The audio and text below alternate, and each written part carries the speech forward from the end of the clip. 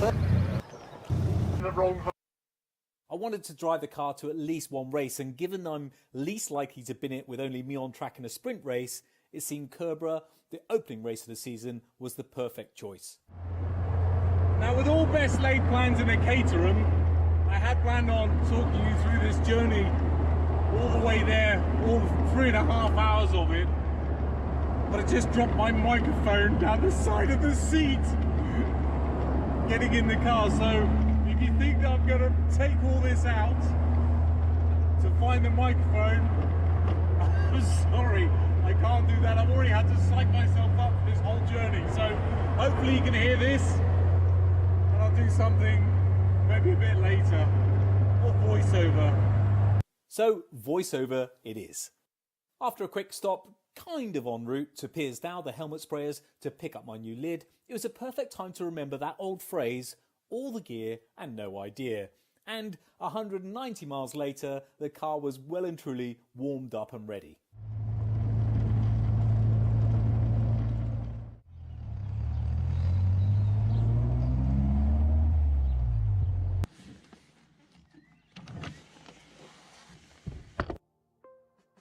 So here we are, the first race of the 2021 Caterham Academy season, albeit this one's against the clock and not with 25 or so other Caterhams together on track. There are 7 races in total. This one, the Kerbera Sprint, then May is at Mallory Park, June is at Knock Hill, July at Silverstone GP, August at Brands Hatch Indy, September at Croft, and it finishes in October at Snetterton. There was a really brilliant vibe in the pits, helped in part that it was a beautiful spring day with just perfect weather conditions. I'm not quite sure I'll be saying the same about Snetterton in October. First up was the track walk, where everyone seemed quite chilled, even though the figure of 8 needed some sort of concentration level to work out which way to go. Kerbera, by the way, is a sprint track located near Lichfield, which is in the centre of England. It's got this real charm, it's sort of small and quaint and run by passionate people who clearly love all sorts of motorsport. The track is relatively tight and most of which will be taken in second gear. The Academy car record is 65.34, set by Blair McConaughey in 2019. The only difference to this year over Blair's record-setting time was competitors can't now warm their tyres up. So I hope you noticed the racing driver excuses are coming out already. So it was time for each car to head out for a couple of practice laps where for many people, including my pit neighbour John, it was literally the first time they'd ever set foot in their own cars. And John makes a mean cup of coffee, by the way, just in case you're wondering.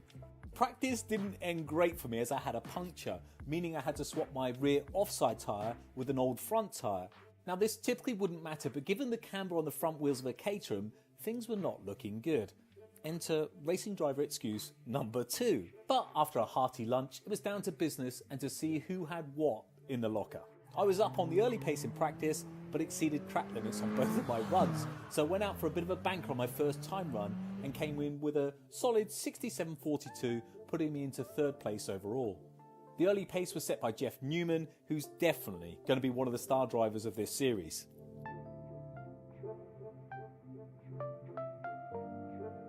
Round 2 was super tight and most drivers were improving on their previous times. And one of the great things about this series is it doesn't matter what standard you are, and watching people coming back into the pits with big smiles on their faces after beating their first runs was brilliant. Just before me and on the other side of my pits was young Freddie Chiddix, who together with many others was quietly putting in some quick times, so the pressure was mounting. With my banker in the bag, I went a bit more gung-ho in round 2 and took over a second off with a time of 66.5 seconds, keeping me in 3rd place overall. I was really happy with my time, but I felt I had another 4 or 5 tenths as I kept getting massively out of shape on the big left-hander midway through the run. Interestingly, after 2 runs, only 4/100ths of a second separated Freddie and myself from 3rd place overall, so it was all to play for in the 3rd and final run. My closest 3 rivals all went out before me and all improved on their previous times, with the leader in the clubhouse, Ian Harris, setting a sensational 66.14, with Jeff just 1/100th of a second behind him and Freddie smashing a 66.25. I knew I had a sub 66.14 in me, so it's time to bring home the gravy.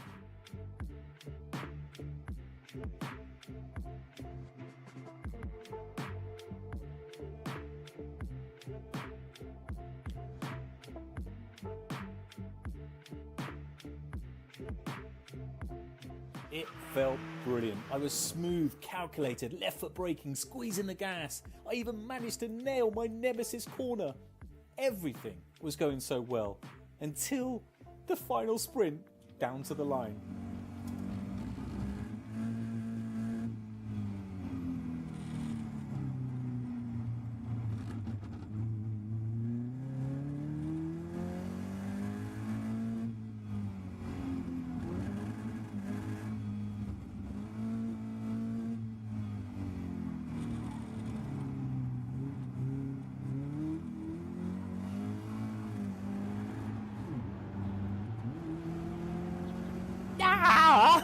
So near yet so far. Sadly, I can't even blame the lack of tyre warming or my very unlucky puncture, and I finished 4th place overall based on my inability to change from 2nd gear to 3rd. Massive congratulations to Ian and to everybody who raced. I met some lovely people and I really enjoyed every single minute of it. Huge thanks also to the marshals and to the team at Caterham for making it such a lovely environment to be around. So that was it, race 1. Just picked a podium place. I blame the tyres, of course, and the sun and the moon and everything else.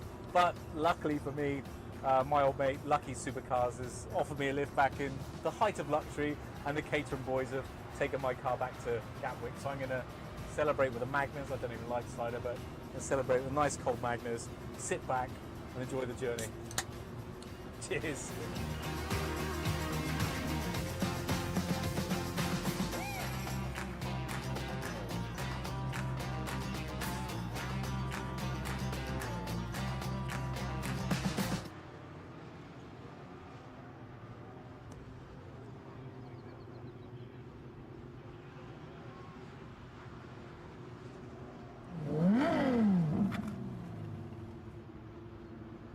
What's happening?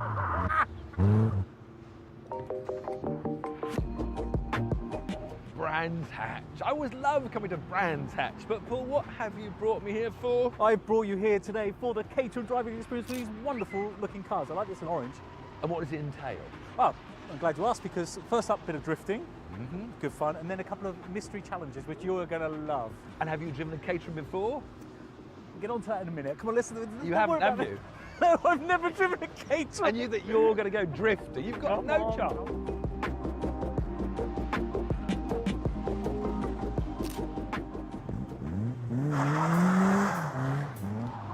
This is what we've got to do now. Looks easy, doesn't it? I'm glad you think so. Kick the clutch, get the wheels spinning, lift off, catch it with a throw. Lift, catch, power, drift. And you've never driven a Caterham ever before? Let's box, baby. Very good. Well, you ready for it? I'm ready. Well, where's your silly helmet, your Union Jack one? The moped's in for a service. The moped's in. Get in. Well, it'd been a while since I last went drifting, and let's be fair, he was always going to be annoyingly difficult to beat, but I still wanted to give him a bit of a run for his money. He's going for it straight away. Not a good idea. There's a blur of hands with Paul. It's just...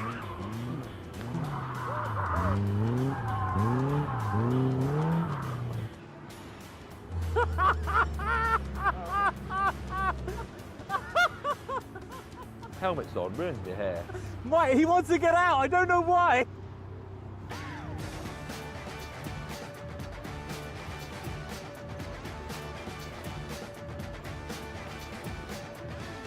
Oh, very good control.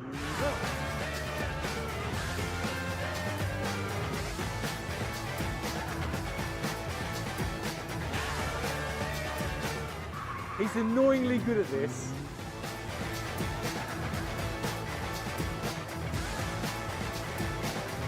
So that was a hoot. That was a lot of fun. The tyres were overheating. Ah. The tyres were wrecked, and I blame Tiff, so the Caterham crew sorted out a fresh set of rubber, and I headed back out for a second run. But those new tyres got all their grip.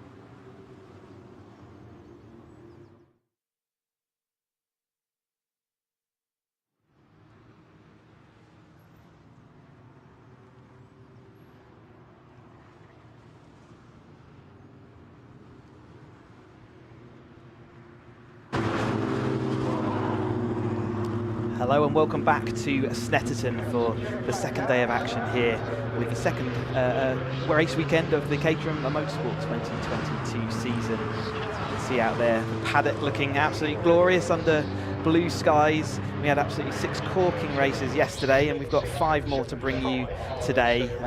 We've got the 7 Championship UKs with a couple of races, as well as our 270s, 310s and road sports. The Academy only have a single race this weekend, and they did that yesterday. So we will looking like we've got good weather, and we've got the sun out. So I believe with Sam's down in the assembly area. It's sunglasses day, Sam, and you've got Barry Benham with us.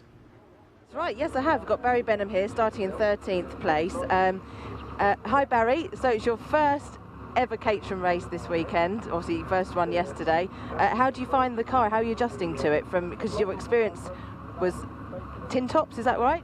Yeah, so yeah, previously most of my driving's been within front wheel drive saloon cars. So yeah, the last 2 weeks after jumping in the car back at Donington, this has been a massive learning curve, a very steep learning curve, but yeah, I'm loving every minute, and every time we go out, we're just going quicker and quicker. And yeah, all in all, I can't say any more than that. Really, it's just been an absolute whirlwind in the last 2 weeks. But yeah, enjoying every minute of it so far. Excellent, that's great to hear, and perfect conditions for it today as well. Yeah, God, I mean, obviously we tested on Friday, and it was obviously wet. And had it been a wet weekend, I think it'd have been a very different story, because there's definitely an art to driving the Caterham 420 in the wet. So yeah, I mean, karting days would have helped, a bit of karting lines, but yeah, I'm just very, very grateful that it stayed dry all weekend. It's going to get hot this afternoon, so yeah, it's going to be interesting. Excellent, well, all the best. Thank you. I'm just going to have a word with Tim Dickens now. Tim showed great pace in quali, but I think he's been having a few car issues, so let's see if we can grab a word with him. Sorry, do you mind if I have a word with... Hi Tim, obviously showing great pace in quali. I believe you've had a few car issues, so what's been going on? Unfortunately, a broken drive shaft on the way to the grid yesterday, so pushed off. So yeah, starting at the back today, but the car will be fine. The team did a great job, and yeah, looking forward to having fun. Yeah, I think with your pace you can definitely move forward a fair few places. Do you think there's a potential podium for you? That's always the target, but there's some quick guys on this grid, so look, I'll be pushing as hard as I can, and yeah, hopefully make some good progress. All right, wish you all the best. Good luck. Thank you, Tim. Right, I'll hand back to Chris, and we'll see if we can grab a word with another driver before they go out. Back to you, Chris. Cheers, Sam. Yeah, it's good to hear from Tim there. I didn't realise he had a drive shaft. I saw a couple of those in qualifying as well, so that might be a sign of things to come this season, maybe protecting those drive shafts. But Tim Dickens starting from the back there. But yeah, as we said, he's going to have that pace to come through. Barry Benham, yeah, it was great to hear from him. New into the series. This is his first race weekend with us, so this will be his second race in that car. He got involved in the battles yesterday, ended up 13th. But in a car I recognise or know very well, because that's the car I was driving last year, so it's great to see that back out there, and Barry getting stuck in. We had James Murphy managed to make it all the way through to the I think from 6th place, where he had a problematic qualifying, didn't he? Spun out on some coolant during qualifying, but made it all the way back up to the front by the time we got to the checkered flag, and he was followed home by DPR teammate Aaron Head. Henry Heaton stuck in that 3rd place. So the finishing order of your first race is determined to the start order of your second race, and the same will happen today. So the finishing order of today will fill for the second one. And we're just speaking about James Murphy at the top of that field, and I think he's going to be down with Sam in assembly area for us. Sam, have you got him down? I have, yep. I've got James Murphy here. James starting from pole. Are you looking forward to this race? It should be another action-packed race, I should think. Yeah, absolutely, always are. Feeling when you get down to the grid, you see the cars in their positions behind you, ahead of you, and you realise you're in a Caterham race again. Yeah, always fun. Looking forward to it. Excellent. I mean, you guys, you, Aaron, and Henry, you're all so close, aren't you? You must get used to each other's driving styles, and used to their little tricks, and hopefully have a good battle with them. I'm getting used to them. I think they've both been at this a long time. I think they've both got more tricks than me, and I'm sure they'll roll some more out today. Excellent. Thank you very much for chatting to us. They're about to go out onto the grid now, so let's get ready for this race. I'll pass back to you, Chris, and it should be another eventful one, I'd imagine. Thanks, Sam. Yeah, always going to be an eventful race with the this top flight of the Caterham Motorsport ladder. These are our most experienced drivers. Many of them have been racing for a long time and racing Caterhams for a long time as well. So they know everything there is to know about Caterham racing. They've seen it all, done it all. And it's great to see them back out for their second of 3 races. They run 3 20-minute races over the course of the weekend. They're the only series that we run with 3 races per weekend. The cars are so physical on their slick tyres that we have to give them a bit of a break and a rest between their races, but they still get the same track time, and we get the enjoyment of 3 race starts and all the action that comes along with it. It's great to see all the crowd up there. We saw pictures briefly. You can see the lining up on the grid now. The crowd's out all on the banks, looking forward to another sunny day's action. The wet tyres have been firmly strapped away back on the trucks. No need for those. We've got the slicks all on these cars. These are 180 horsepower beasts. They go extremely rapidly around this Snetterton 300 circuit. It's a real challenging circuit for all the drivers, and 20 minutes racing, whilst it's not a particularly long time, it's certainly going to feel it in the arms by the end of the race, and potentially the neck as well. They run on Avon slick tyres, as we said, but they also have a sequential gearbox, which is something the other championship cars that we've got here this weekend don't have. So it's a 6-speed SADEV sequential box, and they literally just pull for a gear. There's no need to use the a clutch on the way as you change up. You only use the clutch on the way down through the gears. And yeah, they have absolutely track-focused cars behind them. They really aren't suited to the road at all. They're absolutely at home on this circuit, and you'll see that by the attitude of the cars as they get waved away on their green flag lap. So let's run through the grid for you. So we've got James Murphy in the orange and black car that you can see on your screen as they weave to get the heat into their tyres. He's on pole position. Aaron Head in the black and pink roll cage car in second place, followed on by Henry Heaton in his sort of metallic chrome blue car in that third place. And Jake Swan, what a story that was. He had a broken drive shaft in qualification and ended up starting from the back of the field there. And he made it all the way up to 4th place, so really showing some good racecraft to make it through the pack and out into 4th place. So I wonder how far forward he can make it today. We've got Lee Bristow there in the orange machine. He started on pole position yesterday, but drifted back to 5th place by the time the flag was shown, but he certainly was involved in that battle multiple times. Chris Moore started alongside him on that front row, but he ended up in 6th place by the time. I still think he had a good race. I think he'd be pretty pleased with his performance. He was certainly stuck in there and led the race for a good period at the beginning of the 20-minute period. Then we've got Mike Evans in the number 93 car. He's been having some car issues over the course of the weekend, and you saw him qualifying. He dropped a lot of coolant, which affected James Murphy's qualifying yesterday, but he is back out there and was absolutely stuck in the whole race through last time out. So Mike Evans is another one to watch out for. Tom Eden in his bright yellow car, again started in 3rd place yesterday, but did drop to 8th place by the time the flag was shown. Dale Head, the brother of Aaron Head, did qualify ahead of Aaron for the first time this season, but he stayed in that kind of 8th, 9th place throughout the race, and that's where he ended, with Gary Lapidus in 10th place. Coming up with Ian Sparshot, he's going to start 11th today. Andrew Leeds 12th. Barry Benham, who we spoke to in assembly area, is in 13th. Johnny Jarrett is in 14th, and Chris Kirby's going to round out this grid in the 15th place. In fact, no, Tim Dickens will be there, obviously, with his broken drive shaft. He will also be at the back there. We spoke to him, and I know he will be looking to at least make it through the field to try and get involved in that lead battle. 20 minutes isn't that long, though, to make it past all these cars, as we watch them weaving down the Bentley Straight. You can see the absolutely spectacular weather here.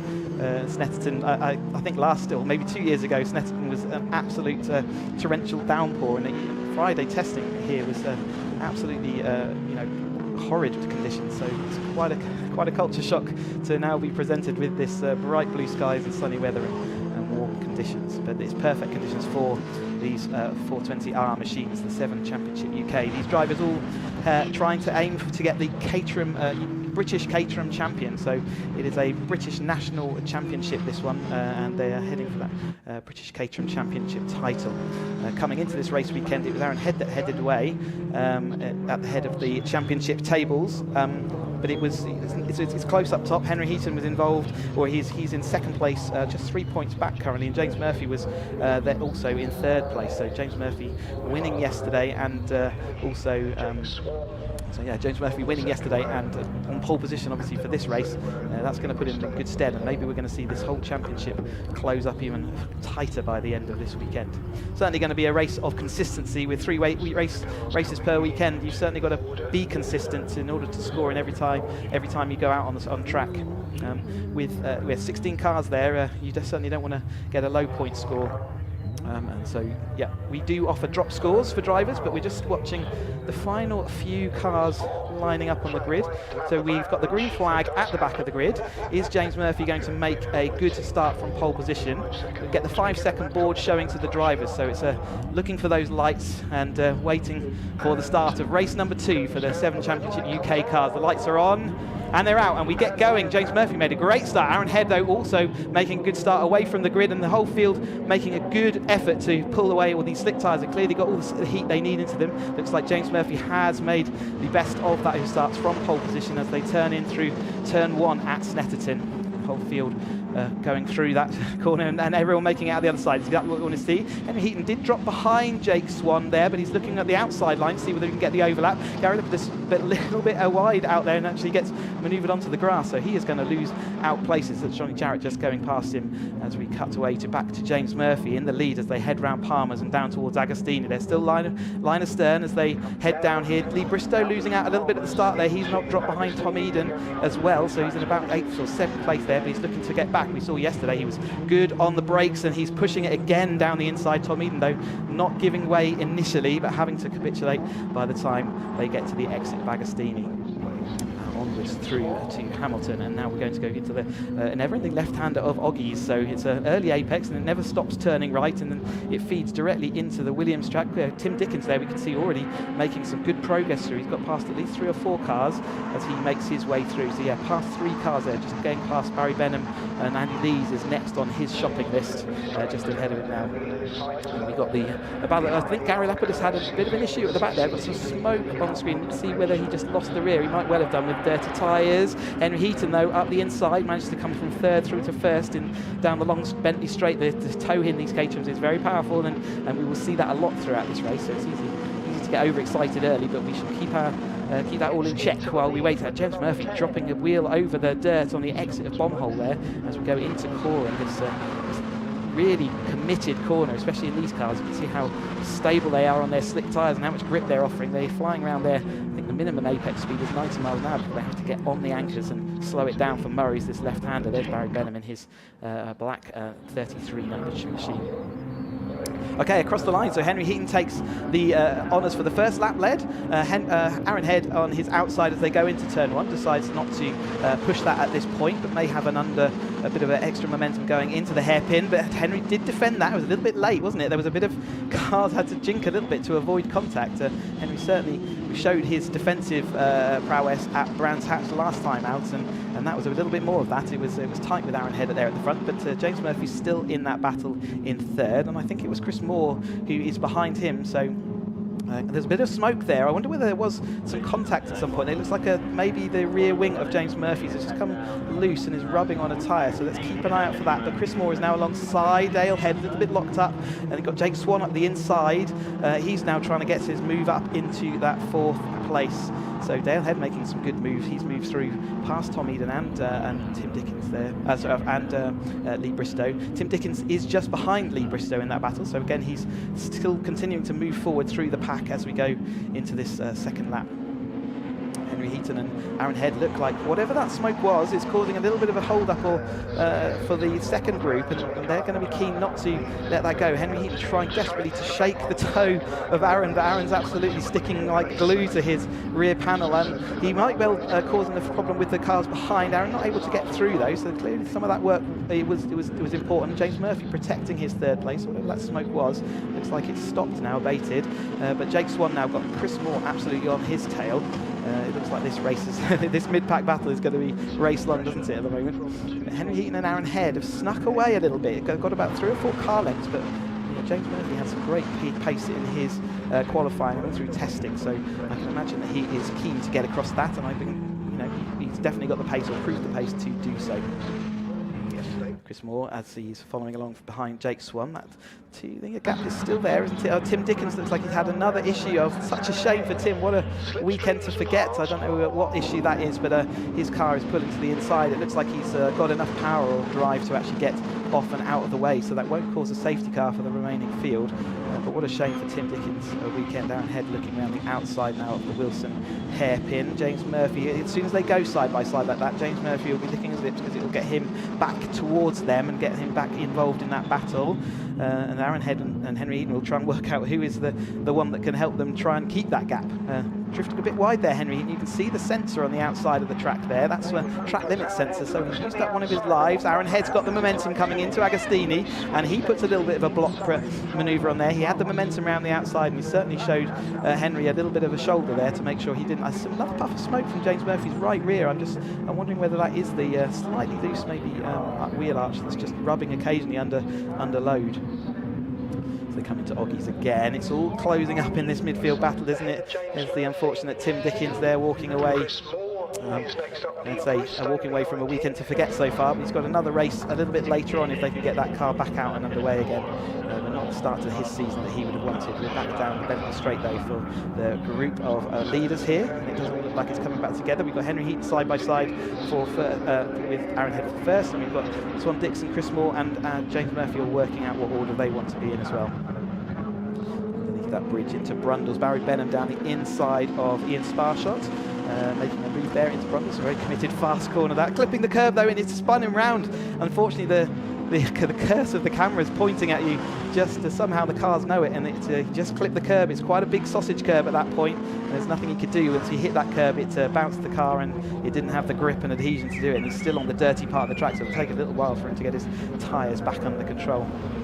Each driver's allowed one set of tyres at the start of each race weekend, and they use them for all of the races throughout the race weekend. More squeezing going on there. Aaron Head pushing Henry to the inside of the track before then regaining the taking line. I think we've got a bit of a replay of that Barry Benham, so you can see he's committed and fast up the inside of Sparshot to take that place, but he just clips that slightly higher red sausage curb, and it just spins the car and away, and the tyres just weren't able to give him the grip. You can see how much muck is picked up as you go off onto the grass and gravel, and it takes quite a number of corners to get rid of that and back up to full grip again for his car, so he'll have to settle into that. Meanwhile, James Murphy there triggering the track limit sensor like a couple of others did following as well.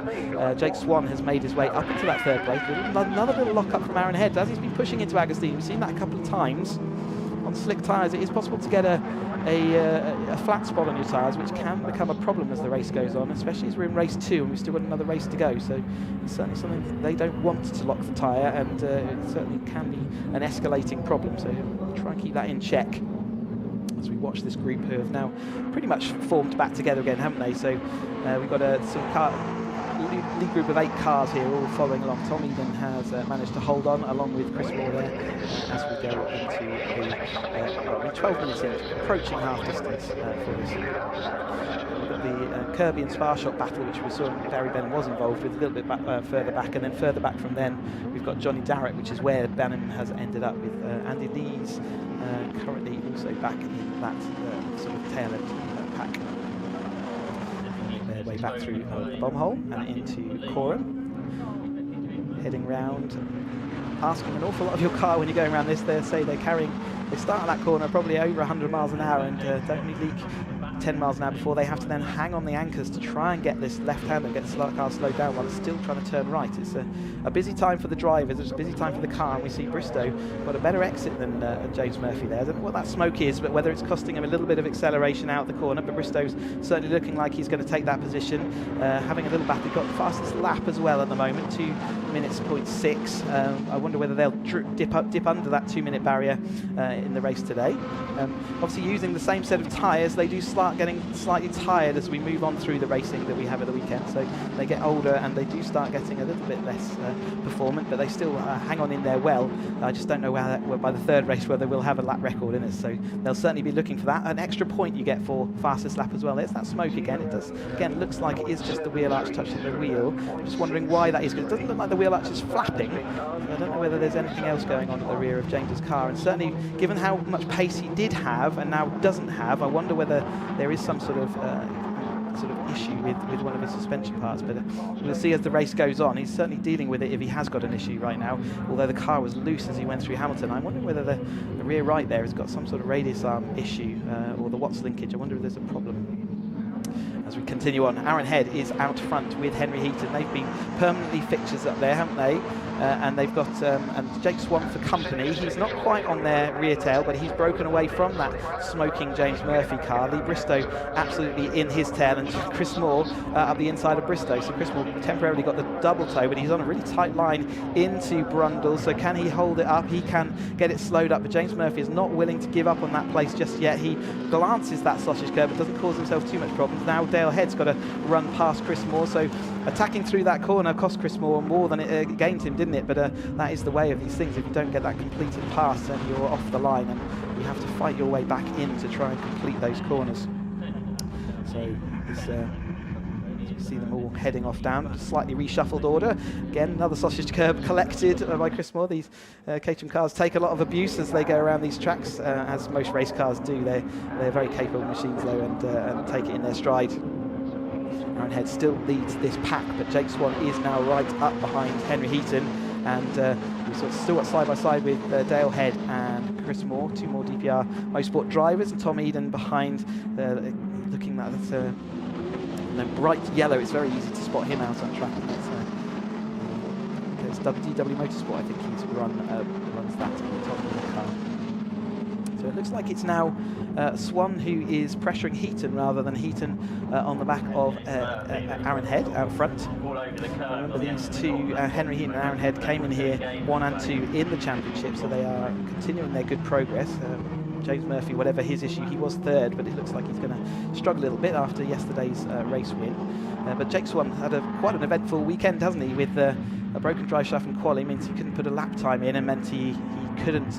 He had to start right from the back of the field. He came all the way up to 4th yesterday, and he's continued his good progress by sticking in that 3rd place and yes, they're attacking for that lead. And Lee Bristow, our pole position sitter from yesterday, has also maintained that pace, moved up a couple from yesterday. He was 5th yesterday, he's currently sitting in 4th, and he's coming across that gap. We said he had the fastest lap, and so he's clearly got some pace in that car, and he will be now benefiting from the toe of the 3 in front. Jake Swan now comes through into 2nd place at the expense of Heaton, with Head out in front still. And we've got James Murphy going, and I understand that Sam's got some news from Tim Dickens. Yes, that's right, Chris. Yes, thank you, Chris. Yeah, just spoken to Tim's mechanic, and unfortunately his drive shaft's gone, so he doesn't want to have a chat, but at least we know what's happened. The weekend for Tim Dickens then, so I imagine they'll be able to change that quickly, but I'm guessing he'll hope that that's not going to happen for a 3rd time. It is a problem. I wonder whether it could always be an issue whereby you clip a curb or something and it just catches it the wrong way, or it could have been the other drive shaft, of course. One per side. We go back to the lead battle then with Henry Heaton looking down the outside of Aaron Head. So Jake Swan has gone into the lead as we caught up on news for Tim Dickens, and it's brought everything together from this front 4, hasn't it? So Swan takes the lead, Aaron Head is in 2nd, Henry Heaton eager to try and get past into 3rd, not going to make it through there, but Lee Bristow has managed to make it across that gap and into 4th. He lowered that lap record there. You can see it's still smoking James Murphy, but he's taken another 10th off to make it 2 minutes 0.5, and he has closed it all the way down. So it's a front group of 4 again now as we head into the 2nd half of the race with 7 minutes remaining. Sort of just protecting his inside. It's not a common overtake to go into Hamilton. It's a pretty quick turn, about 80 miles an hour in these cars, so there's not a lot of manoeuvre, and there's certainly not room to go too wide in there, so it only ever really costs you more time than it gains you. So he was just protecting and jinking to the inside to stop anyone even having a think about going up there. In the last 5 minutes you might start seeing cars try for manoeuvres like that just as they try and move their way forward in this train. But the front four are going to be pretty happy with where they are right now. They don't have to concentrate on the cars behind. Where has James Murphy gone? He wasn't in that group, slightly behind. Has he had, there he is, he's pulled off. So whatever the issue he's having, it has now become even more terminal. He's tucking behind a barrier, but unfortunately that is in front of the barrier for the other side, so he's in the right place. The marshals should be able to deal with this, and I can see that their start line marshals are getting prepared to show the last lap board. I don't think James Murphy's car will be in a place where they're worried about that right now, and certainly will be able to keep going, I believe, towards the end of this race. Unfortunately, their end for our winner from yesterday, he will also have to start from the rear of the race number 3 that we've got a bit later on coming up. As they fly on up again into their final 5 minutes. Henry Heaton pushing Lee Bristow right into the pit lane exit there. Lee Bristow lucky there was that pit lane exit there, otherwise that would have been a grassy manoeuvre. So a little bit of a wave there from Henry. I'm not sure whether that was an apology or whatever, but he was a little bit of hand signalling. We do regularly see hand signals from our drivers. Not all of them are broadcastable, but some of them are. We have Aaron Head though back in the lead. So Jake Swan there. They're that manoeuvre that Henry and Lee put on each other up into turn 1 has cost them a bit of speed, hasn't it? And it's okay with 5 minutes to go. As again, we see that locking up left front and a bit of the right front. So maybe a little bit bias forward on that braking power. He needs to move that back a little bit, but certainly locking up a touch as he goes down to Agostino on each lap. But it shows how close to the absolute limit of adhesion these drivers all are every single lap, every single turn. As we see Jake Swan, the story of the weekend so far, I think, from his performance of coming from the back of the grid and now competing for that lead and the win as he takes the head of the field. A replay here of the Lee Bristow Henry Heaton. So they're already side by side going through that first. You can see Lee Bristow's got some dust on his tyres, so there's obviously a bit of something going on between those two, but at the moment Henry Heaton is in front and Lee Bristow's just dropped off the rear. Let's come back to live pictures. There's Jake Swan out front. A little bit of a slide as he exited through Nelson there. You can tell that the tyres are probably getting to that warm temperature. We've say sun out and the temperature will be rising as they go out. We're still fairly early in the morning, 10 o'clock at the moment, so the temperatures will still be rising. It'll be a lot hotter for their third race a little bit later on today. As they come through tomorrow's Cape. Still 4 minutes to go, so coming on to their penultimate lap then this time through. So this will be certainly they need to position. Henry will definitely want to close that gap down. We've got Aaron Head there going for the lead using that slipstream. Perfect example of the slipstream. He flies through, manages to get the whole draft past Swan as they go into turn 1. Swan now having into the mirrors, and again that car sliding, so maybe he had to work his tyres a little bit harder than others as they were going through the early part of this lap. As we see the following group, this is going to be the Sparshot, Kirby, Lapidus and Jarrett group as they come across the line there. So their battles are 4 deep there as well. Lapidus looking at the inside of Kirby there, but Sparshot is in the head of this field, and Johnny Jarrett there just hanging off the rear of it, but it looks like it's changing lap by lap in this battle as well. This is the battle for 8th down to 11th place. So good racing all the way through our field here. Looking up the inside there, Johnny Jarrett, but back with this lead group then. And it's still Aaron Head who maintains that lead, with Swan just thousands as they went down past them the last time through on the line. So you can see it was actually Swan ahead, so Aaron didn't manage to draft past by the time the checkered flag, the finish line was there, which is something he maybe won't be aware of because it looked like he'd gone past. So that's something to keep an eye out for. We saw a couple of times yesterday, or maybe 3 times, where the person in second place coming out the final corner was able to be in the lead, so they'll have clocked all that away from yesterday's racing. But there we go again with Jake Swan out in front, and now Aaron Head having to be a bit different defensive from Henry Heaton, but Henry will be keen not to let Lee Bristow get involved as they come into this final lap. So this will be the second to last time through Coram as they head up through the start-finish straight. Wonder whether Aaron can get through this time. He's second place. There's a little bit of a gap back to Jake, though. Jake making a good effort. He's certainly pushing on, isn't he? We've seen his car sort of wiggling away and tyres getting a little bit tired, but clearly that's because he's pushing so hard, and he does cross the line comfortably in the lead as they head on up. But it is all going to be about the tactics of manoeuvring now. Lapidus is now ahead of Sparshot, it looks like, as they go around through Coram. So a little bit of changing down the back straight there for that group of people as well. There's a little bit of a replay. So that's Kirby up the inside of Jarrett, and Jarrett had to take to the dust and the dirt. Just manages to get it all back under control. Not happy with that particularly, and you can see the dirt on his tyres again. So that has how things reshuffled themselves at the front. All right then, down to Agostini then for the final time. This is Jake Swan is out front, but Aaron Head, is he going to go for that lead? Does he want the lead coming onto the back straight again? We see that slight lock-up. I don't think he wanted that, but he definitely went to the inside to protect from Henry Heaton's attack from behind. So Aaron looks like he wants to be in this second place. He's leaving it there. There is a little bit of a gap back from Jake Swan, and he'll need that gap if he doesn't want to overtake him as they go down the Bentley Straight. At the moment, Jake Swan's got no option but just to absolutely hammer it and just go as quick as he can, and the other drivers will have to sort it out between themselves as to whether and where they want to pick up that toe. They're of the skill level and the knowledge level that they will understand how and where they want to pick up that toe, and it looks like Aaron Head is happy at the moment to sit there, but Henry Heaton is maybe going to be the fly in his ointment. He's still blocking. Henry Heaton going back for Jake Swan. He's going on the inside. They're going 3 wide into Brundle this time through. Henry Heaton on the inside, Dusty up there, Jake Swan on the grass, Aaron Head all the way around the outside. Looks like Henry Heaton's going to go up the inside of Nelson. They're side by side. That puts Jake Swan onto the gravel and dust. He's got a bit of momentum though around the outside of bomb hole. It's going to be tight going in. There's contact, and Henry Heaton's front left is contacted by and it looks like he might have even broken his suspension, because that contact there, it looked like it was always going to be tight, but I think the rear of his car looks a little bit dodgy there. I'm wondering whether they have contacted, but Aaron Head came out of that on top. It was very close through those last 3 corners.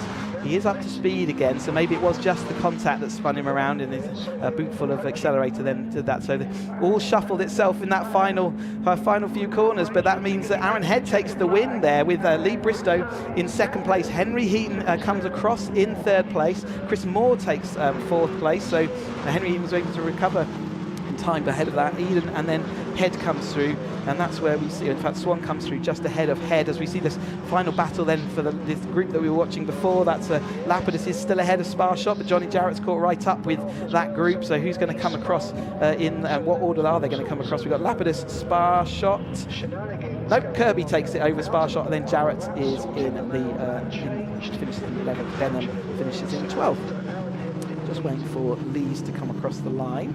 I think he must have had an issue earlier in that race, which we could see him included. So this is that rundown then to the final corner. It's side by side. He was on the dirt, so Jake Swan did have momentum, but Henry was protecting that inside. He was also looking at that, and he just didn't have quite the overlap. The overlap was not clear, and you can see that, yeah, it just spun Jake into a spin that he just couldn't recover from. And Henry Heaton managed to, without spinning, get back on the track, which is why he still maintained that third place ahead of that following battle. What a dramatic end, but let's have a look at the provisional results. Aaron Head takes that win. Lee Bristow is in second place, also with the fastest lap, so he gets an extra point for that. Henry Heaton takes that third place. Chris Moore fourth, Tom Eden fifth, Jake Swan in sixth, Dale Head seventh, Gary Lapidus eighth, Chris Kirby ninth, and Ian Sparshot rounds out the top 10. 11th was Johnny Jarrett, Barry Benham was 12th, Andy Lees 13th, and then we saw that James Murphy and Tim Dickens didn't make it to the end of that race. Well, what an exciting start to today's action, and you can better believe me that all the races are going to be that exciting. We've got plenty more action for you throughout the day. Okay, we're going to go down to the assembly area for the start of our second race. We've got a rapid movement between races this weekend, so we'll go into the 270R races, and Sam's down with James Hall in assembly. Yes, thank you, Chris. Gosh, that was an exciting race, wasn't it, the 420s? Yes, I've got James Hall here. He started 15th yesterday, but there was some contact, so let's find out what happened in the race yesterday, James. So yeah, it was just on the first lap, all going towards the hairpin, and you know, people braking everywhere. I just reacted too slowly. By the time I realised everyone was slowing down, locked up, and sadly went into the back of Ryan. After that, the car was spewing coolant everywhere, so he decided to retire and not really ruin anyone else's race any further. So yeah, I'm back at the back today because of that, but I can only go forward from here, so quite looking forward to it. Exactly. Right, well, I wish you all the best. Hopefully it's a nice, clean race for you. Thank you very much. Thanks for talking to us, James. I'll pass back to you, Chris, and then in the meantime, I'll see if I can have a chat with a few other drivers. Sam? Yeah, okay, so another driver that, a bit like Tim Dickens yesterday, didn't have such a good race. He'll be hoping for a better second race, though, than Tim Dickens. And again, another look across this paddock. And time for me to just say thank you to all the marshals, all the officials, all the volunteers who let us do what we like to do as racing drivers. And so thank you to the marshals on the banks there. But we're going to go and have a look at the highlights of the previous race for you now. Here we go. So it was a good start from the front row two drivers, James Murphy and Aaron Head. Henry Heaton led early on, but it was always pressured. James Murphy started having a sort of slightly smoking car quite early on. This was the point at which Jake Swan was still back in that sort of fourth place. He made some good progress early on.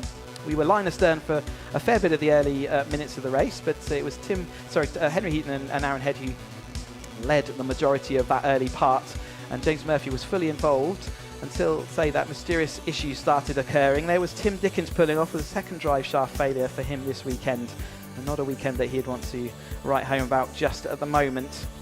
Locking up and some jinking and jiving as we went in there, and you saw Jake Swan behind making his way up into that third place, and there is that smoke that we started seeing on James Murphy's car. Got Chris Kirby here, Barry Benham, and Ian Sparshot. That's where Barry Benham collected the curb just as he'd overtaken Ian Sparshot into Nelson. Unfortunately, span his car, and he then had to make his way back onto the field. It was a three-way fight for the front, Head, Heaton and Swan. Bristow was the fast car on the circuit, setting those fastest laps as he came across that gap as the later part of the race. And there goes Swan. And he was in second place at this point, and Aaron was in the lead, but it wasn't long before Swan would go back in front, and it all came to a head, didn't it, in that final few corners. Here was Jake Swan out front, and this was the second to last lap where Henry Heaton and Lee Bristow had a little bit of exchange of dust, and they had another one of those up in the air. Johnny Jarrett also got squeezed out onto that dirt and dust, and I'm particularly happy with his treatment out there, but he made it back onto that. And then we all came to a head with the on the bomb hole on the final lap, where Henry Heaton got clipped and with Jake Swan, and they spun to the inside. I'm sure the stewards will have a look at that, but it was Head that took that win. But we have a whole 270R race now to look forward to. As you can see, they've all been released onto the grid, are ready to line up for race 2 of them. They had their last race this weekend.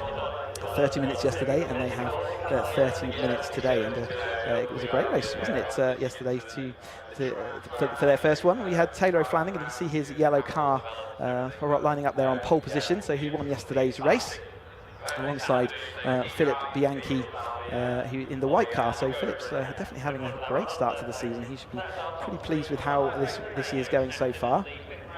Flanagan came in the lead in that championship. We just switched to that. And we got Hugo Bush there, finishing in third place in the grey and orange machine. He came through from a slightly lower qualifying spot. He's been had a little bit of food poisoning over the course of the weekend, so he's recovering back through and gave a great performance. Clearly back on form again, because he's up there in the in third place on the grid. Next to Gwyn Jones, who started on pole yesterday in a fantastic, I think, I don't know if it's his first ever pole position, but certainly first one 270s. So we look across the crowd there, all waving at their drivers and saying hello to everyone. It was a nice sunny day out there and a great time to be out there watching Caterham racing. We get a green flag, so everyone's lined up ready for this green flag lap. See heat haze shimmering across this Norfolk track. Brilliant weather. You can see that the flags are relatively still. There's not very much breeze at all, so it's absolutely perfect conditions to go racing. So all of the absolutely easy to set up choice. It's absolutely dry weather setup. It is possible to tweak the setup of these cars, even though the 270Rs run on the same tyres as they would in the dry and the wet. They don't change their tyres for that. They do tend to have a set that they prefer for the dry, where they're slightly more worn down, and then a set that have a slightly higher tread block. But let's go down and confirm the grid order for you for race number 2 for the 270R Championship. Taylor O'Flanagan takes that pole position. Philip Bianchi lines up alongside him in second place. Hugo Bush is in third alongside Gwyn Jones in fourth. Chris Ephraimidis, setting the fastest lap in yesterday's race, lines up fifth alongside Ryan Lovett, who had a great run through in sixth place. Dom Mansberger had an issue late on which cost him, and he moved down to seventh. He was right in that battle for the lead up until the last lap. Michael Chaplin he was in the sort of middle ground between the two fields. Bit of a lonely race towards the end, but he'll be looking to see whether he can move forward from that 8th place. Anthony Taylor back and racing again and doing well in that top 10 position yesterday with 9th place. Steve Lancaster lines up 10th. Peter Mott is 11th and Jonathan Ramsey is in 12th. We've got Ron Mounsey then in 13th, Kevin Turner 14th, Stefano Morara in 15th, and Simon Arnold 16th, Andrew Bergbaum in 17th, Richard Hoare 18th. 19th is Ryan Meager, and Marcus Eagles lines up 20th, and then James Hall, who we spoke to in the pit lane after his issue without losing his coolant, will start in 21st position. As we head on through on our green flag lap, there's an opportunity to say check the track conditions, check nothing's changed, see how your car feels, make sure there's no issues, check out all the marshals posts, as we were saying before this race. Thank you so much to all the marshals, the Orange Army out here. We cannot do motor racing and motorsport without them, and they volunteer week in, week out, and we like to give them a good show on the Caterham Motorsport ladder, and we generally do. Marshals tend to like working at the Caterham weekend, so they also have to go and stretch their legs to go and pick up wings quite often. We saw a few of them lying about at the end of yesterday's events. They stream down the Bentley Straight here. Great array of colours and sights and sounds of the Caterham Motorsport. If you've never been to a Caterham Motorsport weekend for real, I encourage you to do so. We've got another 5 events going on this year, so keep an eye out on the Caterham Motorsport website, or Caterham Cars website, to go and find out when those dates are. So, can Taylor O'Flanagan continue his good run at the start of this season? He didn't come in here leading the championship. He was actually second to Hugo Bush, but he had a good set of results from Brands Hatch. He got a second in the first race and took the win in the second race. So it was only the sort of fastest laps which actually took Hugo Bush into the lead of that championship. But there's nothing between them, 1 point between those two. And after yesterday's racing, I think that will move him ahead of Hugo Bush. Don Mansberger will be looking to recover back through. So we look at Simon Arnold there as he makes his way in his nice orange car. He's starting in 16th today. Yeah, certainly Don Mansberger will be looking to move back up there. We haven't got Ryan Errol with us this weekend. He will be back for Silverstone there. And Ryan Lovett is in that car that also looks quite similar to Dominic Mansberger's, but he had a great result yesterday, taking through, and he's sort of solidifying his championship season as well. As their drivers all make their way back up to the start-finish line there to re-find their grid spots that they were put in last time out. Had a couple of cars yesterday, they're called as starting out of position, so if you're not completely lined up where you should be, it is a 10-second penalty onto your race time. So it's certainly important to get back there, and the marshals do check that people are in the right place. And it's a new skill that the drivers have to learn. By the time they get to this stage of their motorsport career, though, they should be well versed in remembering where they need to go. Seeing these last few rows of the grid coming in before we set off for race number 2 for them of this race weekend. James Hall in the black and white car there, just pulling up. So we should get the green flag. We do. So we're looking for the bright yellow signal for 5 seconds, which does appear. So it's not long till the lights come up. Who's going to make the best start? The lights are on, and we're waiting for them to go out, and they do so now. Away we go. Taylor O'Flanagan, a good start. Philip Bianchi, though not quite as good, but looks like he's going to maintain his position coming into the top of that. The rest of the field all through safely. A little bit of movement across the cars, but no one having any particular issue. Taylor O'Flanagan does sweep in the lead as they pile in through turn 1, heading down to the hairpin for the first time. You can see us all jinking and jiving in the background as they all sort out where they want to go. Dom Mansberger looks like he's had an epic start to this season. He puts his all the way around the outside. So he started in 7th place, and he looks like he's trying to go to 5th already, so maybe even 4th. So Dom Mansberger made a great start. He's up the inside of Ryan Lovett there in the 38 car. So brilliant from him. He's just behind Gwyn Jones, our pole sitter from yesterday. who is still in that 4th place at the moment. So it's as we were, except for Hugo Bush has made up from 3rd now into 2nd. So it is Taylor O'Flanagan. Hugo Bush is in that 2nd place. Gwyn Jones was on the inside. It looks like Mansberger has had his breakfast this morning, hasn't he? He's ready to get going around the outside currently of Hamilton. We said earlier that's not particularly sensible to go and do, but don't think sensible's in his vocabulary today, as he goes round the outside of Hamilton and now makes his way straight back to this group of cars which he's used to racing with. It's these 4 or 5 names that we see regularly at the top of this field. We lost Tom Cockrell to the 310R Championship, but what the loss is to the 270R, the 310s have gained Tom Cockrell, and he did a great performance yesterday. But he's the only other name from their road sports and their academy seasons that is missing from this trio at front here. So we've got Taylor O'Flanagan, Hugo Bush, Bianchi. He's definitely inserted himself a bit further back. Someone's having to take to the grass slightly. Is that Hugo Bush? Where has... Oh no, Hugo Bush is there. Sorry, I just got confused. I was looking down the field, but actually Hugo Bush is actually out front. So he's made it past Taylor O'Flanagan into the lead. Bianchi is in 3rd place. Then it's Mansberger, Gwyn Jones, and it looks like Ephraimides, our fastest lap from yesterday, as we going 3 wide out through Nelson in its early stages. I think it was the number 14 that I was misidentified. That's Ramsey, who did a bit of grass tracking as he went down the long back straight. They all make it through Coram again. There is the number 14 of Ramsey, as he looked like he was trying for going through a manoeuvre through Coram. Again, it's not a place you regularly make a move, but we've got James Hall, someone down the inside. It gets so tight so quickly when you try and go too wide there. It was Horan and Hall, I believe, down right at the back there, trying to fight through Murray's on that final corner. But out front, we've still got Taylor Flanagan, with Hugo Bush now in 2nd place, and Bianchi still maintaining that excellent form in that 3rd place in the Caterham Gatwick run car. So all these drivers say part of that championship, and Mansberger, Gwyn Jones and Ephraimides now. So Lovett's dropped back a little bit into the clutches now. It looks like Anthony Taylor's going to be next up on the list to see whether they can get past Ryan Lovett. He finished 6th yesterday. We did have a bit of sort of confusion at the end of the race as cars spinning, so I think Ryan Lovett had sort of moved up a bit later on in that race. And we've also got Chaplin, who would look to come through in the number 53, the blue car. You can just see behind Ephraimides in the background. He might also be one to watch out for, because he's got some pace, and he certainly was showing pace early on yesterday, but then did drift into sort of a bit of no man's land at the mid phases of the race. O'Flanagan and Hugo Bush were sort of absolute consistent features at the front of yesterday's race, and they have maintained that all through today.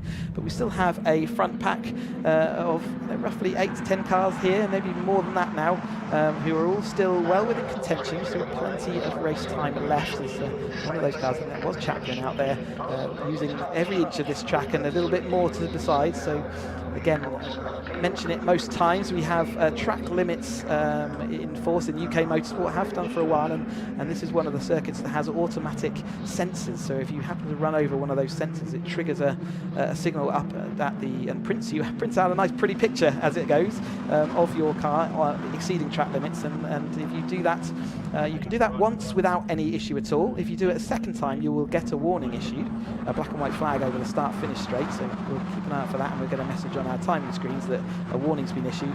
If they do it again, that is when they start getting penalties, and it starts with a 5-second penalty. So it's imagine in a Caterham race where we run nose to tail throughout pretty a vast majority of the field, 5 seconds is going to drop you all the way in many places. So it's certainly quite a severe punishment, 5 seconds of penalty for a track limits. And if you do it again beyond that, you get 10 seconds. But we are going side by side for the lead and side by side for second as well. So it looks like they're trying to reshuffle the order a little bit. We've had 5 minutes of the race, still 25 though to go. So still no time to panic or get worried just yet. But that side by side manoeuvre between Bianchi and Hugo Bush has allowed Mansberger to get up the inside of Bianchi. So Bianchi lost out in all of that. At that stage, sometimes when you do try for a move, if it doesn't come off, you do leave yourself open and susceptible to getting ambush from behind, where the driver behind was able to use the full circuit, use the full momentum, and carry himself all the way through. Bianchi looking back now down the inside of Mansberger as they go into Agostini, but Mansberger was late on the brakes there and was having none of it. So they will line back up again.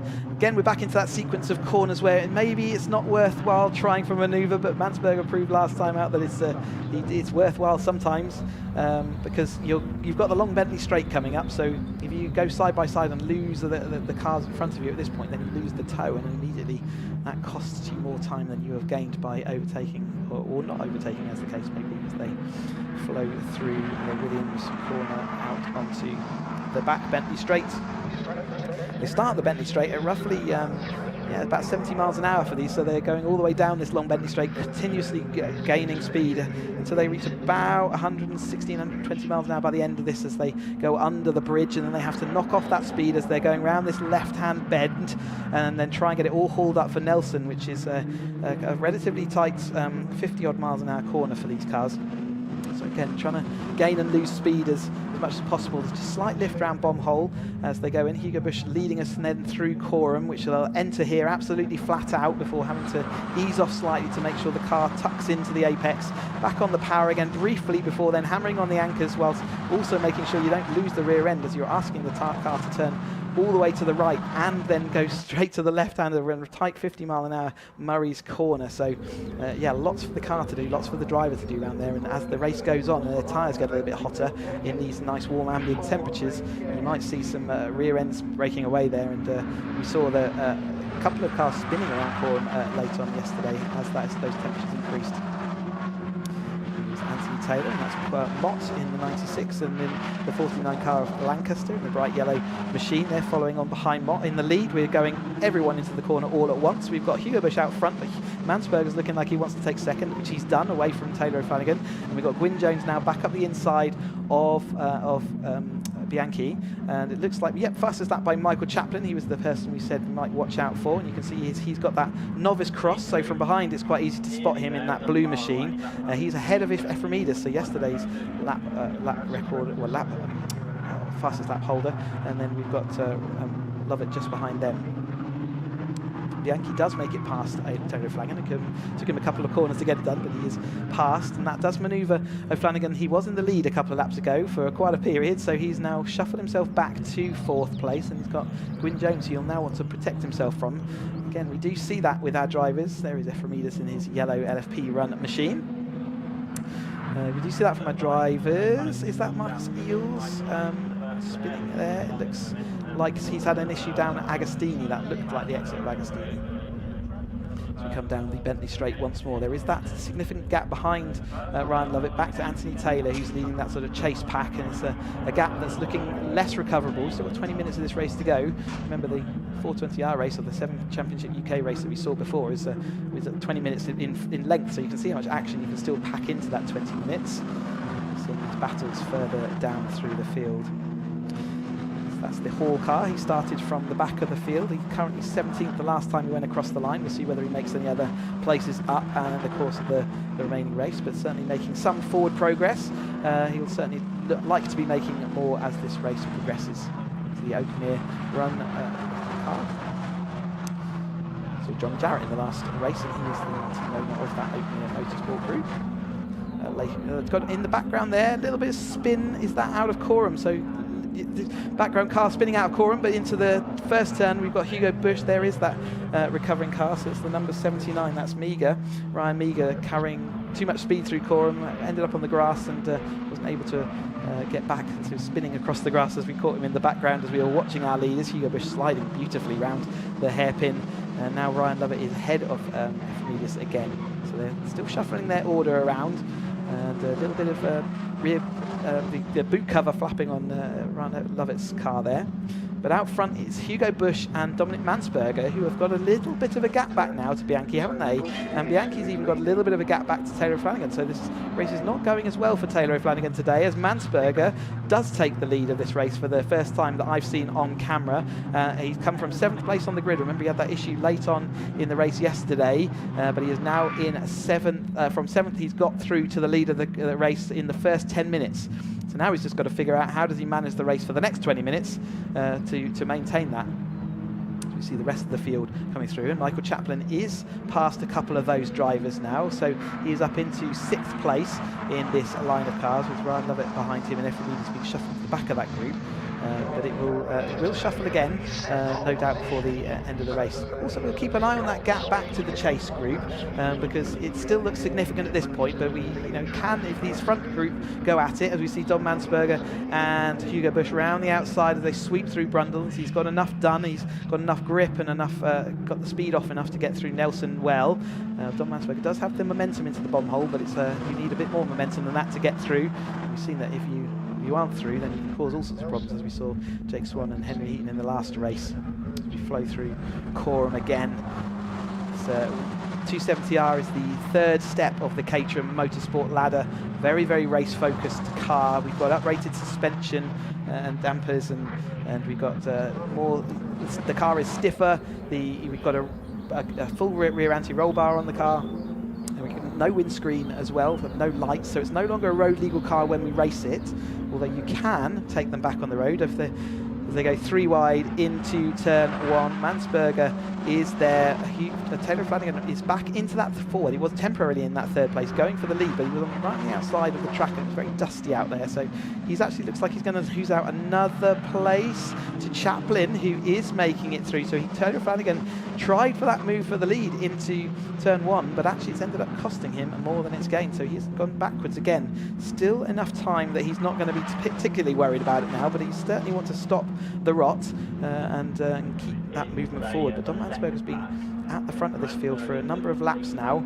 Said you can turn these cars back into road legal, as Taylor Flanagan really late on the brakes. That's 3 wide into Agostini, between them and him, Chaplin and Bianchi, and that was well managed to get out of that and not lock a tyre. There was no room to manoeuvre for any of those drivers, but they managed it well and got out facing all the right way. So well done for that, and certainly they can continue their battles. What a sight this is, though, for the lead. We're coming up to halfway through this race, and these cars have been pretty much in every single order. They've shuffled themselves around a number of times, and no doubt they'll shuffle themselves again before the end. Their third step of the motorsport ladder, so therefore these drivers would have been in the academy maybe a couple of years ago, gone through the road sport stage, and last year's road sport grid has now, most of them have moved up into this 270R grid.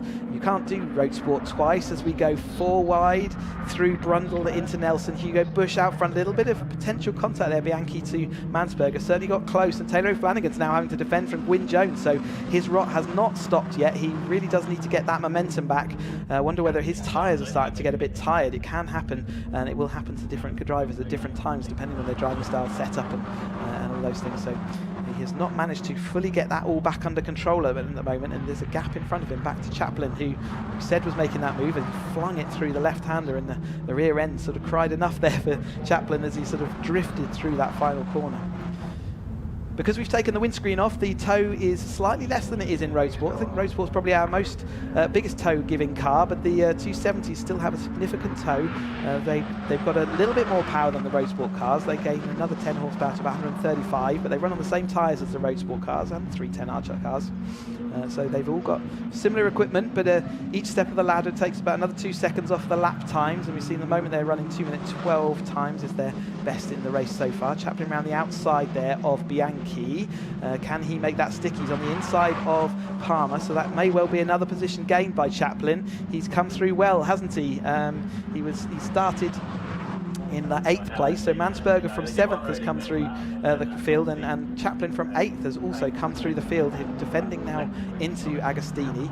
He made an impression last time out at Brands Hatch, involved in that race battle all the way through the race weekend. Just had a slight issue with the fact he lost all his wings, and that cost him the result, because of he was underweight. We run very strict regulations that are strictly adhered to in the Caterham Motorsport ladders to make sure these cars are absolutely identical. There's no benefit to be had by any. You have to have the same car, the same parts. Everything is identical between the cars. But the difference is really the driver. So one of those regulations says that they must be a certain weight when you finish the race. So again, this means that light drivers don't gain an advantage. And unfortunately, if you fail to meet that minimum race, then you are excluded.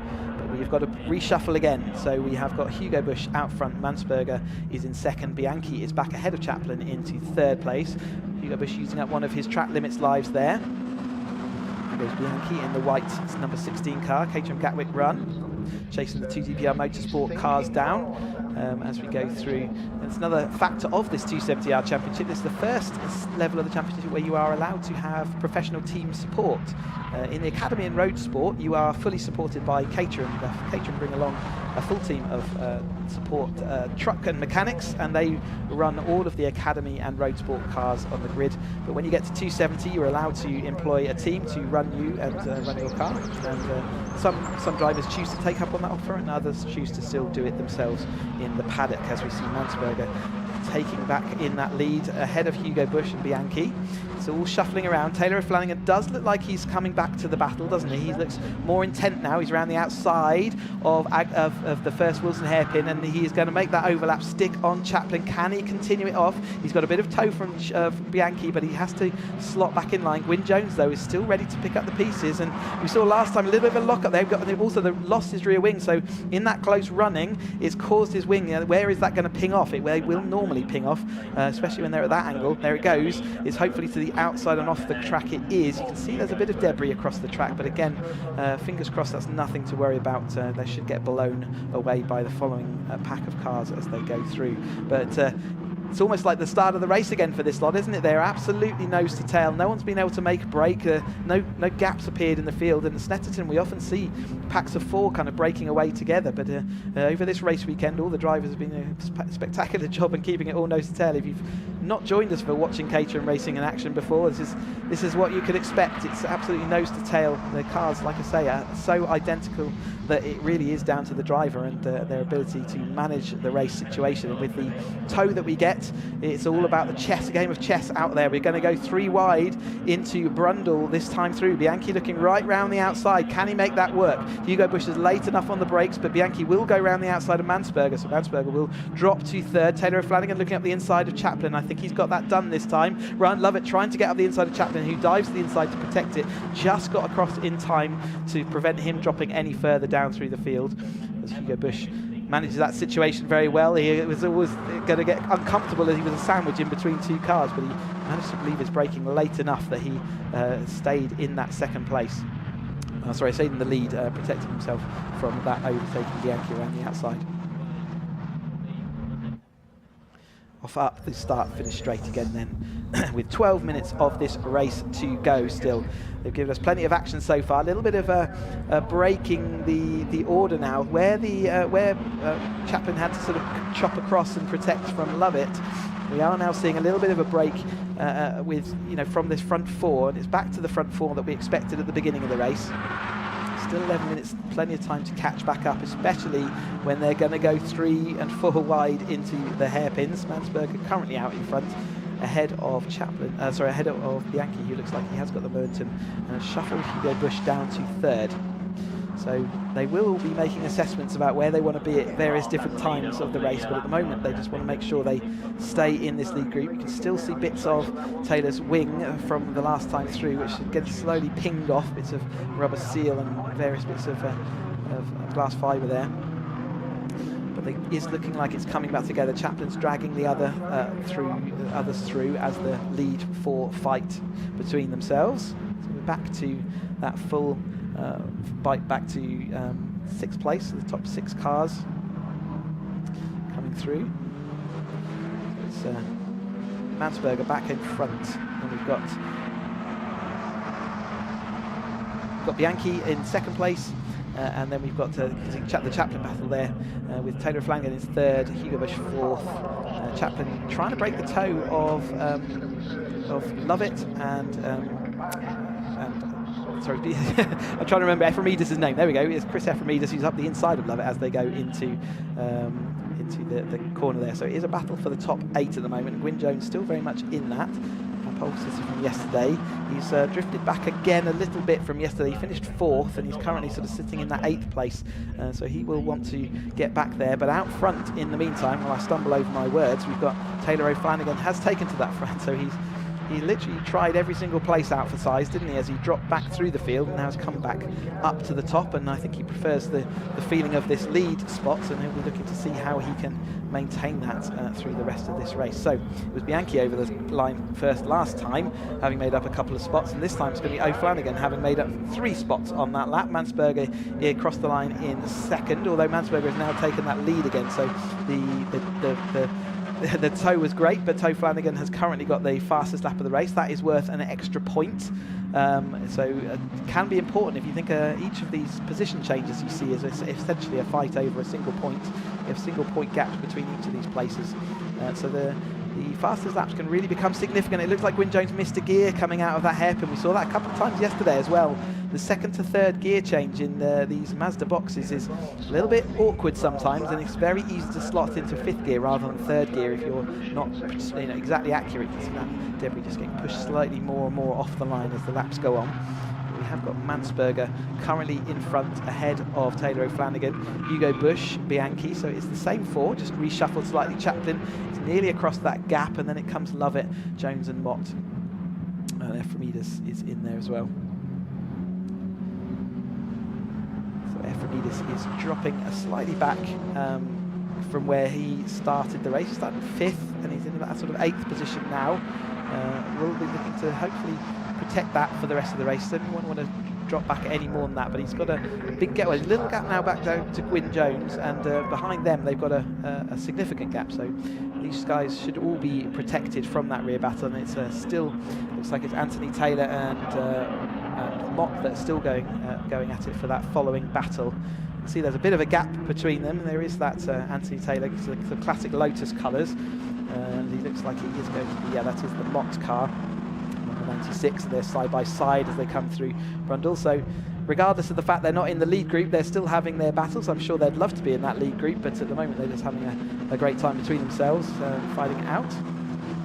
And then further back than that, we've got further battles that are sort of raging on. So great to see the 270R grid, all the learning they've done through their first 2 seasons, coming into the 270R grid, and we call it the coming of age championship for that very reason, that it really do start looking like race drivers. In Roadsport's all again another learning season, but the 270R, they've learned a lot of the lessons and are working out how do we manage this situation. There was Don Mansberger working out how do you manage a Bianchi who's up your inside, and he did manage to just chop across. A little bit of contact. I can see it's a rear light cluster on his rear wing was slightly hanging loose there, so he's clearly had some brushes with the nose cones of others. These drivers get very used to the length of a Caterham, and they do race literally millimetre behind the panels of the cars in front. You can see there the rear light cluster just hanging slightly loose, but it looks like it's firmly enough attached that it doesn't look like it's going to come off at this stage. But Hugo Bush, at this 7 minutes to go of this race, he is in the lead. I'm wondering whether he has led most laps at the moment. Certainly will be in for contention of that. But O'Flanagan, the driver who's probably been in the most different positions over the course of this race, but he currently finds himself in 2nd place. And Mansberger, charged up through the field to get into that 3rd place quite early on, and he's sort of maintained that from now on. Everything's closing up again, isn't it? We had those slight gaps where Chaplin had to defend. Bianchi is now behind Chaplin, so a little bit of grass tracking in the background there, so those gaps look like they've opened up again. Just as I said, they were closing down. It does look like there's a gap opened up again, and Chaplin's going to have to do it all over again. He's done it 3 times already, so I'm sure he can do it again. Getting to the point where your tyres will be quite tired, and Chaplin has moved that fastest lap now into the 2 minutes 11 brackets with the 2 minutes 11.9, so he's certainly got the pace, hasn't he? And this time out he's still got all his wings intact as well, which is great. I think certainly Flanagan is missing a wing so far. A little bit of indicator there flashing from the Mansberger car. That's not signalling at all. It's just when you get a bit over exuberant with a steering wheel, you can actually easily catch there's a little flick switch. See Hugo Bush working that wheel. What a great sight that was as he went through Coram. And if you want proof that they're right on the edge of the adhesion every single lap, that's a great illustration of that, as he was trying to balance the rear of that car as he tried to take all the speed around Coram whilst also trying to then remove that speed ahead of turning through Murray's. A little bit of debris, litter flicked up there. I don't think that was anything to worry about. So file on through. He's definitely broken into 2 groups there. He's up the inside of Gwyn Jones in the second group of 3, and it was Lovett just off the front of those 3. So I wonder whether Lovett's going to fall back towards them, or whether he's going to have the pace to keep up with this top 5 cars in front of him. It is Chaplin in that 5th place, who did make it back across that small gap. Ephraimides and Gwyn Jones still going at it. There's Bianchi following on behind Mansberger, who's currently chosen 3rd place as his resting spot. Bianchi's signalling left as well, isn't he? So they're both signalling to the left, to Mansberger and Bianchi, as it looks like Mansberger's having to go down the inside of Hugo Busch into Agostini. Makes it work, gets it all stopped, didn't lock a tyre, and makes that absolutely pristine move.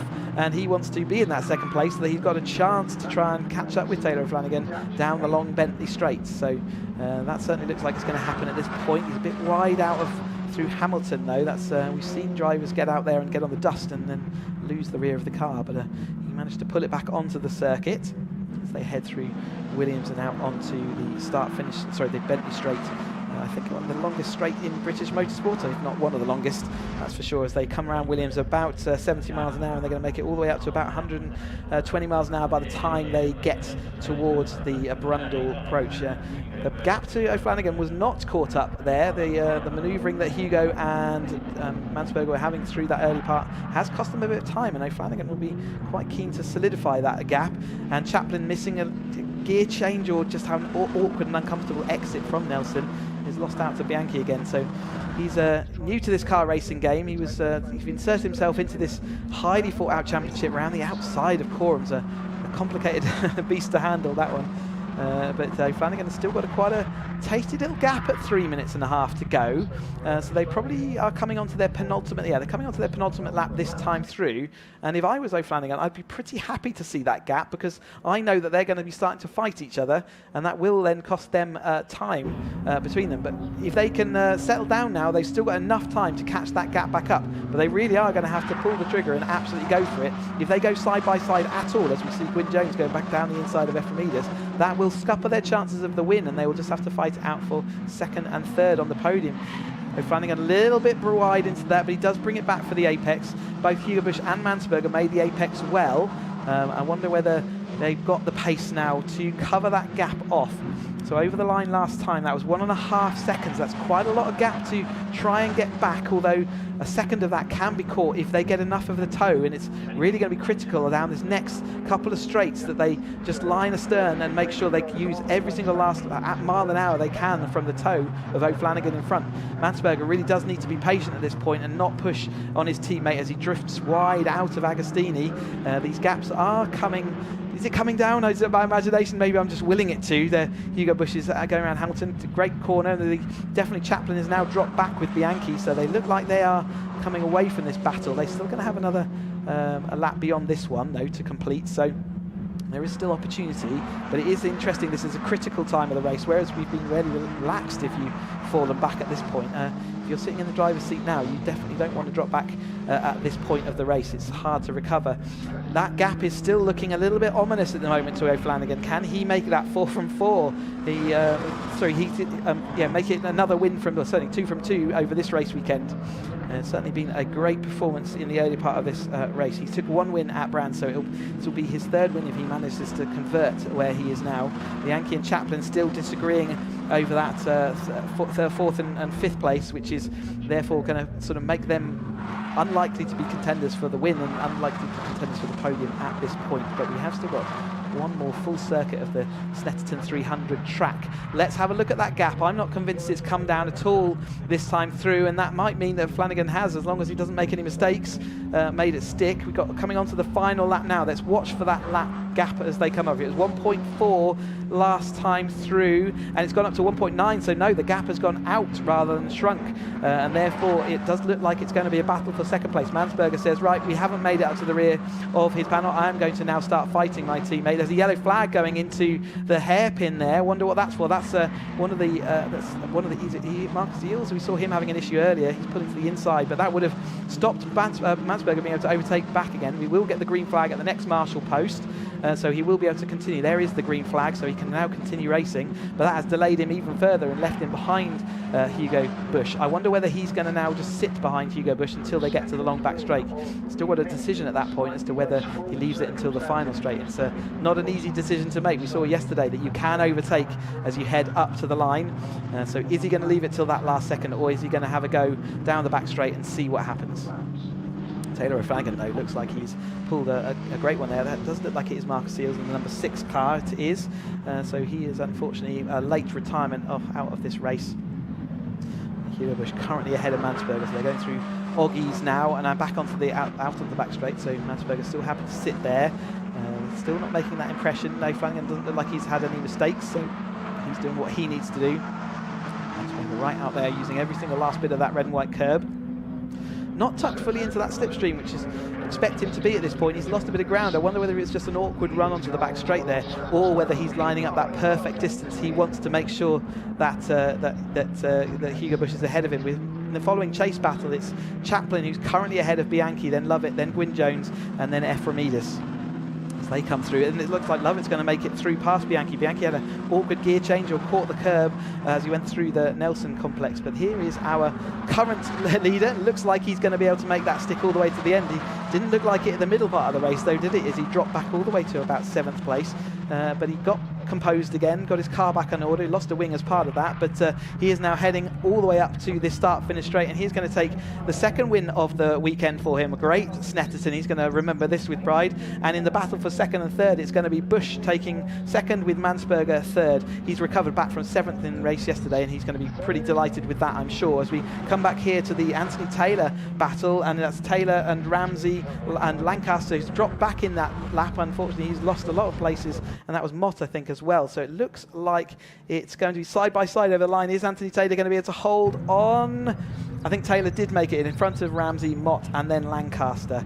And then we see the rest of the field flowing on through. Here is the number 29 and that is Bergbaum.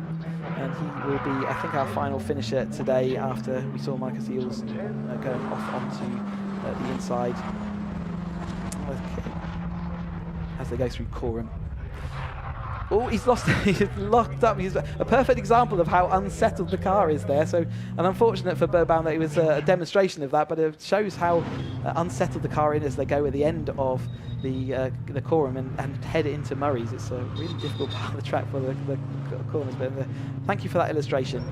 Let's put it that way, as they go back through the cut through towards the Parc Ferme area. Let's have confirmation then of the provisional results.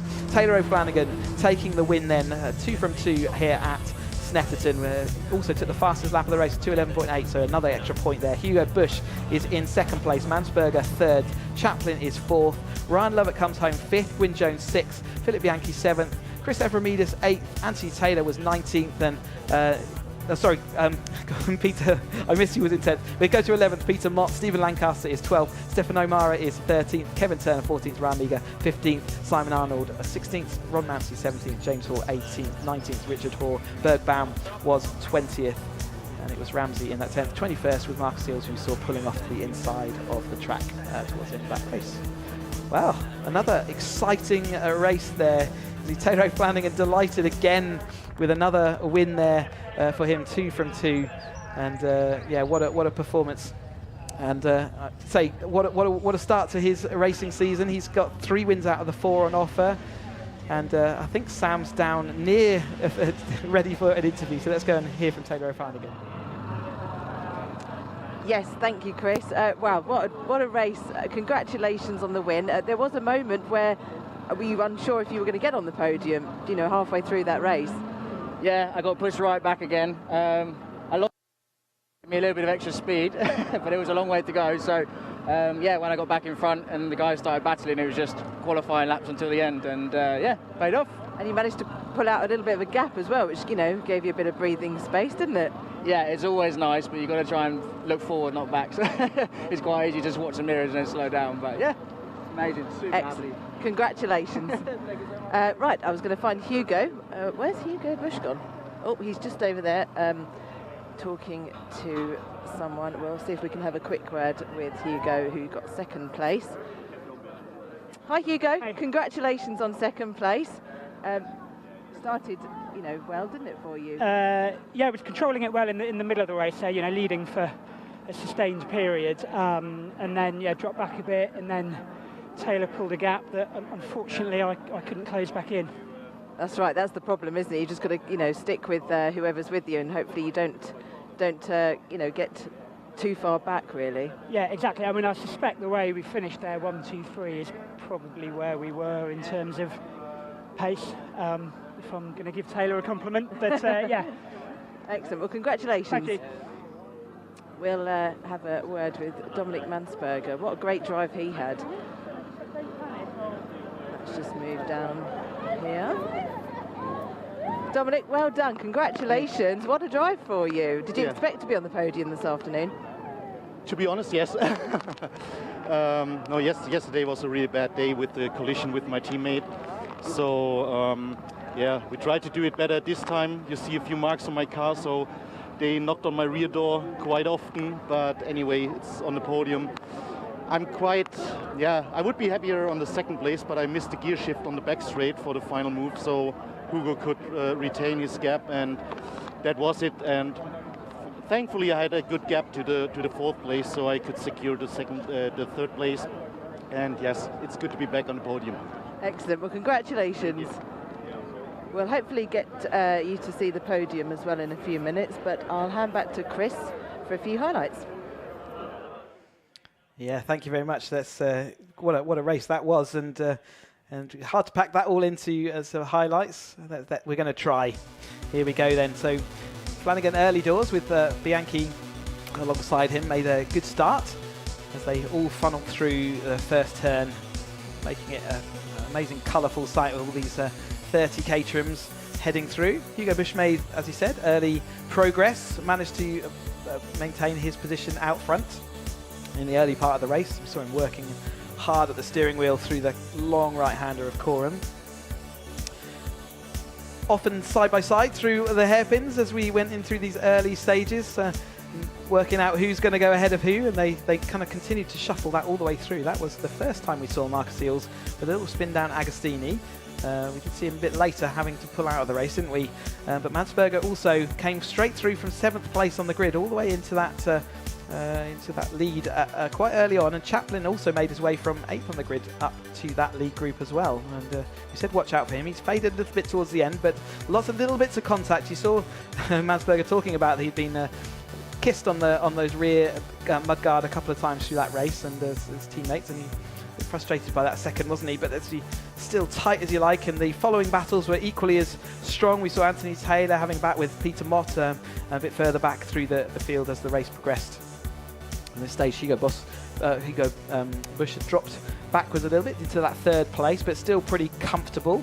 So towards the end, we saw O'Flanagan managed to spring a gap as Hugo Busch and Don Mansberger argued over second and third, and that gap would be fatal for them as far as getting on the top step.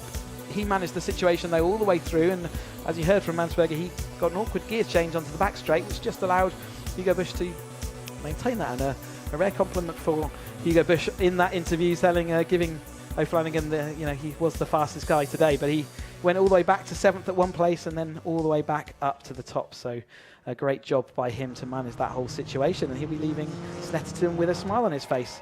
So we've got the podium celebrations. It looks like Don Mansberger is going to be given his cup by his father. That's a nice little touch there. So third place trophy for Mansberger.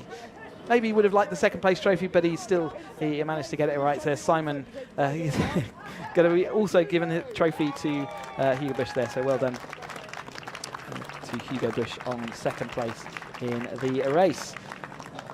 Smiling there for the camera. I think he knows that it was a good result today. He's had a solid set of results over the race weekend, but our winner today and taking the first place trophy is Taylor O'Flanagan there. Absolutely delighted with that race. He managed it well after what looked like an awkward middle part of that race. And so he's also got his trophy now and his hat to wear.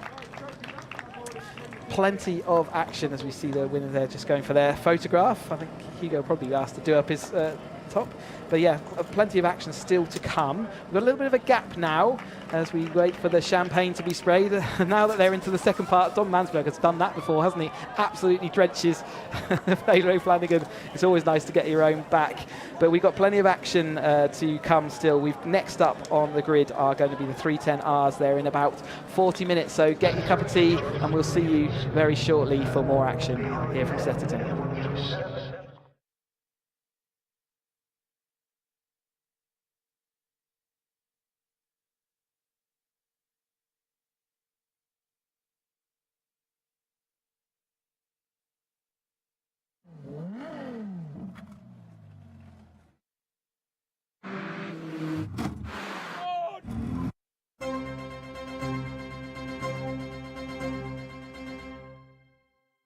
Welcome to Mallory Park near Leicester, where we're to witness the very first race for a young driver. Perhaps not a driver dreaming of being a Grand Prix star, and not that young either, because we're here to see the very first race start for Lovecars' very own Paul Woodman.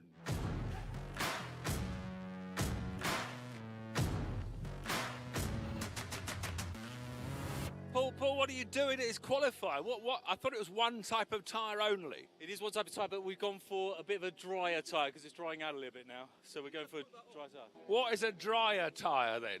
Lower millimetre. We've gone for 3 mil. 1.6 mil is, you have to finish race 1.6 mil or more. So I'm going to go out qualifying with 3 millimetres on the tyres instead of a wet weather tyre, which I haven't got. Well, I've got the tyres, but I haven't got the wheels to put them on, so I've got no choice really. Do you feel a bit tense now before this first qualifying session? Not really. I'm quite relaxed, I've got to say. I did the cardinal sin yesterday. I listened to everybody saying, you need to do this, you need to do this, you need to do this. So I've got a bit of a mishmash of wheels and tyres and brakes, but I'm all right. I'm quite relaxed. Yeah. As long as it's right. Sounds perfect to me. I'm not quite so sure. Well, best of luck in qualifying then, Paul. Pole position for Lovecars, please. Pole position. Get your torque settings right.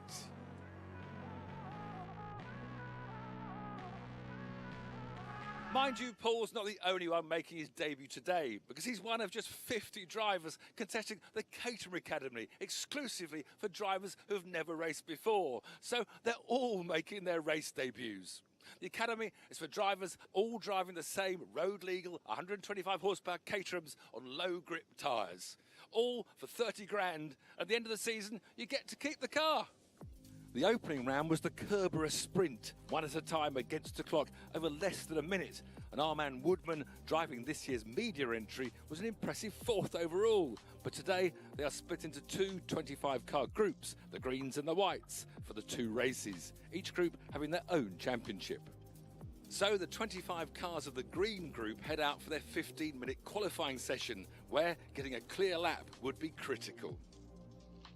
Now, when I first started racing, all the timing was done manually. We had to wait till the end of the practice session till the list was posted on the board and we found out where we'd qualified.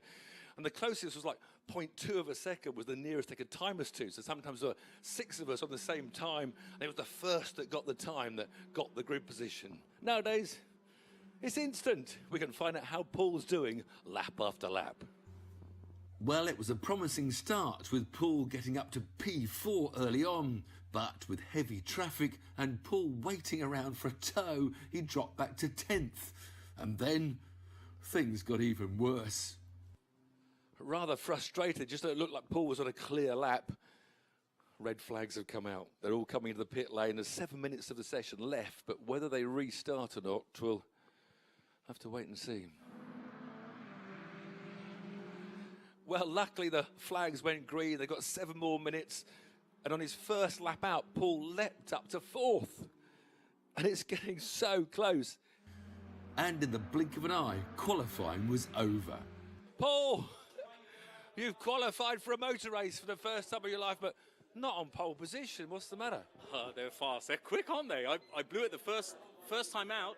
I couldn't get a tow, and of course it's so important to get a tow here, but second time out I got a little bit of a tow, so scraped in 4th place, I think. 4th place, yeah, brilliant. Fraser 54.5, Newman 54.7, Kendall 54.7, and you were 54.8. So a 10th of a second would have been in the front row. Very close. You know 4th is the best place to start on Mallory Park, don't you? Obviously, yeah. But what happened? What happened mid-session? You suddenly slowed right down. I couldn't get a tow. I was on my own, and it's so important on qualifying to get a tow. So I slowed right down to try and somebody fast go past, and it just doesn't work like that. If you try and orchestrate it, it's so difficult. So your first lesson was, it wasn't quicker with the tow because you didn't have a tow. So if you just kept going, you might have got pole. Well, I don't think so. I mean, that's fast. That's quick. There's some quick guys out there. It's going to be so fun this afternoon. Well done. So far, so good. Chris Fraser, pole position at the first Academy. I mean, only 9th at Kerbera. Where's all the speed suddenly come from? You know, the car. No, just, I don't know. Kerbera had a bad day. This place, I like the high speed stuff. It's good fun. Did you get a slipstream required to get the time just on your own? On my own, just clear track. I've told Paul's obsessed with these. Watched too much Formula One, we get a tow, you know, but, you know, just on your own. That's the way to go. Ben Klukas told me basically just sort of the tow's good for one thing, but then they get in your way. So balance them out. Well done. Congratulations. Pole it is.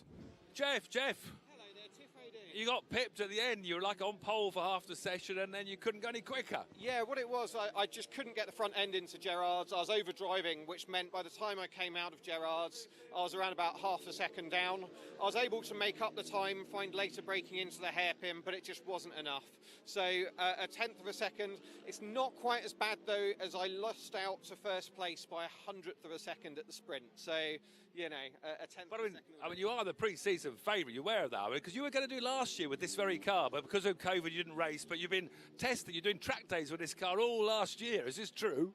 Yeah, very much like Paul, I'm always in a car and I've done lots of track days. I feel very privileged to have had the time. But a lot of the people here, you know, there's one guy that drives 4 Radicals and BAC Monos, some people that have had Caterhams before, some people that have purchased practice cars off Caterham. So, you know, we're all in it together, and it's going to count for nothing because it looks like it's just about to rain. And of course, let's see what happens when the red mist comes over and we're racing. We look forward to red mist. Anyway, well done for the front row anyway. Cheers. Mark, 3rd on the grid for your very first motor race. You're fairly pleased with that? Yeah, very pleased. Yeah, totally unexpected, but had some good tows. So there you go. Lost the wing, caused the red flag, but there you go. Oh, I think people that cause red flags get disqualified, don't they? Yeah, I hope not. I hate to tell you this, but if you look over your shoulder, that is the human being that is alongside you on the grid. Does that cause you any concern? The only concern it gives me is all the knowledge that you have given him. Yeah, that's actually quite concerning. He has very good reason. Anyway, the very best of luck in the race. All right, thanks very much, Tiff. Thank you. But it's fair to say not everyone was quite as happy with their qualifying. Joe, a couple of instances in qualifying. We're just looking at Paul's number plate, and he's thinking that you perhaps ought to be wearing that plate. Yeah, he's borrowed mine.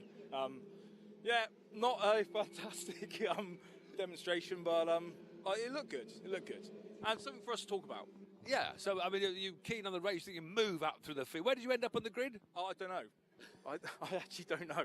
That's what you do. When you have a bad practice, you quickly don't know. I don't know. That's what you told me to do last night. Yeah. So, yeah, we're all good. Wherever you're on the grid, there's only one way to move, and that's forwards. Exactly. And don't... I'm not very happy. So, nothing to say. I'll leave you then, Joe. Leave you because it was lunchtime. And then, with the race only moments away, we had time to catch up one final time with a quite relaxed-looking Paul. So, Paul, the clock is ticking. How have you been feeling since the end of qualifying and waiting for your first race? Pretty chilled, actually. A bit full from the lasagna. but other than that, I'm feeling chilled. I told him not to eat anything before the race. I tell him all these things. That will be working against you now. The good thing is there's a lot of grumpy people around that thought they were going to be a bit higher, that are walking around the strop, so it's easy to relax and look at them and just smile. Be happy. So what have you got any sort of plan for the start? Or are you just going to go with the flow? Well, my plan is to tuck in behind Jeff, who is one of the favourites. He's right in front of me in 2nd position, but I've got a strong field behind me. It's just going to be trying to get around the first corner in one piece and then put some pressure on. You know, I want to win this. I want to win this. Highly unlikely. You're not wrong there as well. My plan was, if you could just put my helmet and overalls on, no one will notice, hopefully, and then you could do this for me. How about that? Highly unlikely. Paul, just enjoy. You're a racing driver in about half an hour's time. Just enjoy being a racing driver instead of a TV presenter. Oh, thank you. I will. I'm going to enjoy every moment. Cheers, Tim. Your first race is something you never, ever forget. And mine was just 50 years ago this month. Lining up in the middle of a pack of Formula Fords. I remember the second corner was a car cartwheeling alongside me, and I thought, this is it, I'm alive, I'm racing. And it's just so exciting. And I know all these 25 on the grid are going to be pulses coming out to 150, 200 beats per minute. And it's that thing about motorsport, when you enter that first corner for the first time, you just know you want to do this for the rest of your life.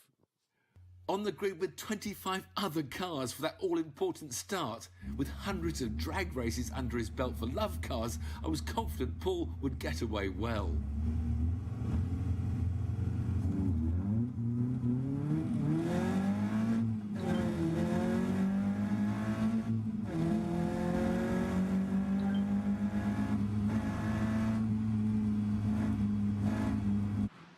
And it's Woodman into second place. What a start!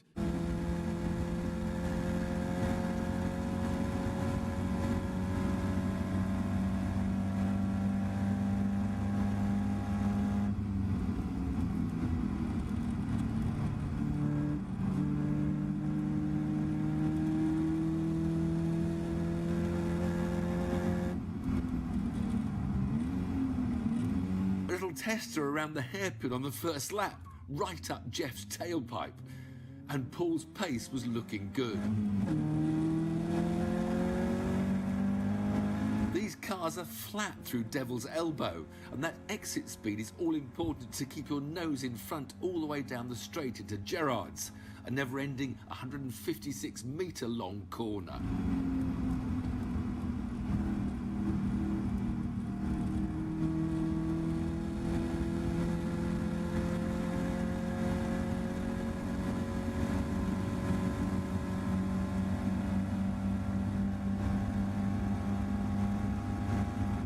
Challenging for the lead down the back straight. Go on, Paul. Come on. He's in the slipstream.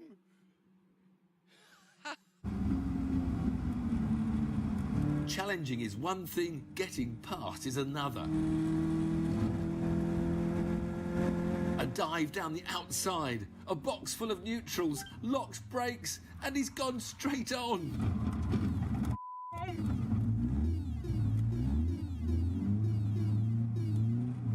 A brilliant recovery and he's back on, giving Ollie Hardick in car number 3 a bit of a surprise as he did so.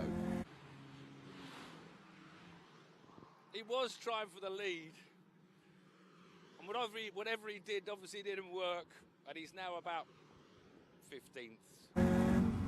It was now time for damage limitation.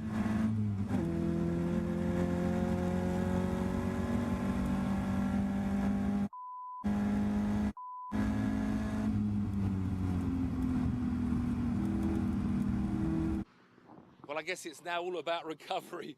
Paul's down in 14th. Let's just see how far back up the field he can get, but he's going to be so upset.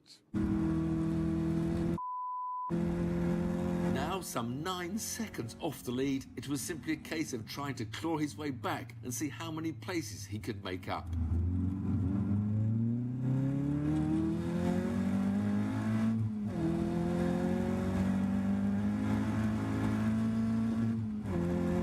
The standard was so good it was hard to make quick progress, but he was now hot on the heels of Rob Bain, who was probably watching his mirrors a little bit too much and ended up on the dreaded grass on the outside of Gerrard's.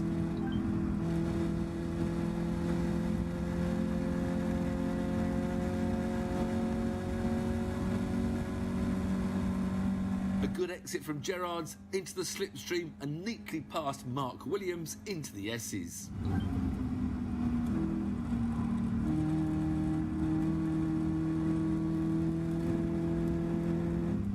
By this time, Paul had gained another place when Kerber sprint winner Ian Harris, running in 3rd, spun off.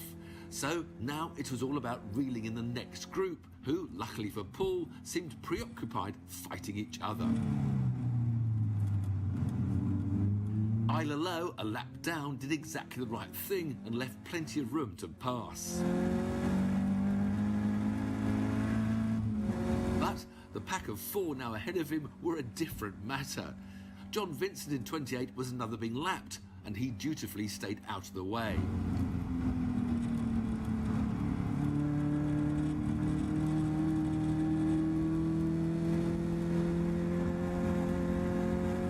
Up to the hairpin, and Paul took a late lunge down the inside of Rob Bain in 76 and was now brilliantly back in the top 10. A lap later and he went for an even more audacious move. Luckily, Philip Clark saw him coming and took evading action, but contact was made. Sorry, Philip, but Paul was now 9th. He's up to 9th. His little pack ahead of him, if he can get them and finish 6th, I think he should be dead chuffed, but he's got to get them first.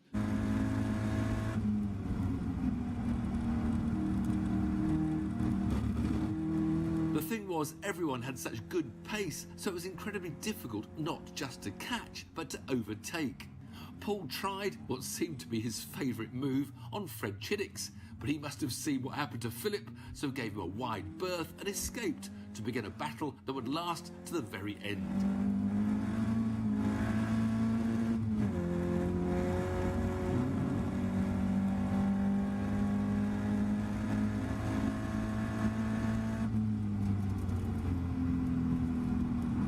Time was running out fast. Paul needed to get in front of this tough group if he wanted any chance of catching the race leaders, and having closed the gap from 9 seconds to just under 4, they were tantalisingly close.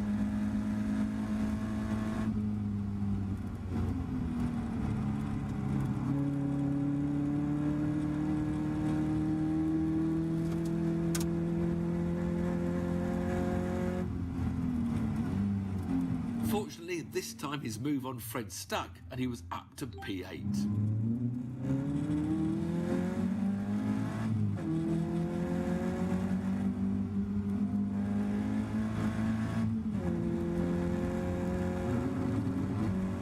Theo Theato in 72 was another who wasn't going to make life easy for Paul. But with all of them now pushing right to the limit, he became another to go grass cutting at Gerrard's.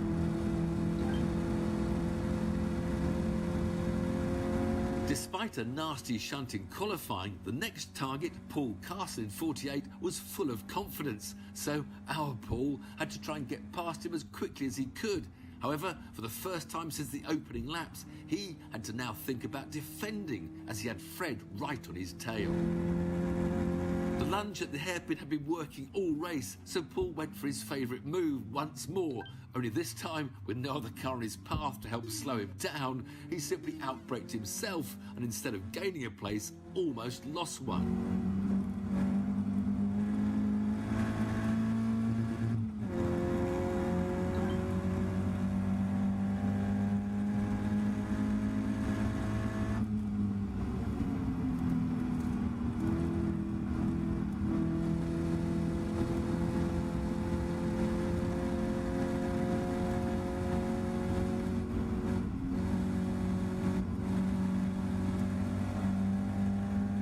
But another great exit from Gerrard's and 6th was his.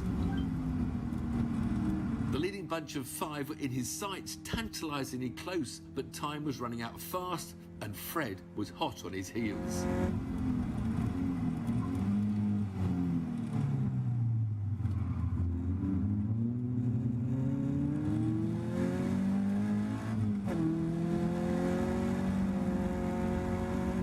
Losing time scrapping it out, Paul was getting oh so close, but got too carried away and properly outbraked himself at the hairpin, and Fred was past in a flash. Side by side, they were now the ones slowing each other down. The battle would now be all about who would be 6th.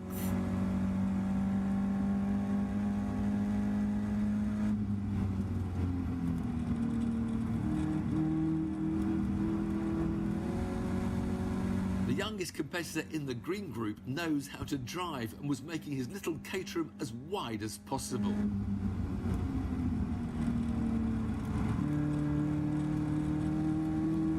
Expecting another lunge up the inside of the hairpin, Fred kept right, so Paul went left.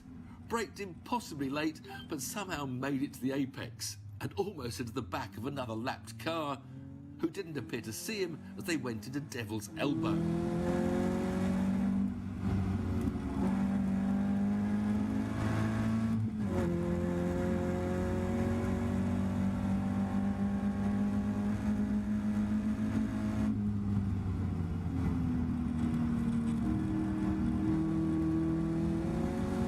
But Fred wasn't giving up easily.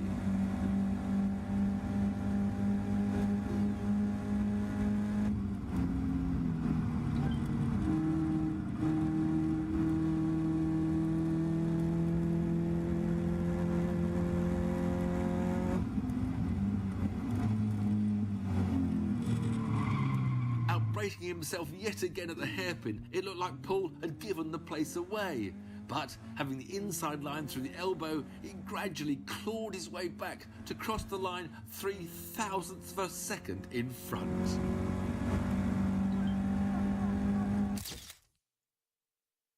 So after 20 minutes of simply brilliant classic Caterham racing, it was Jeff Newman who took that win by a fraction from Chris Fraser, with our Caterham lottery winner, Mark Jones, in third.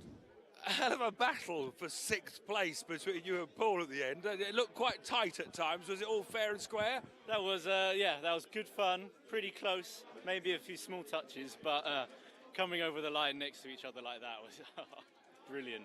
Brilliant first race, yeah. So you'll never forget your first race? No, I won't. I think I'll remember that one. Paul, awesome start. Trying to take the lead. Yeah, I know, yeah, but then what happened?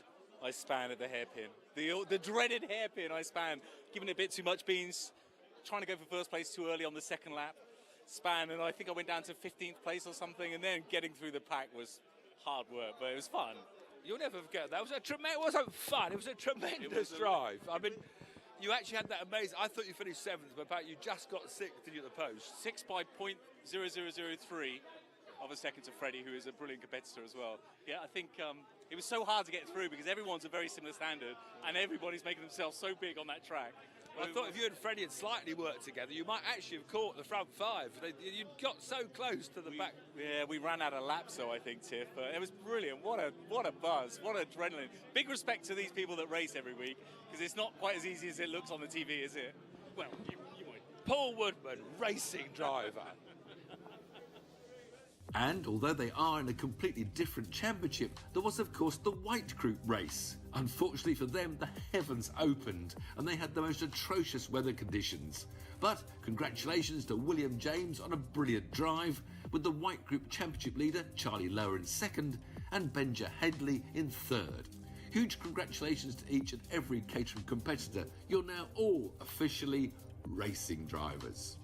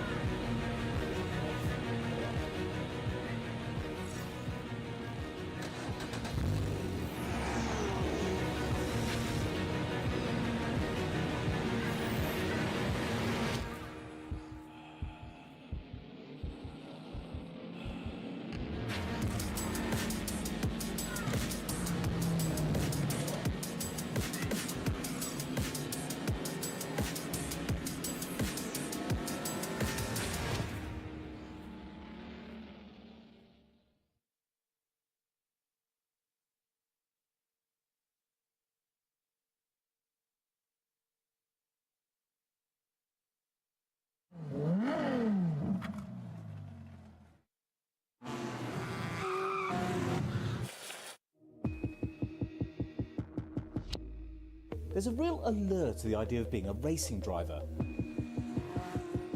On the what do I want to be when I grow up list, it's right up there with astronaut. It's associated with excitement, glamour and expense.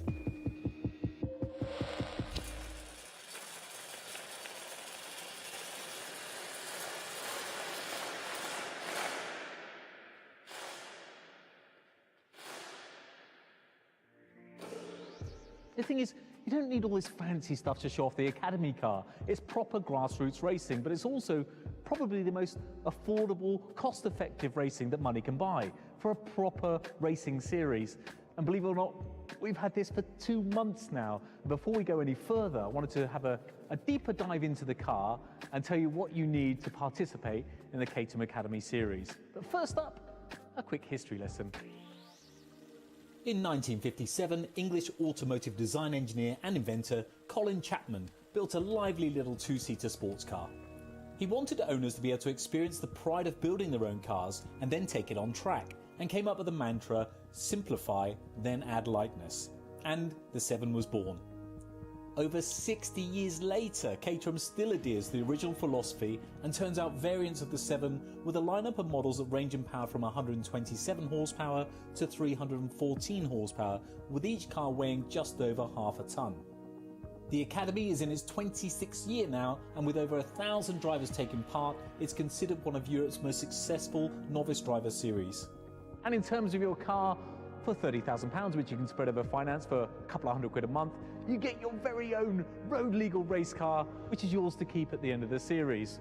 And on paper, it doesn't sound like it packs the biggest of punches, but this is a Caterham. The Academy car has a tuned 4 Sigma 1600 4-cylinder naturally aspirated engine. It has a maximum power output of 127 horsepower at 6,800 RPM, and it's not particularly earth-shattering in terms of torque with 150 Newton meters. However, its secret weapon is its weight, or lack of, topping the scales at around 550 kilograms.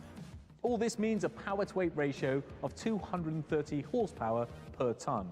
Now here's where it gets a little bit confusing, because this car, when it's fully loaded with the roll bar and everything that you see here, weighs about 550 kilograms. The minimum weight that you can race in, that you must finish a race in, is 635 kilograms. So if, like me, you've got a paunch after the lockdown, you need to really consider your weight, because if you want to be super competitive and be at the top, weight, as we know in racing, means everything. And you have to finish your race 635 kilograms minimum, otherwise that's it. You don't get any points. And what that means with your power-to-weight ratio, 230 horsepower per tonne, is you've got a car that will take you from 0 to 60 in 5.3 seconds and have a top speed of 116 miles an hour. And believe me, in that thing, anything over 100 miles an hour, you certainly know you're doing it. Caterham fits special Academy tyres which are designed by Avon with low grip in mind. This is done to help teach car control. We all know it's easy to go in a straight line, however, corners are where most people tend to lose their speed. By having less power, less grip and a weighty roll cage, you'll learn the art of carrying speed through a corner without losing control. It also makes for some pretty dramatic racing. You see, less power doesn't necessarily mean less speed. So for your £30,000, you get pretty much everything you need to race your car. You've got your roll bar, your harnesses, your fire extinguisher, you've got your rear rain light, which sadly we're going to need that in the UK.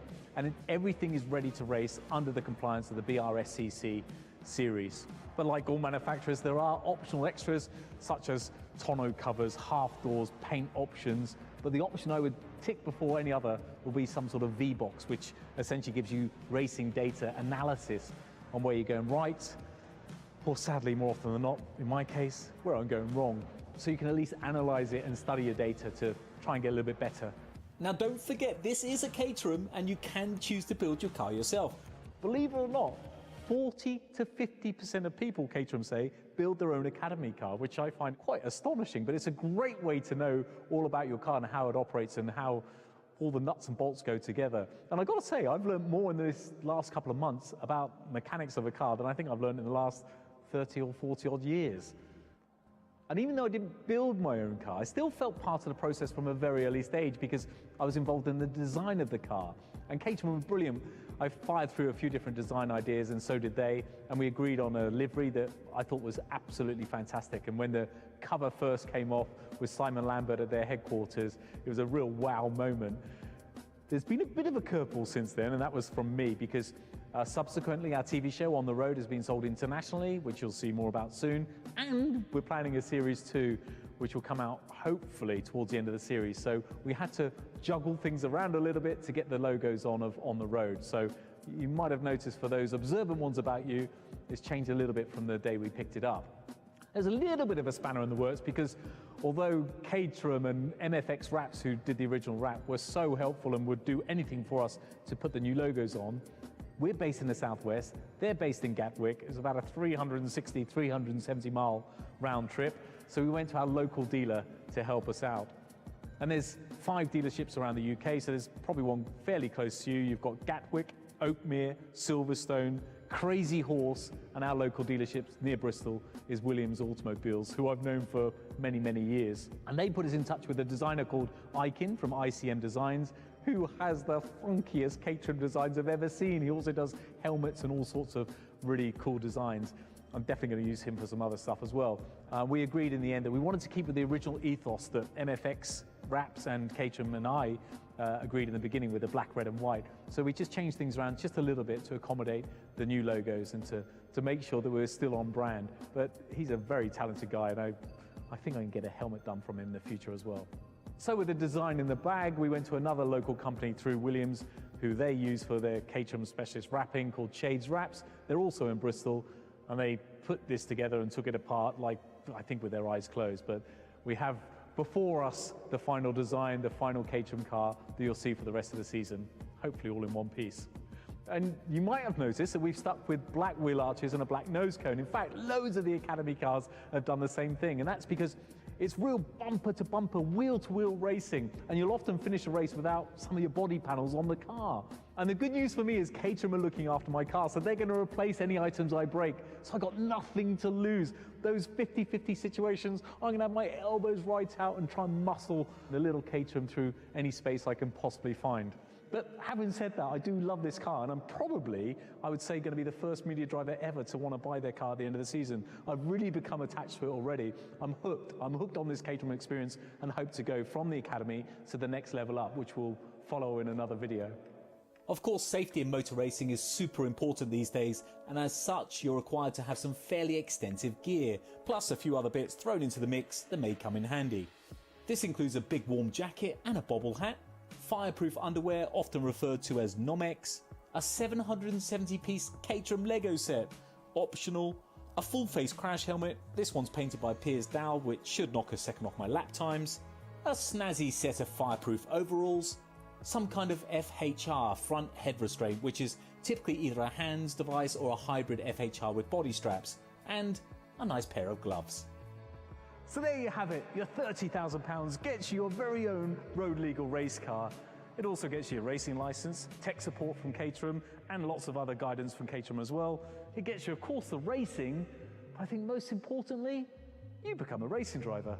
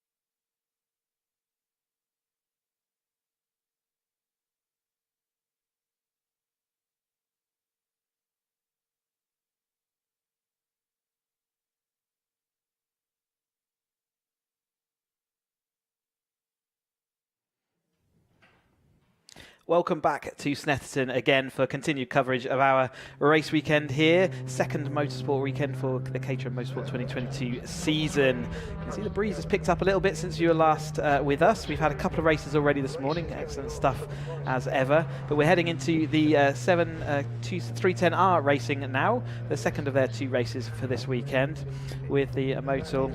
And Sam is down in assembly area with Lars Hoffman. Yes, welcome back everyone. Yes, thank you, Chris. Yes, Lars yesterday started 21st on the grid, and here he is 4th. I mean, what a drive. Lars, congratulations on your race yesterday. 21st to 4th, that is quite something in this big grid, isn't it? It was a great effort. Hope to continue this pace, and yeah, hope to get a good start here. Excellent. Well, it was podium out at Brands. You know, you had a podium there, didn't you? So hopefully there'll be another podium for you today. Hopefully too. Good luck for the race. Right, I'm just going to have a quick chat with Blair McConaughey, because yesterday, obviously, he started on pole. So let's find out what happened from him. Afternoon, Blair.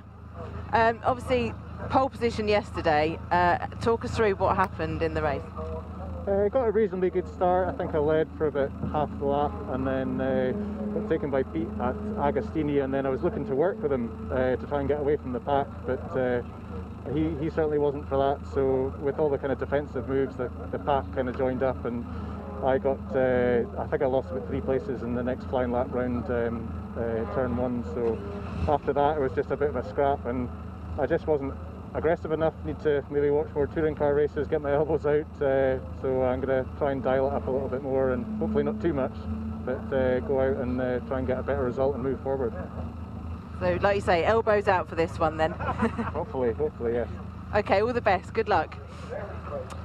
Right, yes, there's lots of, this is such a huge grid, it's so impressive to see. I'll hand back to you, Chris, and I'll see if I can find some more drivers to talk to.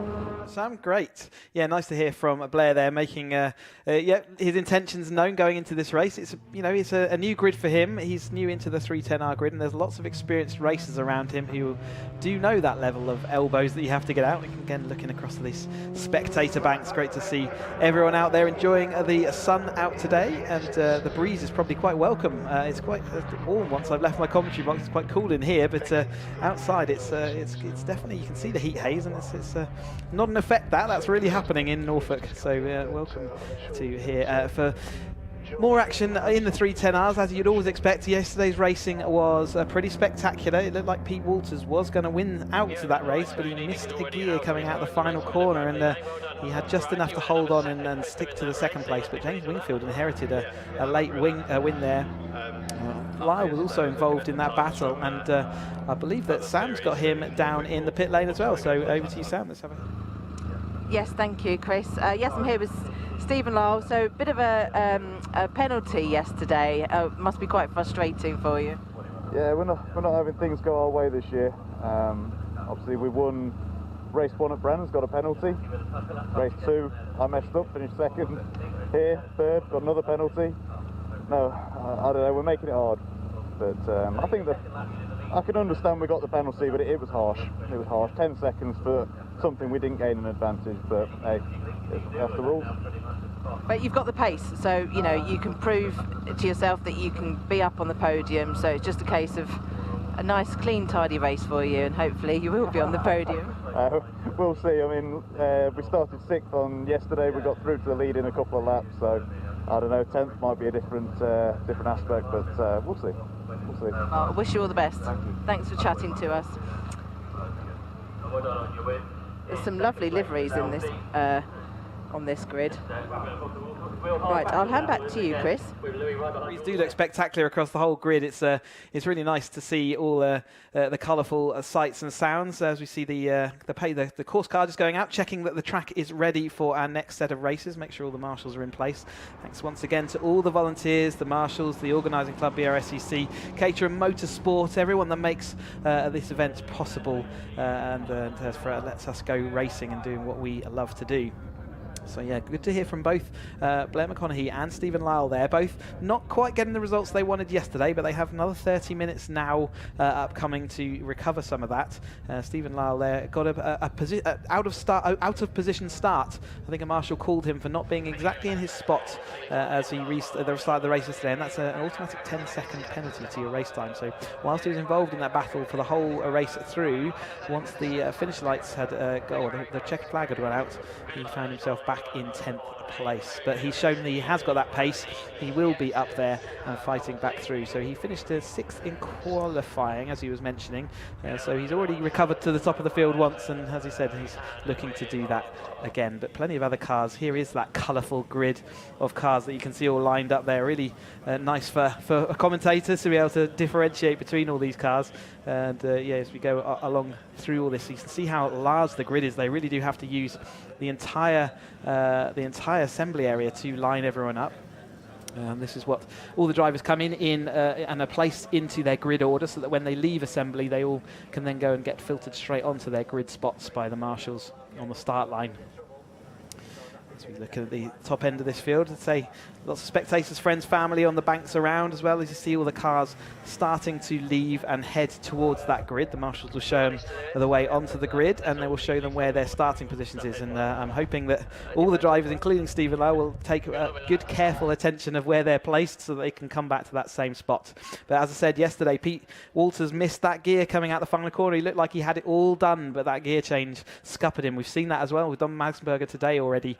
The second to third gear change can be quite awkward, and if you're under duress and in the race conditions, it can be easy to muck that up. So James Wilfield did take that win. A great win for him yesterday. I'm very pleased with it. I'm sure he was. Pete Walters coming through in second. Tom Cockrell skipping out the 270R, and we've just seen his friends racing in the previous race that we just covered, and he's now out in the 310. So he got his podium position yesterday. What a great result for him. Hoffman, as we heard, came all the way through the field, recently back from doing some Lotus Cup Europe racing in torrential conditions. I think it's at the Nürburgring, but he's done some spectacular work out there, getting on podiums. So he's back and in Caterhams and enjoying life, and with I think, overtaking nearly 20 cars yesterday. That's no mean feat. David Yates, we saw getting his elbows out a few times during the race yesterday.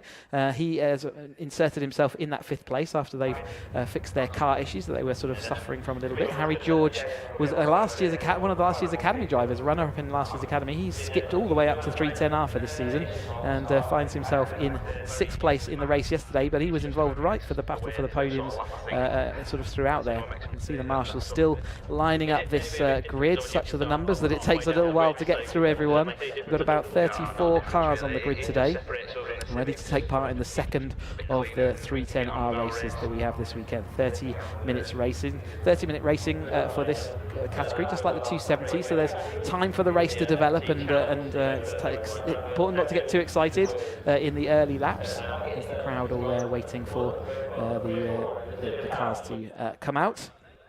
See, the flags are still relatively calm. They're crosswind across the start-finish straight, but definitely a bit more breeze than we had for the first 2 races. Everyone's in position, so they should get their minute and then the 30-second warning before we set off on our green flag lap to make sure that the cars are all ready to go.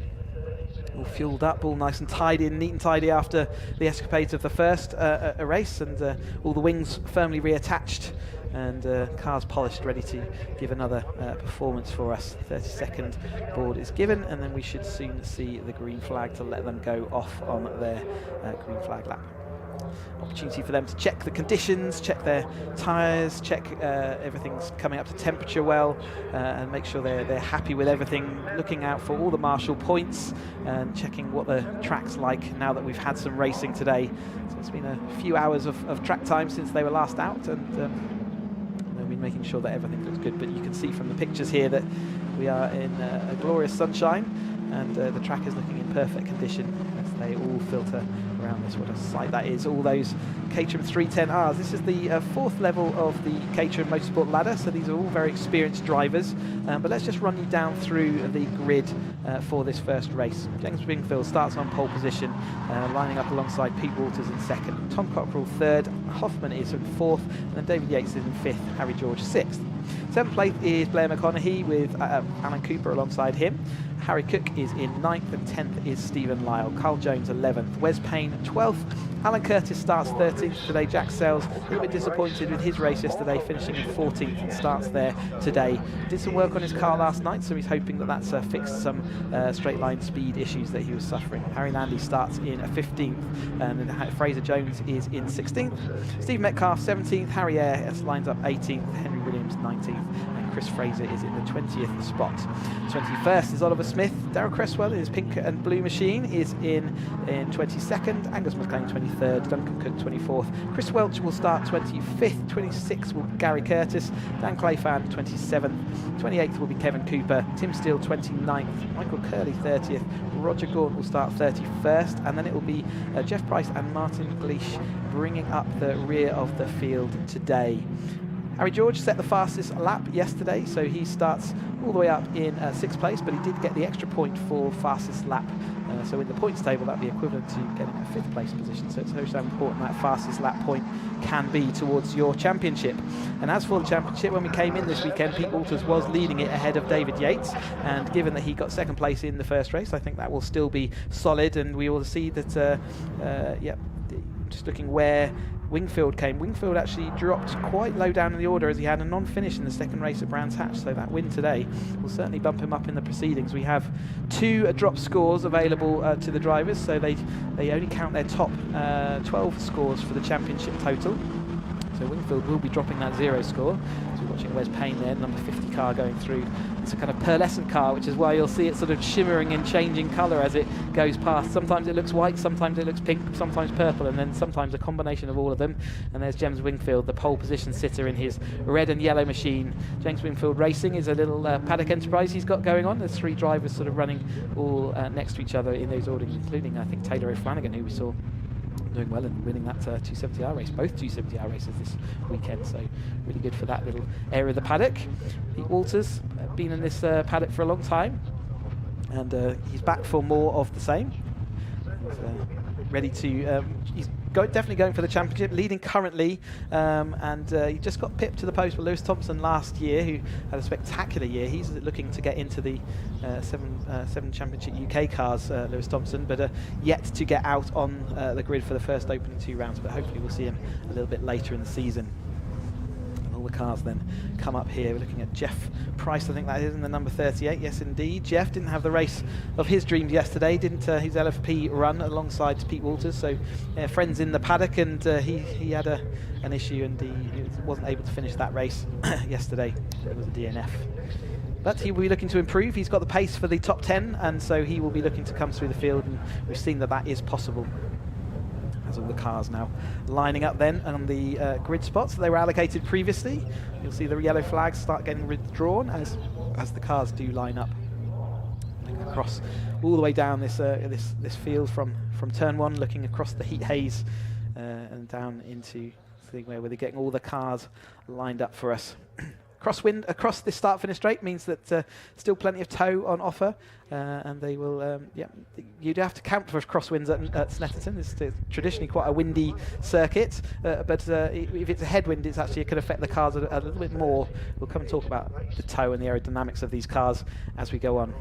But it looks like Jeff Price is there. We've got the green flag at the back of the field, so we're just looking for the 5-second board. Before there we go, the 5-second board is presented to the drivers, so they'll be looking for those lights, which are soon to come out. Who's going to make the best start then for the second 310R race of the weekend? The lights are on. They go out now, and we get a good start. Pete Walters got an absolute jump on that, but Wingfield certainly picked up in that second phase of the race as the rest of the field all flow on through. Hoffman looking out to the outside, so maybe Wingfield made a slight gear change issue a little bit further, but Walters is going to make it into that first place. Hoffman continues his progress forward through the field into that second as the rest of the field flow on through. There's a little bit of grass tracking there, but one of the cars at the inside, but Walters has made a clean start, hasn't he? Wingfield initially made that good jump, but he wasn't able to make it completely stick, and Hoffman had an absolute flyer to get there as we go 4 abreast around the first hairpin, and that's the number 10 car of Chris Fraser, just getting a little bit bumped out there in car. We're looking at Harry George in the blue Alpha sponsored car, and they all head down towards Agostini for the first time. They're still trying to shuffle the order. Jack Sale's making a good start there, it looks like, after he's changed the changes later on yesterday. We go 4 wide. Blair McConaughey a little bit up the inside there. He said he was going to get his elbows out. Certainly was. It was the inside, locked up his front tyre, and he's not going to gain that position. Stephen Lyle now manoeuvring him back across the circuit. So yeah, that's it's going to be a bit of one of those races, I think. A little bit draw wide for Harry George, I think that was, through Hamilton as they feed on through Oggies. There's still side by side Lyle versus Cockrell there, and that's Chris Fraser and Harry Eyre a little bit further back. We've got a car off onto the grass. Is that Cockrell? So that side by side was not working, and he's still got a bit of dirt on his tyres as he goes through Williams. That's dropped him right down the order now. That's dropping in probably back into about 20th position. So as soon as he gets shuffled out, these cars are absolutely nose to tail right now, and he's lost out quite a lot therefore in that battle. But out front it's still Walters ahead of Hoffman, and then we've got looks like Harry George Wingfield's got down to 4th. More locking of tyres. Was that Blair McConaughey again? It's either that or it was Jack Sales in the 35 white machine there, but Lyle is ahead of McConaughey still, then Jack Sales, looks like the Cook, and then Wes Payne as they flow on through. So they complete quite an action-packed first lap so far, isn't it? David Yates still in that battle, so he's maintaining his good performance from yesterday. He has got his elbows out a little bit at times. There's Fraser Jones there. Chris Jones. As they go on through Murray's and on up through to finish their opening lap. And what an opening lap that was, very good.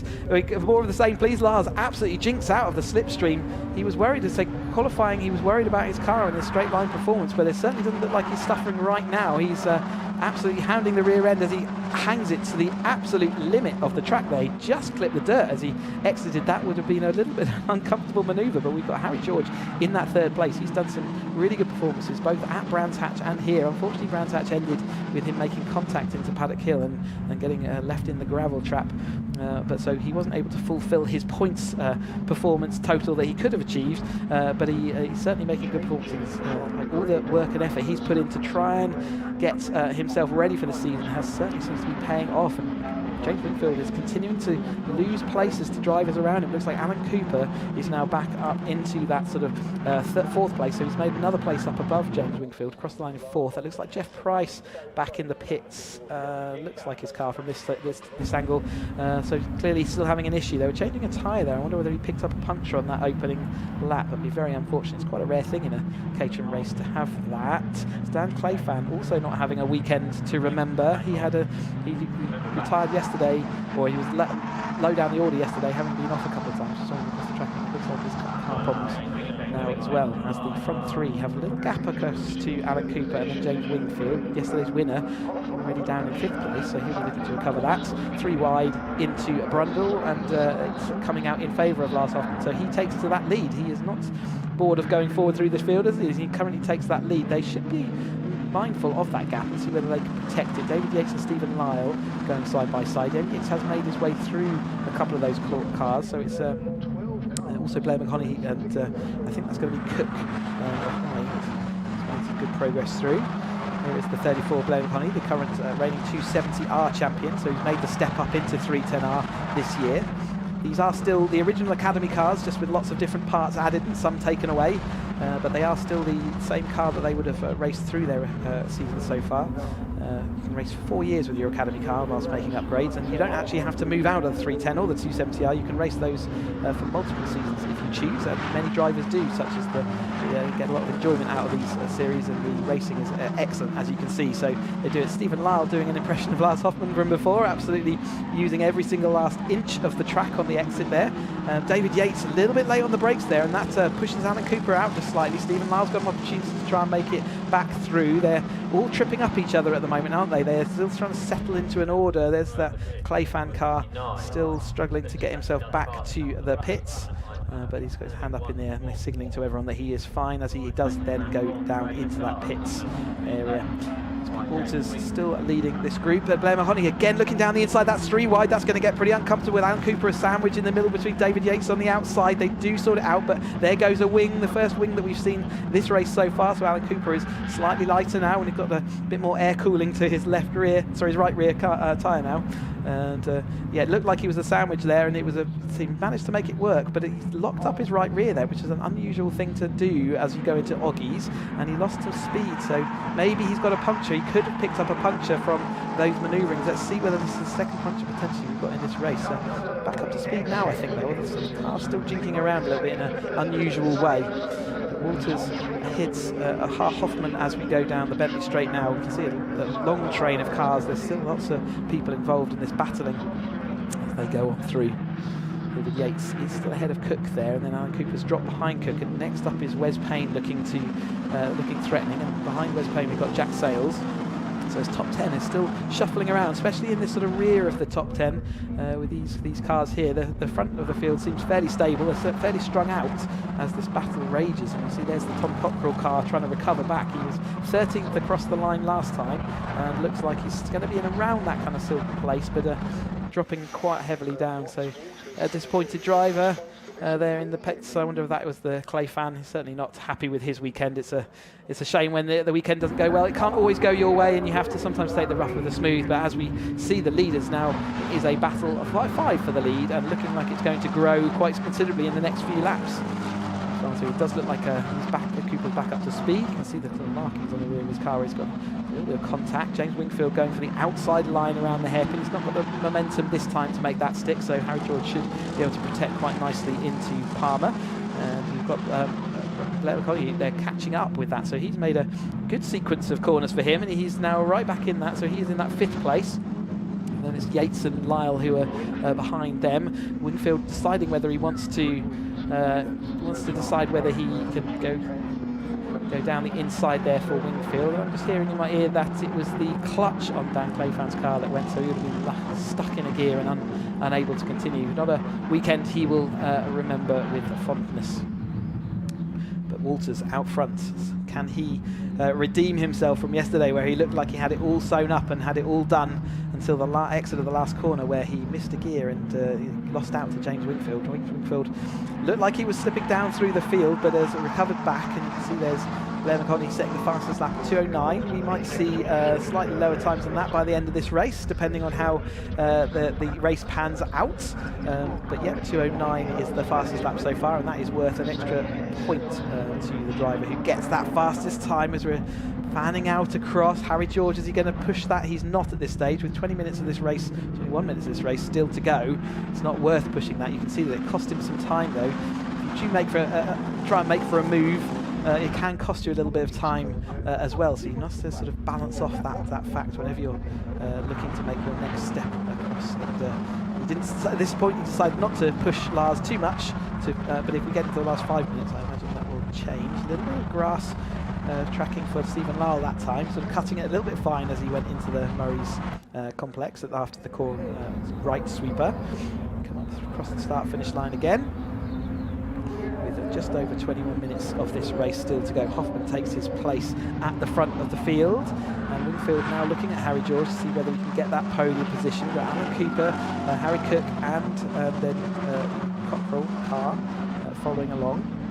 Side by side again for the lead, so they really are shuffling at every single corner at the moment, aren't they? And these two potentially have a little gap now back to Harry George. He was having to defend as he went through the opening complex between them. You see, as soon as you have to start defending, as soon as you go side by side through a corner, you can no longer use the full width of the corner to generate more speed. It does drop you back quite quickly, but the straights here are so long that it doesn't take many of those. It takes a couple more corners, so you can often catch up.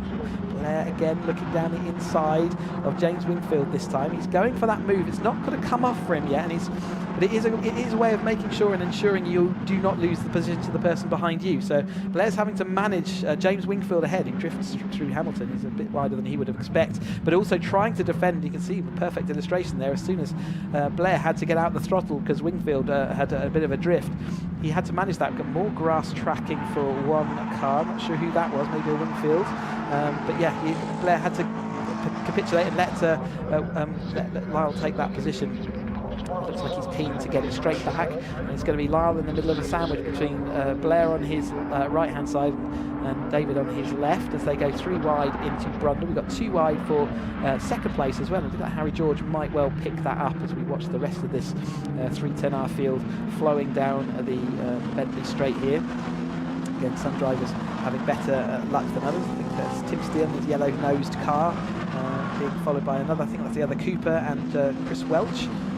Looks like side by side, probably that's Gaunt as well in that battle with Curly as well. So all the battles, even right at the rear of the field as it is right now, they've still got plenty of people around them all to have their battles, and they'll have, I'm sure, lots to talk about when they get back to Parc Fermé at the end of this race in about 20 minutes time as the group flow on through Coram and out here. So Tim Steele in that yellow's car is expected. We've seen him right at the front of the field in the 270s last year, so I'm not sure why he's not quite up to speed in this, but he's currently just being chased down there by Chris Welch in the red DPR Motorsport car. George is into second place now. He is ahead of Lars Hoffmann, and if you notice that Pete Walters isn't in our shot, and that's because he's got maybe a half-second gap. In fact, it's probably more like a second at this point, so we'll keep an eye on the gap for when they come across the line the next time. But it's definitely shuffled to now be a battle for second place, and they will have to work together slightly to bring that back. Hoffmann going diving down the inside again, although he can't make it stick. A little bit of a squirm at the rear as he turns it into Agostini.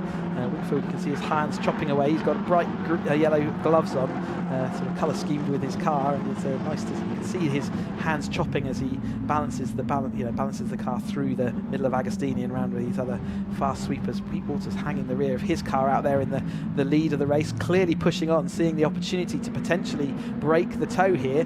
The toe in these cars is so strong, the aerodynamics are sufficiently poor that you can actually pick up a toe even from over a second back. So Harry George will certainly be wanting to chase that toe as he goes down here, although the toe given to Hoffmann behind him is going to be greater, so he's soon going to have to be checking his mirrors. Wingfield looked like he had a run as well as they sort of fan themselves across, going into Bentley. Hoffmann a little bit out of control there. You can see his car squirming as he tried to get it slowed up, ready for Nelson. You've got a car that looks off at the exit of Williams. It looks like maybe at the number 16, which would be Metcalf, so that's potentially Metcalf spinning as he went onto the Bentley straight. So it looks similar to that. As we see Lyle there just ahead of Blair McConaughey, behind James Wingfield. That's also Harry Ayer that's off. I wonder whether those two things are unrelated or related. You've got to imagine they're probably tied together. I think they were roughly similar places on track. But anyway, there's 2 cars off there, keeping an eye on whether they're in dangerous spots or whether they're considered to be in safe spots. Hopefully the racing will continue. We do like it to continue. It's always up when we have safety cars interfering. It does upset the flow of the race, but it is part of UK motorsport. If a car's in a dangerous spot, we do move it out that way, and we do that covered under the safety car. I heard one person going past the pit. Oh, we've got Blair McConaughey out the inside. He said he was going to get his elbows out. It looked like a little bit too much there. I think he might have locked up and carried a bit too much speed, and that speared 3 people out. I was just about to say I'd heard a car with an exhaust problem going across the line the last time through, and I already saw Lars Hoffmann had got a squashed silencer on his car, and certainly that extra contact is not going to help that, and that's why he is now further back through the field. Yeah, maybe that one's one that will be looked at. All contact in a race is always looked at by the stewards, so I wonder whether that will go up to them after the race for discussion, and they can look at their cameras. You can see there's quite a few wings now angled wrongly and happening. This is a little bit of replay. It's gone 3 wide, and it does look like, unfortunately, Blair just had a little bit too much speed coming down the right and the absolute inside of that corner, and it speared. There were 2 cars on his outside, and both of them were affected. That was Lyle and Hoffmann as they went into that turn 1. So certainly when you're locked up, it's not a good thing. You lose your speed and you lose the ability to slow down. I'm also seeing some track limits infringements to number 14 and number 30. So let's have a look down the order to see who they are. But here 14 is Fraser Jones, and the other one was the number 30. Trying to find that's Roger Gaunt. More locking up there by Cockrell into Brundle as he went through. So those drivers will have to be careful and wary of exceeding track limits anymore. You can see sensors at the exit corners of various corners. Jack Sales just on the tail end of Carl Jones there. So it's all sort of mixing itself up in the mid-order as well. This is the Cockrell on his recovery drive, and he's now got Alan Cooper behind him, as well as the recovering Lars Hoffmann after the contact down into the got race control. So it is black and white flags. So number 14 and number 13 for track limits there. So confirmed that they've used up all their lives now, and they will. If they do it again, they will have to start getting penalties. Again, I heard the car going past my window here with an awful sounding exhaust note, and it did look like Lars Hoffmann's exhaust was squashed, and that would therefore cause that to happen. You'll also be losing power because of that, so it's not a piece of the car you can expect to have squashed and get away with it. There is the Wingfield car then, currently sat in that third place, but David Yates is next up on the list of people to join the battle for the lead. Pete Walters, although he has kept that A gap, it's certainly reduced now, isn't it? And it's reduced to the extent that actually it doesn't look like it's going to survive. But Cockrell is now behind Lars Hoffmann, ailing Lars Hoffmann, and Cooper's going alongside maybe Alan Curtis in the 43 car. It is indeed Alan Curtis. Behind them is Carl Jones, Adrian Gatwick car there. Jack Sales heading off as well. Jack Sales initially looked like he was making some really good forward progress, but as the race has developed, he's sort of maintained stationary. So he was looking for some extra speed down the straights that time. There's Carl Jones with Jack Sales on his tail, and I wonder if he's just not quite solved those issues just yet. Hoffman and Cockrell, two red cars. We saw them battling quite heavily at Brands Hatch, so they continued the battle of the red and white machines. This time it looks like Cockrell's going to quite easily slipstream past, although Hoffman will then get the secondary slipstream. It's long enough this straight to get two slipstreams all the way down, but a little bit of a lock-up as we go front left from Cockrell. I think we saw that last time through as well, so he's really at the edge of that performance envelope. He's pushing it as hard as he can while still getting the car slowed up, as we see the rest of the East Field. Harry Landy there is the green car we haven't mentioned, with the tail just behind Jack Sales, so he's getting involved in that battle. We see the continued battle between the red and white Cockrell and Hoffman, with Curtis just behind them. This following pack. That was a pearlescent machine. Jack Sales and Harry Landy following along. As they go through Murray's with 12 minutes of this race to go. We have a side-by-side now for the lead. The gap has gone. Harry George is looking around the outside, but it doesn't look like Walters wants to let that go easily. He keeps his nose on the inside, says, you're going to have to go, you work hard to get around me, and he's not going to protect the inside, Harry George, so I think Pete Walters will go for this move back up the inside again. He's definitely not willing to work with the drivers around him this weekend. He is just concentrating on his own race. You can see his hands fighting to keep the rear of that car as he asked it to get out of the corner as quickly as possible. And say when it's quite easy to see from the outside when two drivers are working together, the leapfrog happens pretty seamlessly, and normally the leading driver will just let the person who's passing go with by lifting the throttle slightly. But at the moment, when Walter's just saying, nope, I want to take the win by leading from all the race. Blair McConney again down the inside of Agostinian, making that work. That's Cooper off. I think that's at the exit of Palmer's, so he's gone all the way to the barrier and come back on. Didn't lose too much speed, does he? He kept his foot in to try and maintain momentum, but that's not going to help his race. And he was involved in that sort of lead pack for a bit, and I think he's now in that following pack, although he'll be at the rear of it now that he's gone across the grass. There is the David Yates and Harry Cook battle. And David Yates, a long-standing Caterham driver, joined with me back in 2013 and has done many seasons of racing since then, and across different championships. He's got all sorts of experience in cars. Pete Walters, though, and Harry George continue their side-by-side battle. Harry George managed to get through before they even get to that zone. I wonder whether that is the first sign that Pete Walters did capitulate and let him have that position. Harry George now leads that field. They've still got a little bit of a gap, haven't they? A threatening gap above Wingfield, who I'm going to say inherited. He worked very hard and was in the battle all the way through to the end of that race, but it did look like Pete Walters had done enough to win the race, but he would be very happy to take that win, and I know he was out there, so he's right there still in the battle this time through. And our leaders are definitely, this is back to a sort of following pack, and it looks like that's the two Frasers together, Williams then following on from them. So there's still battles. I think this is going to be around about 12th place or maybe the 17th place battle. So there's battles up and down this field. So that's the number 14. That is Fraser Jones. So it is the battle for 15th and 16th. Got another fastest lap there from Blair McConney. 2:08 now, 0.6. So we are getting faster as the race goes on. Fuel loads come down, tyres come up with temperature, and we get those lucky laps as we go to the inside. So Harry George has managed to pull away. Pete Walters is now having to defend from the whole field, and that's side by side for Wingfield and Yates as they went through the the hairpin.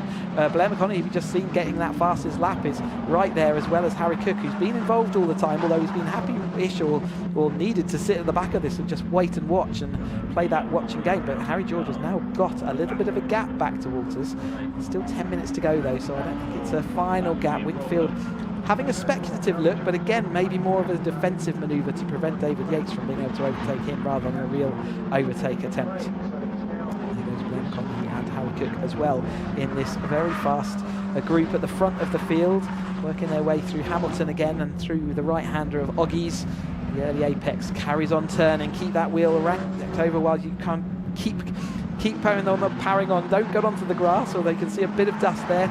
You must have a smooth run through Williams and carry as much speed as he can out onto the Bentley Straight. They kind of come through Williams at about 70 miles an hour, and they'll be looking to get to about 120 by the time they get to the end of here, maybe even more than that in the tow.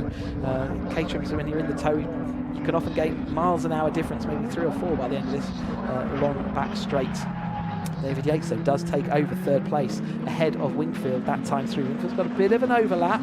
Until that didn't work in the 420 hours earlier with Henry and Jake Swan, so luckily they all filter back into a single file. They did use a bit of track limits on the exit of that corner there, which they'll have to be cautious of. We'll see those warnings coming up for other drivers, and they will be using up their lives of that as they go through this race. A little bit of dust on the exit or just on the entry to Murray's there.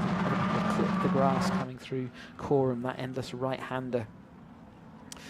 Gap's disappeared again, hasn't it? Walters came across that gap like nothing. He was a Scalded Cat coming across right up to his rear. He was probably about a second behind at one point. That's absolutely evaporated. So clearly did some good work on that lap, and maybe Harry made a little bit of a mistake. Wingfield out wide with now David Yates up his inside. So Walters has gone straight back to that lead. He's not happy to, as we said before, he's not happy to sit second or third.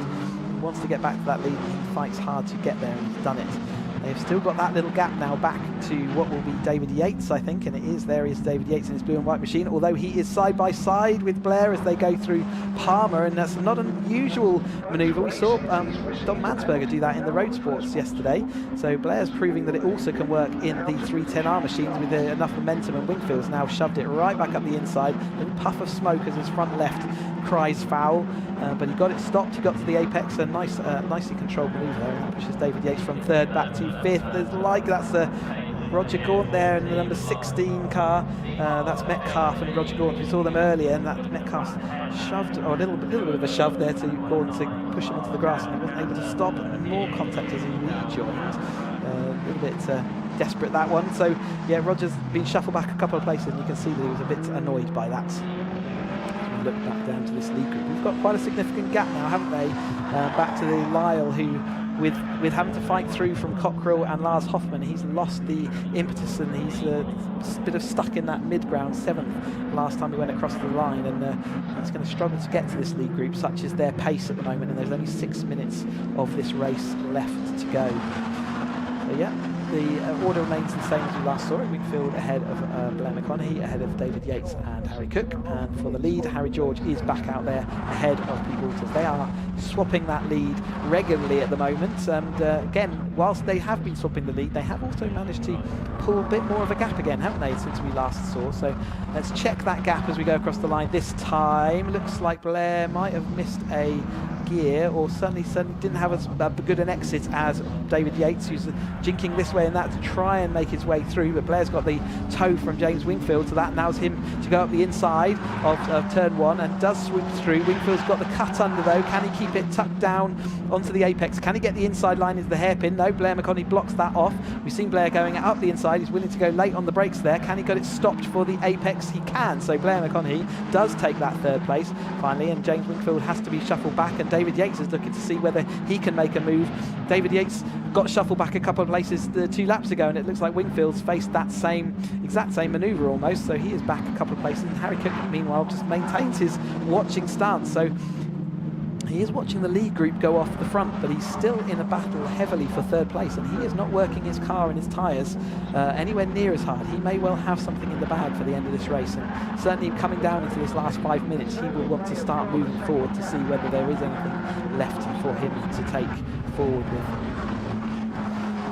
Walters ahead of George in the front. Then we've got Blair McConaughey in his white machine, David Yates in the blue and black Matt Blythe machine. Then we've got James Wingfield racing red and yellow colours, and Harry Cook following on as well. Great to see the numbers. We've already talked about how good looking all these cars are. It's nice to have different coloured cars. And just following on there, though, we do have the battle for the red and white still going on. I'm guessing Lyle is still in that intermediate ground between the two of them, as Harry George again swaps to the lead in the following pack, though, that didn't swap that time down across the Bentley Straight, which is unusual not to see the cars getting overtaken done there. So clearly Blair McConaughey has got some speed in that car to allow him to hold and maintain those positions down those long straights, and the gap's still in his favour as they head through Corham and into Murray's. But the gap to the leaders last time, it was 2 seconds back, sorry, 1.7 seconds back to the chasing group. So let's see what that gap is back at this time as they go across the line. It looks like Harry, Stevie Walters does take that take across. It's 1.9 seconds now, the difference. So they've lost another 0.2 of a second in that last lap for this chasing group of 4 cars, and that's obviously the wrong direction when you've only got 3 minutes and 40 seconds to go of the race. We are going to get, this will be the penultimate lap. Harry George shoves it down the inside, though. Walters saw it coming, let it happen, let him drift off wide because he couldn't stop the speed. David Yates is going to lose a place as he to James Wingfield. Blair McConaughey is going to go round and can maintain that third, but Pete Walters saw that coming. He's seen it all before. He's a wise head, and he let him go down the inside, carried too much speed, and he just tucked back under on the exit, again proving that he is not happy to relinquish this lead. But that gap in that one manoeuvre has cost them time, and you can see that it's already reduced as compared to last time through. And they're going to take a couple more of those moves, and then all the benefit and the advantage they have right now will be lost. So they really do have to work out when they want to make their move and how they want to make their move. David Yates again hounding the rear of James Wingfield as they go into Oggies again, the right-hander that leads then into Williams and then back onto the back straight. He's got a bit of a gap, hasn't he, over Wingfield now, so Wingfield's having to look in his mirrors far more than he's able to look forward. That's the 14 and the 97 cars, so that is Fraser Jones and Smith going side by side, and we've got plenty of action there in the got Metcalf and the other Fraser, Chris Fraser in the Dutch Barn Vodka car as well there, joining in this battle. We've got Williams in between, Williams race team, and battles everywhere you look down this 3-turn grid. They've spread out maybe a touch more than they did yesterday in yesterday's race, but that is normally a sign that they have been all racing hard. And as we rejoin this lead battle, you can see that Blair has still maintained a little tiny gap, and whether we'll have that 1.9 the difference between him and Harry George, who was second last time through, is that going to have come down? It looks like it might have come down halfway through the lap, so let's follow as they go over the line. And yes, it's down to 1.2 seconds now, so they have chopped 0.7 off of the time from the previous lap. So it is possible within this last lap they can get it, although the gap was 1.2 seconds, so they're going to have to chop more than 0.7 off. As Harry George currently leads, Pete Walters happy to leave him there right now, but he's not going to be happy too much longer because Blair McConaughey was absolutely on the edge of his braking there, and he's lost the edge of the track. But we are on the final lap. You're going to see these cars and these drivers pushing for everything they've got now to try and maintain or produce a good result. Currently Wingfield just off the podium, so he's going to want to try and get that back, but it does look like Blair McConaughey's put a clean pair of heels to him in the last couple of laps, and David Yates and Harry Cook left there sort of ready to pick up the pieces if anything goes wrong. Wingfield making his way through Agostini. David Yates says Roger Gaunt, we saw him a bit earlier having a little tit for tat, and now he's off on the grass as well. Going out there. Harry George out front though as we come into that. I think this has been a managed solution by Pete Walters to let him have a little gap so he can get the super toe down this Bentley straight, but in doing so Blair McConaughey has come across to him, and Blair's just got as much of a toe on Pete Walters as Walters has on Harry George. How is this all going to pan out then as we come into this last quarter of the race? And Pete Walters absolutely diving out of the slipstream, not letting anyone take his slipstream, doesn't want Blair getting any closer. He's going for the final corner charge to get through Harry George. You can see coming to it, Blair looking like a late move but couldn't make it happen. They are going to come nose to tail through Coram for this time through as they exit Nelson, and they'll go through Bomb Hole on the right hand. It's just a quick lift here. Pete Walters though is closing up all the time. He's got a little drift as he goes through the middle of Bomb Hole. You can see how hard he's pushing, and he's right up on the rear tail of Harry George. Can Harry George make the gap work for him? Will they all get their gear changes done? Blair McConaughey's the one that looks like he's caught up most, and he could still get to the lead of this race. It's hard to do. Pete Walters gets a good exit. He gets a good bit of momentum. This could be a good sign. Is Harry George going to be able to resist him as they come up to the line for the last time? The second race in the 310R Championship. Who's going to win it? Walters goes to the outside of the track and across the line. Did Walters get it? He did, over the line by 52 one-thousandths of a second. He managed that very, very well. Harry George will be annoyed, and you can see him a little bit annoyed punching the steering wheel. He lost out there. He got a bit played, but that's a little bit of experience potentially. And ultimately, if you're out in the lead, what do you do? As we're watching this battle, we covered off a bit earlier with this. It's Cooper, Fraser, and Jones, Smith, and Williams there, all in the line, all going down. Got an exclamation mark next to Lyle. He's now cleared itself. So anyway, as we're watching this, Fraser Jones going to expect it across the line. So it's Smith ahead of Jones, then it comes McLean, Fraser and Williams. So Williams losing out a little bit on that last lap, got himself shuffled down as Darryl Cresswell just comes across the line in his little replay here of what happened to Lyle and Cockrell. So it's Lyle again, kind of a manoeuvre like we saw with like we saw with the 420s earlier. He got a bit collected. There was an overlap which wasn't allowed for, and his car was ended up stationary on the inside. So a shame for Lyle, not all the result he wants, but here's the provisional result before we get all the stewards' inquiries done. Pete Walters takes that win with a very well judged final straight overtake of Harry George. Disappointed, I'm sure, to take second. He looked like he had it all worked out, but a great result nonetheless for Harry George. Blair McConaughey is in third, James Wingfield fourth, David Yates fifth, Harry Cook sixth. Tom Cockrell ended up seventh, Carl Jones 8th, Lars Hoffman is 9th, Alan Curtis rounds out the top 10, Wes Payne comes through 11th, Jack Sales 12th, Alan Cooper 13th, Harry Landy 14th, Lyle ends up 15th after the grass, and Oliver Smith 16th, Fraser Jones 17th, Angus McLean 18th, Chris Fraser 19th, and Henry Williams rounds out the top 20.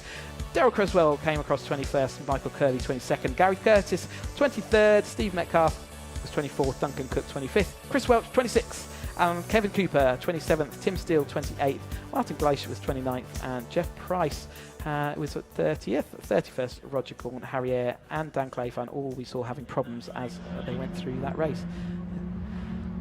We have got Sam down in the winners podium, so let's hear from our winners, and I'm sure Pete Walters will be delighted. So over to you, Sam.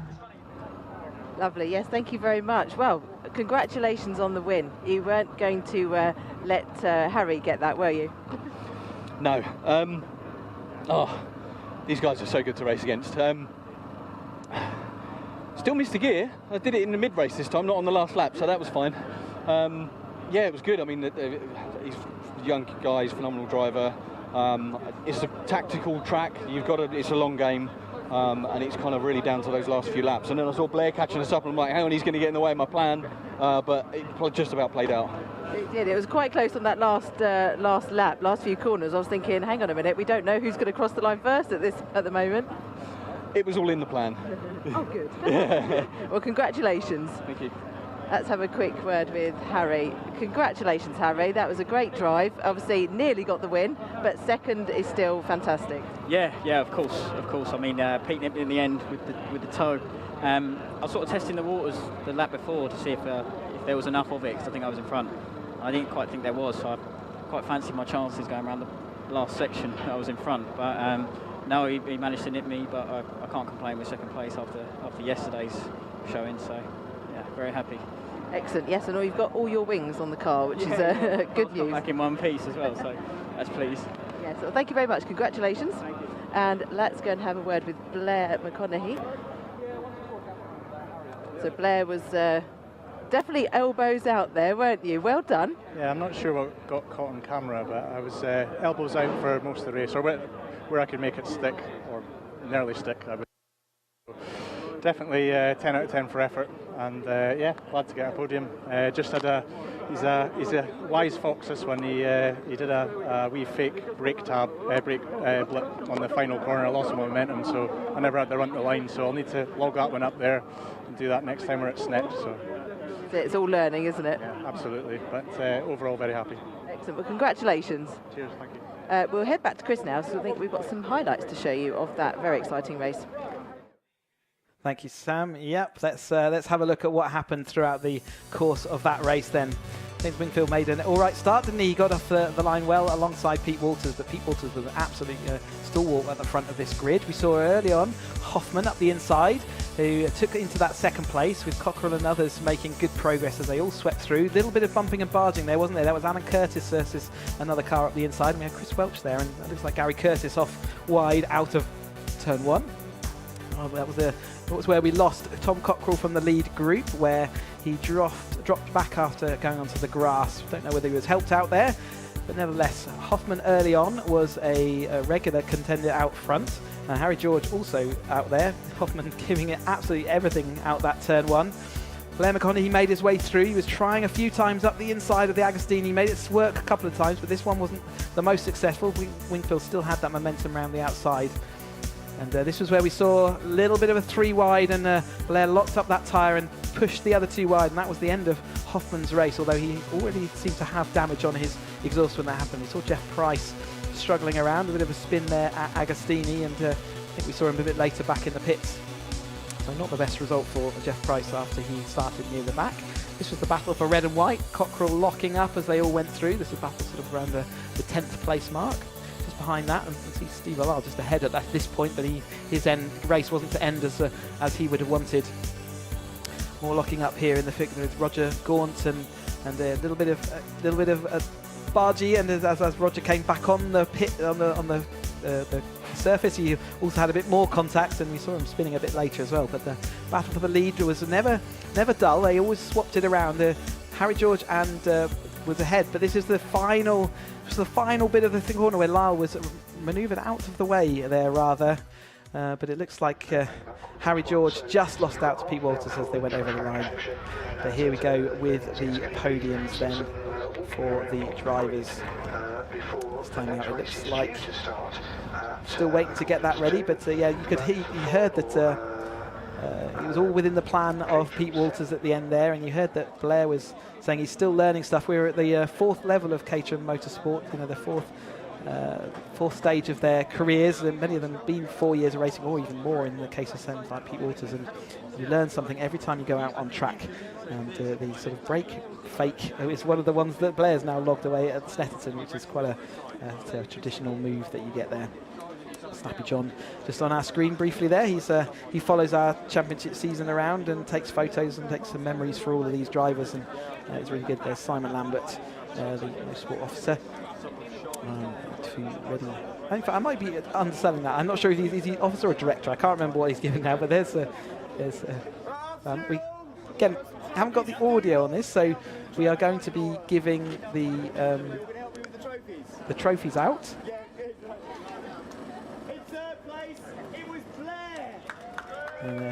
Third place then trophy being given to Blair McConaughey there. Congratulations from Laura. Given to Blair in his third place trophy. There's his hat, and he's got his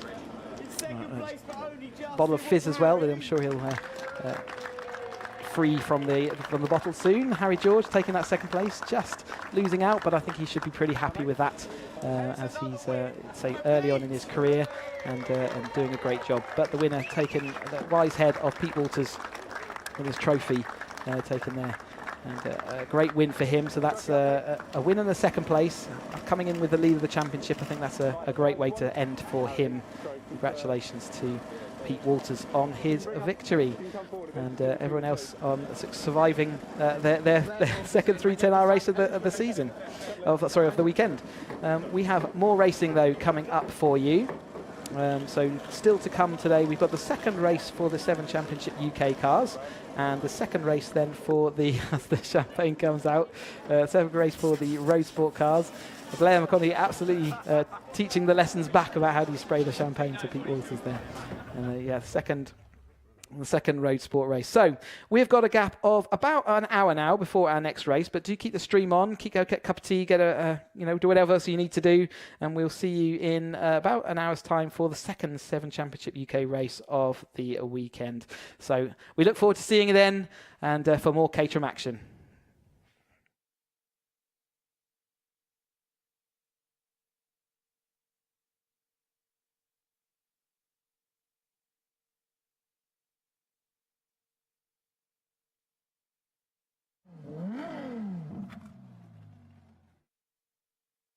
What's happening?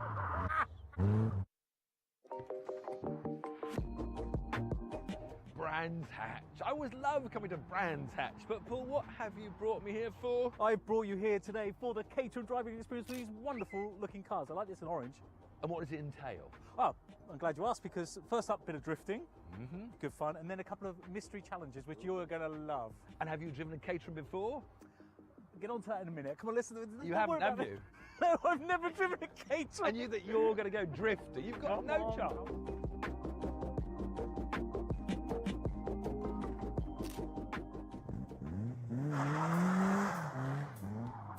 This is what we've got to do now. Looks easy, doesn't it? I'm glad you think so. Kick the clutch, get the wheels spinning, lift off, catch it with a throw, lift, catch, power, drift. And you've never driven a Caterham ever before? Let's box, baby. Very good. Well, you ready for it? I'm ready. Well, where's your silly helmet, your Union Jack one? The moped's in for a service. The moped's in for Get in. Well, it'd been a while since I last went drifting, and let's be fair, he was always going to be annoyingly difficult to beat, but I still wanted to give him a bit of a run for his money. He's going for it straight away. Not a good idea. It's a blur of hands with Paul. It's just...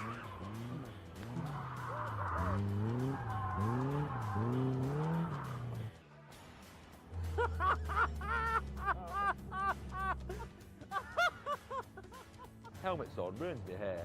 Mate, he wants to get out. I don't know why.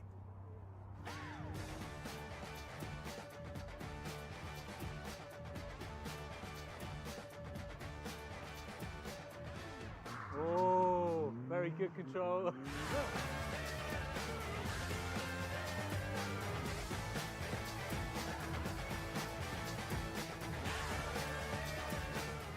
He's annoyingly good at this.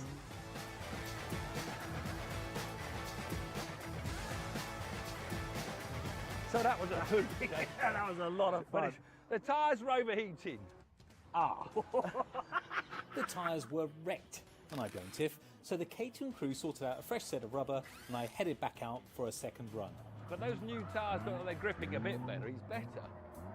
That's good now. That's good, Paul. That was good. Now, not too mad. Now ease off, ease off. That's good. Yeah, good. Right, okay. Yeah. Now half throttle. Good. Now full throttle. Now off the throttle. Yeah, good. Now more throttle. No, oh, you had it. Then you had it. You had it. Champion-elect. Good, Paul. You're looking better. He's not really. I just said that to make him feel happy.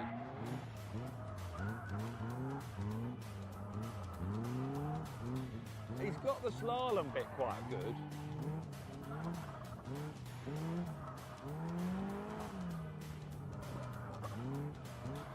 Now, this is it. Right, now more throttle. Now more. Off. Good. Yes. Yes. He can drift. He can drift. He can drift.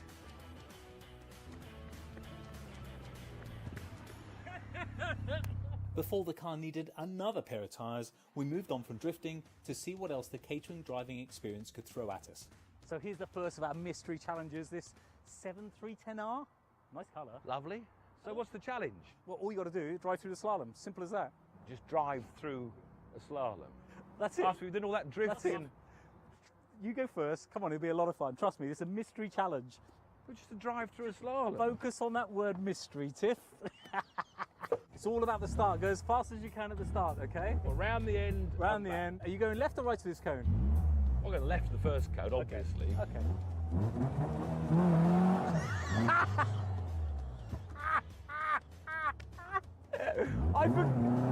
I forgot to tell you, the steering rack is upside down. Your left, your right, your right. You thought that was funny, didn't you? You thought that was funny? 3, 2, 1, go. They've detuned this, I'm so delighted to say, because you imagine if it had all the power. That's better. Concentrating. That's better. I've got a bit tight. Southampton, any new signings for the summer? Stop talking to me. Any new signings for the summer? Get the back end out. Oh, look, that's a nice tree over there, look. Oh, some nice people. Oh, wrong, I went the wrong way again. Oh, Tiff, oh, that's a shame. I want you to concentrate. Yeah, that's it. Do you always make that face when you concentrate? Yes. Yeah, nice, very nice. Now, this is the hardest bit, it's lining up at the finish. Right, left, right, left. Stop the clock! Oh, that was good. 34.44. Go and show the camera, 30, so you can't cheat. 34.44. That was very good. Okay, get out. Get off. You imagine that people drive these to the Nürburgring and back. Well, you want to know someone well, wouldn't you? It might work better if you steer, actually. Right, are we going to have a practice first, or are you going to just No, let us I go? don't have a practice at all. So you get 3 runs. That's right, that's left. Yeah. Did you stay in first gear? Yeah, God, wasn't going to try. That was complicated enough. Race up, ready, steady, go! Whoa, wait. Whoa, he's going for it. Whoa, he's going for it. Whoa, no. No way. Which way am I going? Oh, that way. You're doing rather well. I'm very disappointed. You're obviously good, but it's all good now. Try and Stop the clock! Yes! First go, 10 seconds! Get in there! Boom, shakalaka! Yeah! Well, what's so difficult about that, Tiff? Once Tiff came to terms with his crushing defeat, it was time for our third and final challenge. I've got to say, I don't think I've ever enjoyed a discipline so much as that one. You got lucky. Anyway, what have we got now? Don't tell me now it's the steering wheel's connected to the rear wheels or something. Bog standard 360i. It's longer and wider, so a bit more comfortable as well. A bit more room for me. You were helped by that being short. Come on, you go first. No. I've learned now your tricks. You learnt a lot from me. You're going first on this one. No problem at all. Because there'll be some catch. I'm going to have to take my shades off for this, even though it's very sunny. Very unlike you. Because... What? You've got to wear these upside down goggles. Oh, that is horrendous. I feel sick already.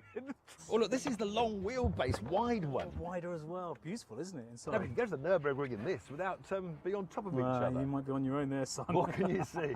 I can see. Oh, this is horrendous. Where's the wheel? Oh, you're not going to like this. Are you ready? Am I in gear?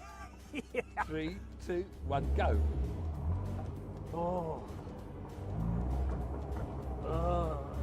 You're doing quite well. Oh, I've lost round the barrel.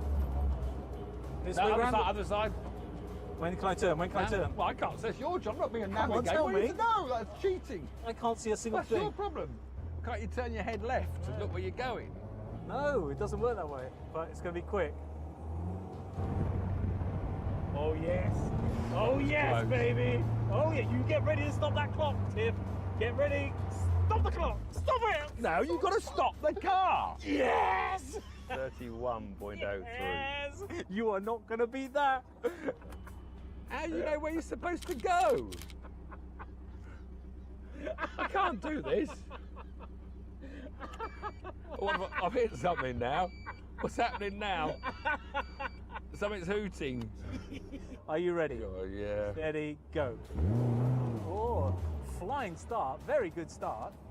Okay, keep it tidy. That's good. That's very good. Keep it going. That's it. Well done. Very, very good. Getting a bit confident. Ooh, getting very confident indeed. I've lost it. I've lost it. Where are they? There they are. I've lost them for a while. Am I on the right track? You were doing so. I'm not going to tell you that. I'm not allowed to navigate. Oh, where are you going? Where's the next lot? I've lost them. I've lost them. I don't know where I am.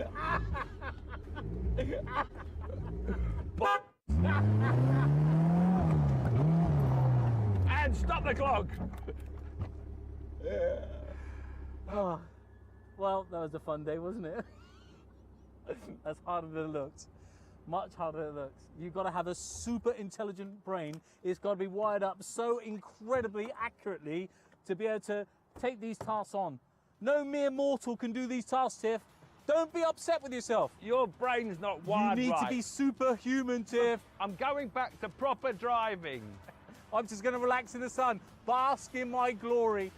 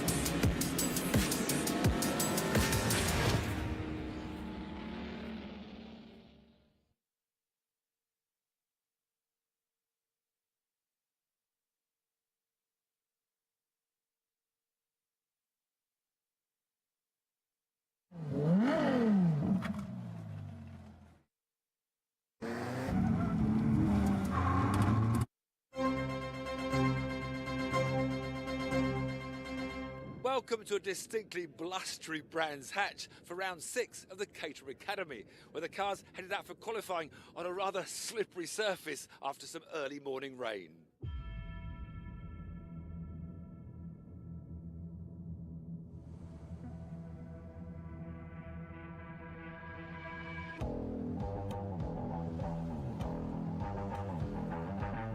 It actually started quite well, even setting the early pace for a very short time. And as the track started to dry, almost everybody got faster, but my provisional pole position slipped down to 3rd, and from there on in I never really managed to link anything up and finished a modest P6 ready for the race.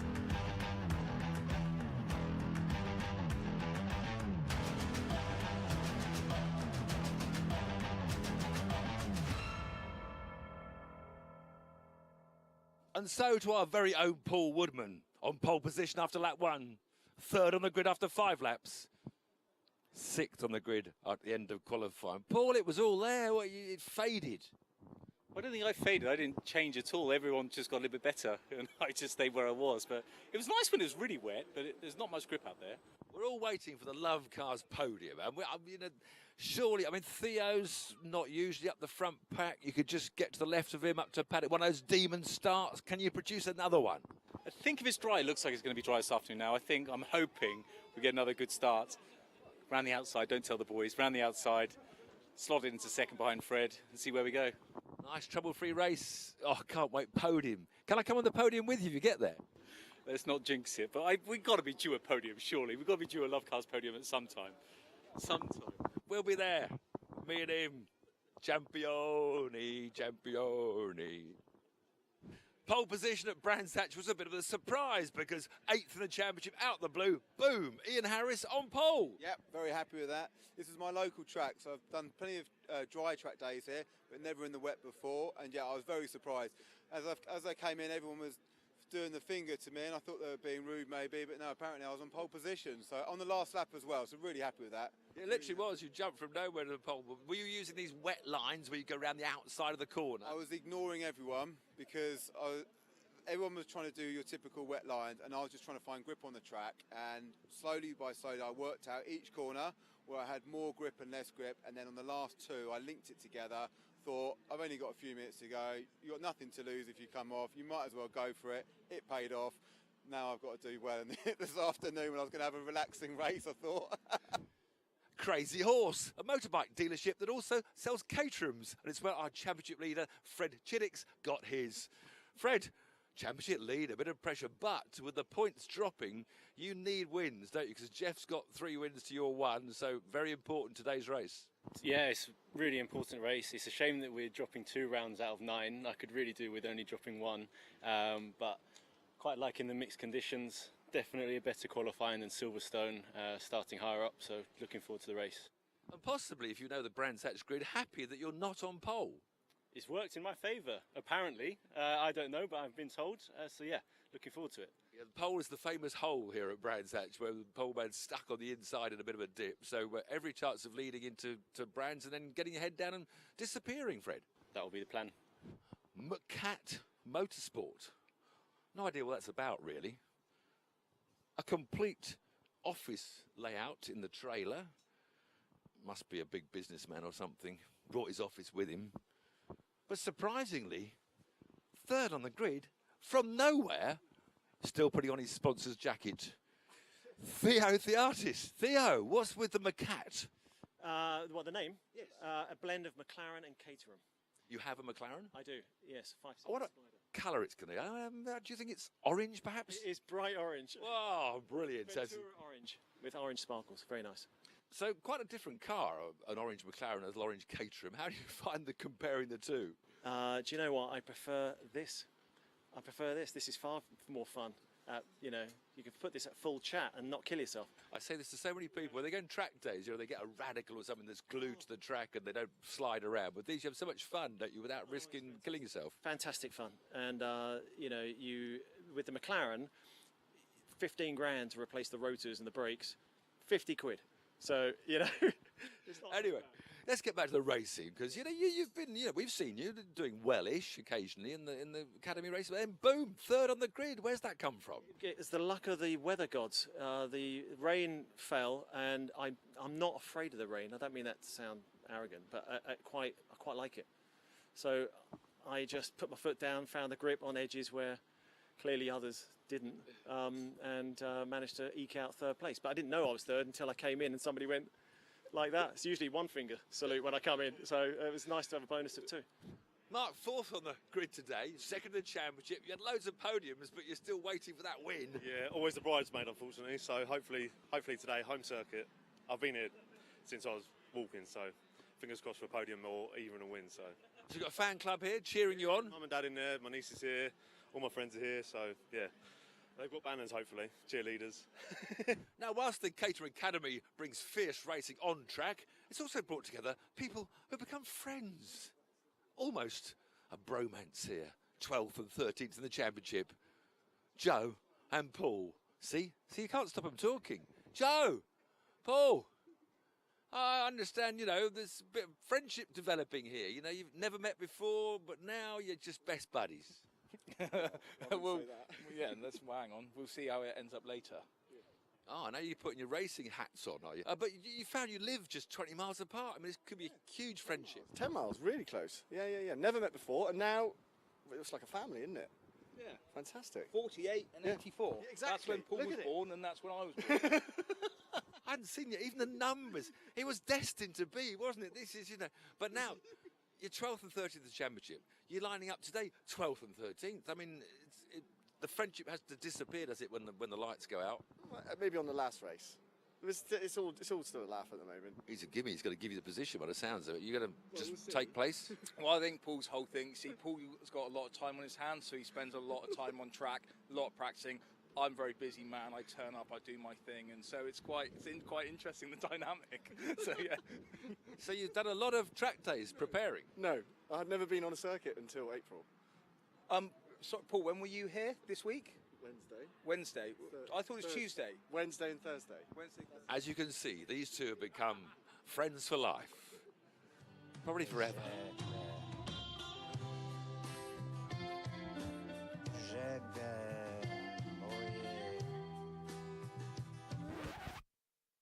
We all know motorsport can be dangerous, but for the thousands of marshals up and down the country and all over the world, mostly volunteering to make sure we can race, sadly, the unthinkable happened exactly 1 week ago to a beloved Brands Hatch marshal, Robert Foote. Robert sadly lost his life during a race event on the 31st of August 2021, which was honoured by the Orange Army and race fans from across the UK.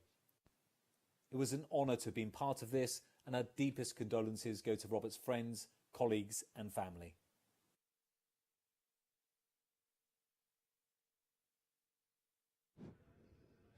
Lining up then for 20 minutes of frantic Caterham Academy. The big question is, can Paul make one of his legendary demon starts from the outside of row 3? The answer was no. A positively average start, in fact a completely rubbish start, opening the door for all sorts of challenges going into the first corner.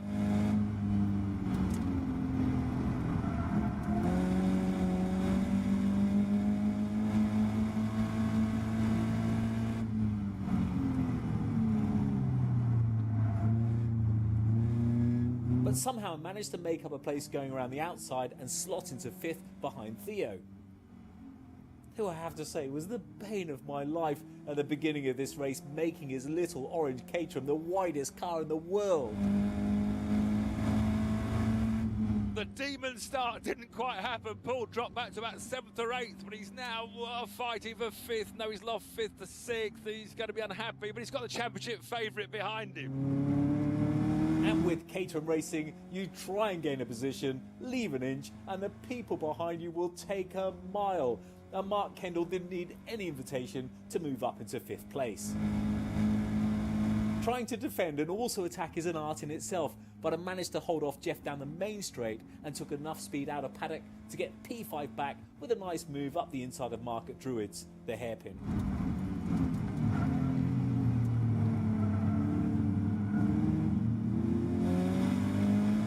I'm thinking is to try and get a move ready on Theo to ditch the pack behind, but that wasn't as easy as it sounds, and I had to catch him first.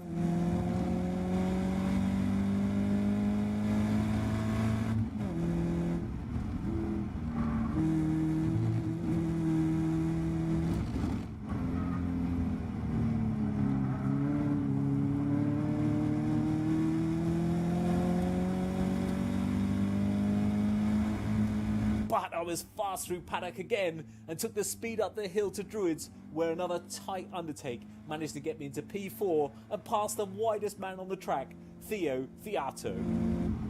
He's up the inside of Druids. A great line round Paddock Hill Bend, got the momentum. He's through to 4th. He needs now to catch up with Mark Jones and who is it, Ian Harris battling over 2nd. But he's gone very wide. Yeah, thanks Tiff. I was worried about the contact at the inside on Graham Hill Corner, so I made sure there's plenty of room. Now I wanted to get a good exit around clearways so I could protect the inevitable onslaught at the end of the main straight, which would mean I could then start to make some headway. Easy as that.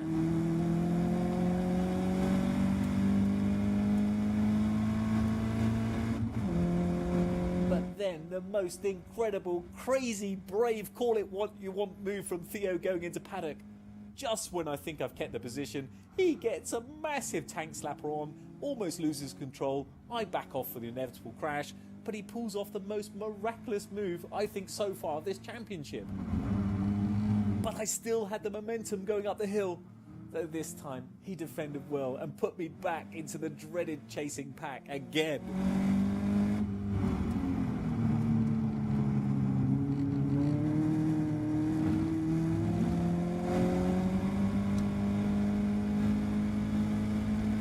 Chinnix is escaping. There's a great battle for 2nd, but they're pulling away from this frantic battle for 4th. And Paul's back behind Teo, which isn't what he wanted to do, because now he's back in the crazy pack.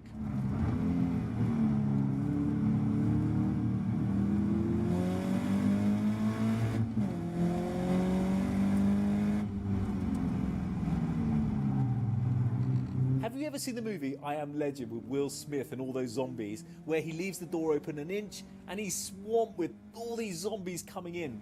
That's what Caterham Racing is in a nutshell.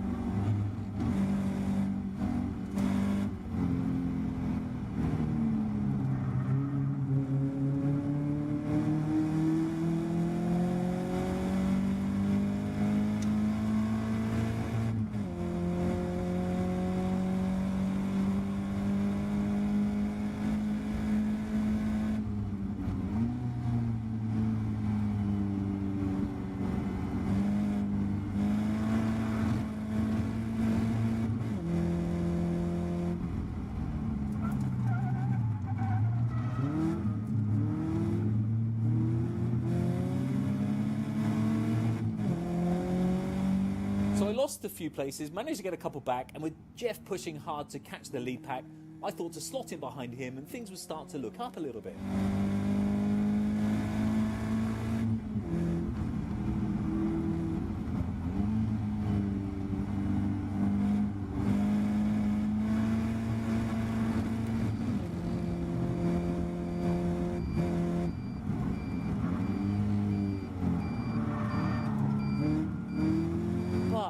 Flipping Theo and what seemed to be a Caterham twice as wide as anyone else's was really causing me problems.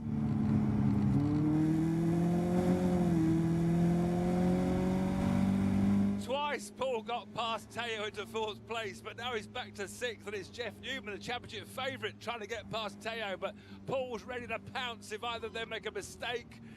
Newman's now inside Teo, Paul's queuing up, it's the huge battle for 4th while the 3 out front are well ahead.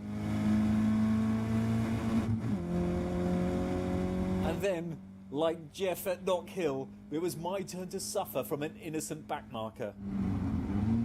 Completely out of shape and a big slide at the foot of the hill meant the zombies, I mean my fellow competitors, rushed through and punished my error.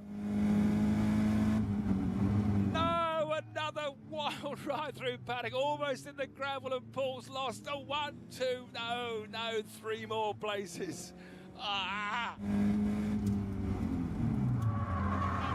No! Desperate to make that ground into Graham Hill, Paul's had to get out of it, went sideways, and he's now back in 188th place. It certainly felt like 188th place. I couldn't believe it. I bottled it going into Graham Hill corner as I was desperate to keep my nose clean, and I didn't want to touch big Chris Fraser on what would have been quite an aggressive move. So again, it was just another case of damage limitations and trying to get some places back. He's 14th. 14th from 4th. Today was going to be the day. We were going to be on the podium, but... Oh, he's going for 13th, up at Druids. This is good, back to 13th. Paul loves recovering, I think. This is what he loves doing. I'll be honest, I'd love a podium more than getting through this pack, but I knew I had more chance of getting a pint out of Joe Priday than getting my elusive podium now.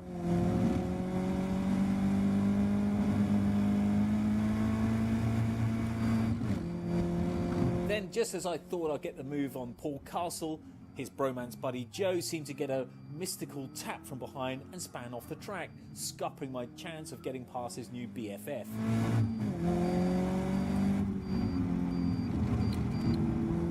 Paul then proceeded to do a Theo and planted himself in the middle of the track, making it super difficult to overtake. Plus, of course, with his sensational ninja-like driving skills. I've had 2 crashes this season, neither of which have been my fault, but all I could think was to avoid crashing at any price, which is probably not the best mentality to have as a racing driver. But time was running out and I had to try and get in front of Paul Castle, and to make matters worse, Phil Clark was all over the back of me.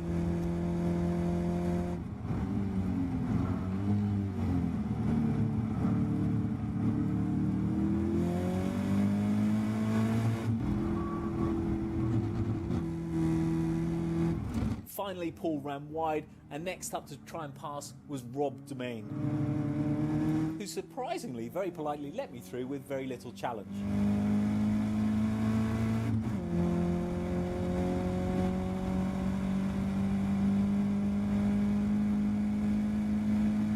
Paul battling back. He's hoping to get to the top 10. He gets up the inside at Paddock Hill, can't quite make it.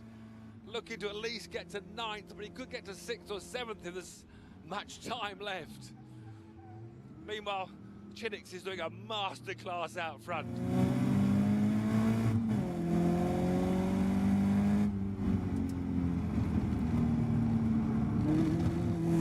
Then, I'll be honest, possibly the scariest moment of my short racing career, fully committed down the inside of Surtees when I thought John Vincent was going to turn in on me.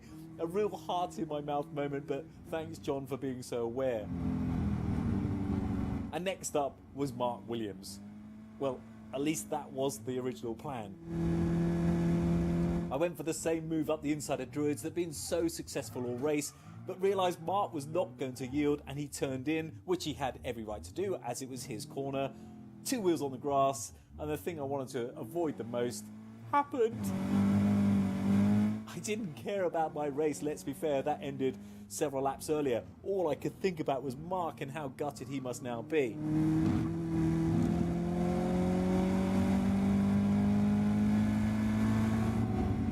I'll be honest with you, I was very close to driving in the pits, out of sheer despair for spinning Mark around, but I knew that really was not the right thing to do. So for the remainder of the race, I just sat 100 yards or so behind Mark, gutted that I made contact, but there was no way I was going to challenge his position.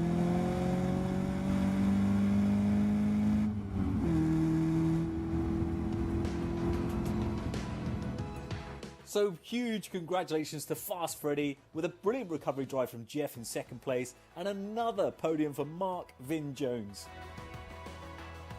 And so much for my podium, my worst result of the season, way down in 13th place. But I did manage to get third fastest lap overall for the second race running behind the 2 leaders. Seems I've got the pace, just not the brains.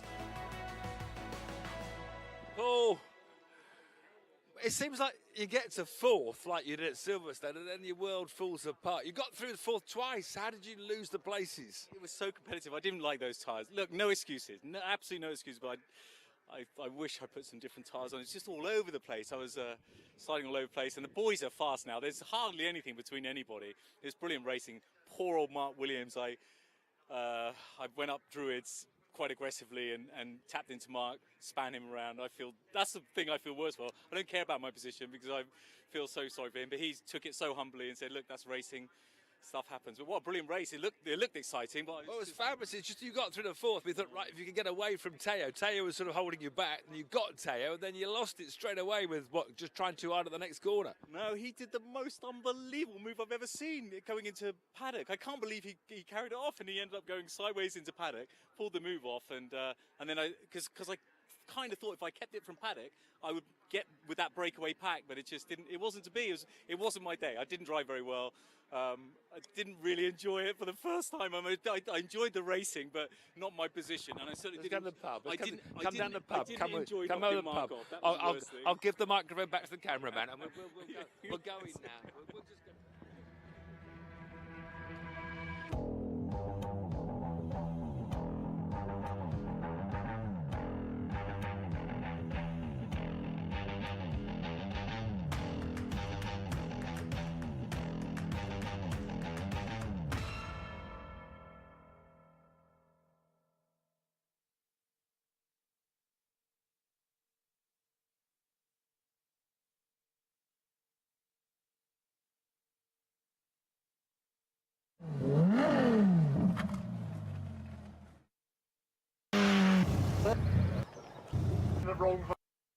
I wanted to drive the car to at least one race, and given I'm least likely to bin it with only me on track in a sprint race, it seemed Kerbera, the opening race of the season, was the perfect choice.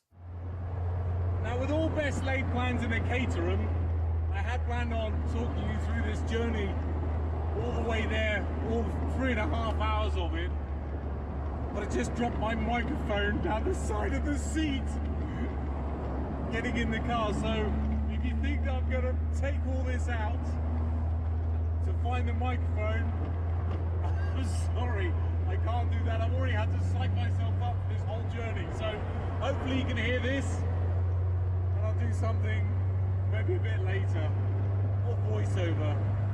So voiceover it is. After a quick stop, kind of en route to Pearsdow, the helmet sprayers, to pick up my new lid, it was a perfect time to remember that old phrase, all the gear and no idea. And 190 miles later, the car was well and truly warmed up and ready.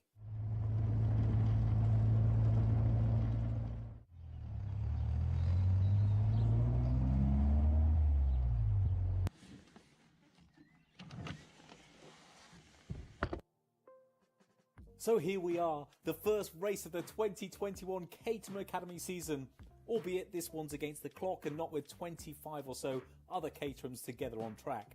There are 7 races in total. This one, the Kerbera Sprint, then May is at Mallory Park, June is at Knock Hill, July at Silverstone GP, August at Brands Hatch Indy, September at Croft, and it finishes in October at Snetterton. There was a really brilliant vibe in the pits, helped in part that it was a beautiful spring day with just perfect weather conditions. I'm not quite sure I'll be saying the same about Snetterton in October. First up was the track walk, where everyone seemed quite chilled, even though the figure of 8 needed some sort of concentration level to work out which way to go. Cobra, by the way, is a sprint track located near Lichfield, which is in the centre of England. It's got this real charm, it's sort of small and quaint and run by passionate people who clearly love all sorts of motorsport. The track is relatively tight and most of which will be taken in second gear. The Academy car record is 65.34, set by Blair McConaughey in 2019. The only difference to this year over Blair's record-setting time was competitors can't now warm their tyres up. So I hope you noticed the racing driver excuses are coming out already. So it was time for each car to head out for a couple of practice laps, where for many people, including my pit neighbour John, it was literally the first time they'd ever set foot in their own cars. And John makes a mean cup of coffee, by the way, just in case you're wondering. Practice didn't end great for me as I had a puncture, meaning I had to swap my rear offside tyre with an old front tyre. Now this typically wouldn't matter, but given the camber on the front wheels of a Caterham, things were not looking good. Enter racing driver excuse number 2. But after a hearty lunch, it was down to business and to see who had what in the locker. I was up on the early pace in practice, but exceeded track limits on both of my runs, so I went out for a bit of a banker on my first time run and came in with a solid 67.42, putting me into third place overall. The early pace was set by Jeff Newman, who's definitely going to be one of the star drivers of this series.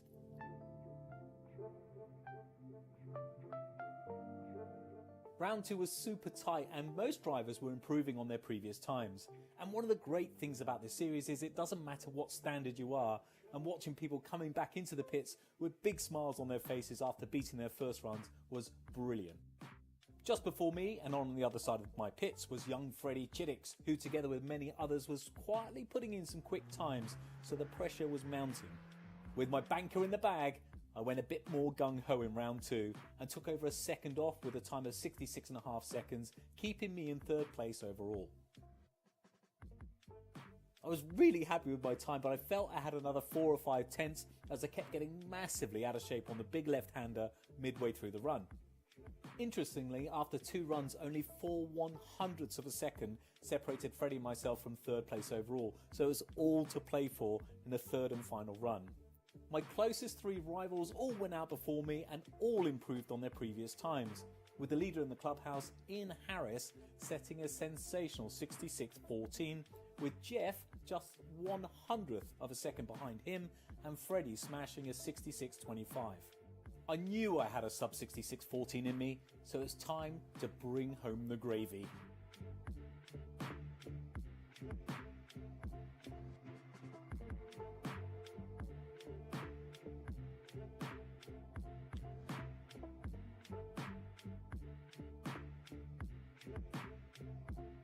It felt brilliant. I was smooth, calculated, left foot braking, squeezing the gas. I even managed to nail my nemesis corner. Everything was going so well until the final sprint down to the line.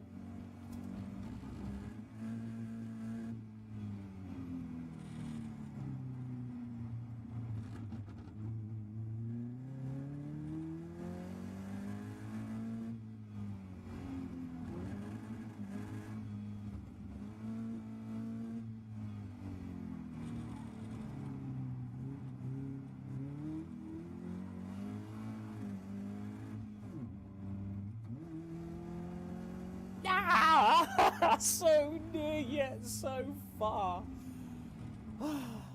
Sadly, I can't even blame the lack of tyre warming or my very unlucky puncture, and I finished 4th place overall based on my inability to change from second gear to third. Massive congratulations to Ian and to everybody who raced. I met some lovely people and I really enjoyed every single minute of it. Huge thanks also to the marshals and to the team at Caterham for making it such a lovely environment to be around. So that was it, race 1. Just picked a podium place. I blame the tyres, of course, and the sun and the moon and everything else. But luckily for me, my old mate Lucky Supercars has offered me a lift back in the height of luxury, and the Caterham boys have taken my car back to Gatwick. So I'm going to celebrate with a Magnus. I don't even like cider, but I'll celebrate with a nice cold Magnus, sit back and enjoy the journey. Cheers.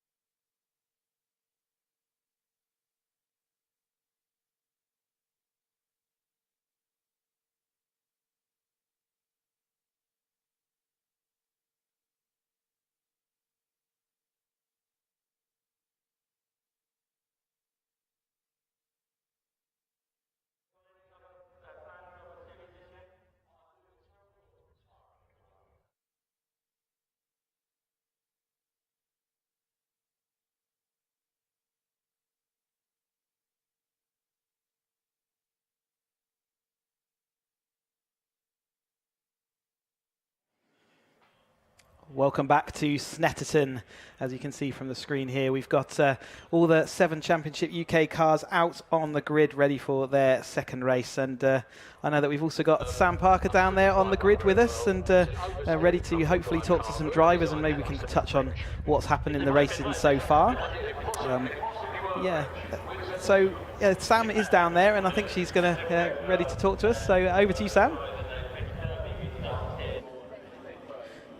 For him to what he's used to. James, what happened in that last race? We had a chassis issue from the start, broken chassis from the start, and it was a bit on lesser pace, but then eventually it caused another mechanical issue which put us out. Team have done a fantastic job as usual. DPR done an amazing job to put it all back together, and here we are with a whole grid of Caterhams in front of me. It looks appetising.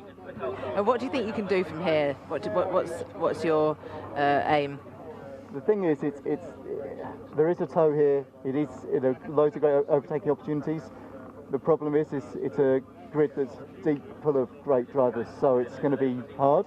But yeah, pressure's off a bit from back here. Looking forward to it. Let's have some fun and see what happens. Excellent. Well, wish you all the best. Thanks for chatting to us. Yeah, Chris, you've raced these cars.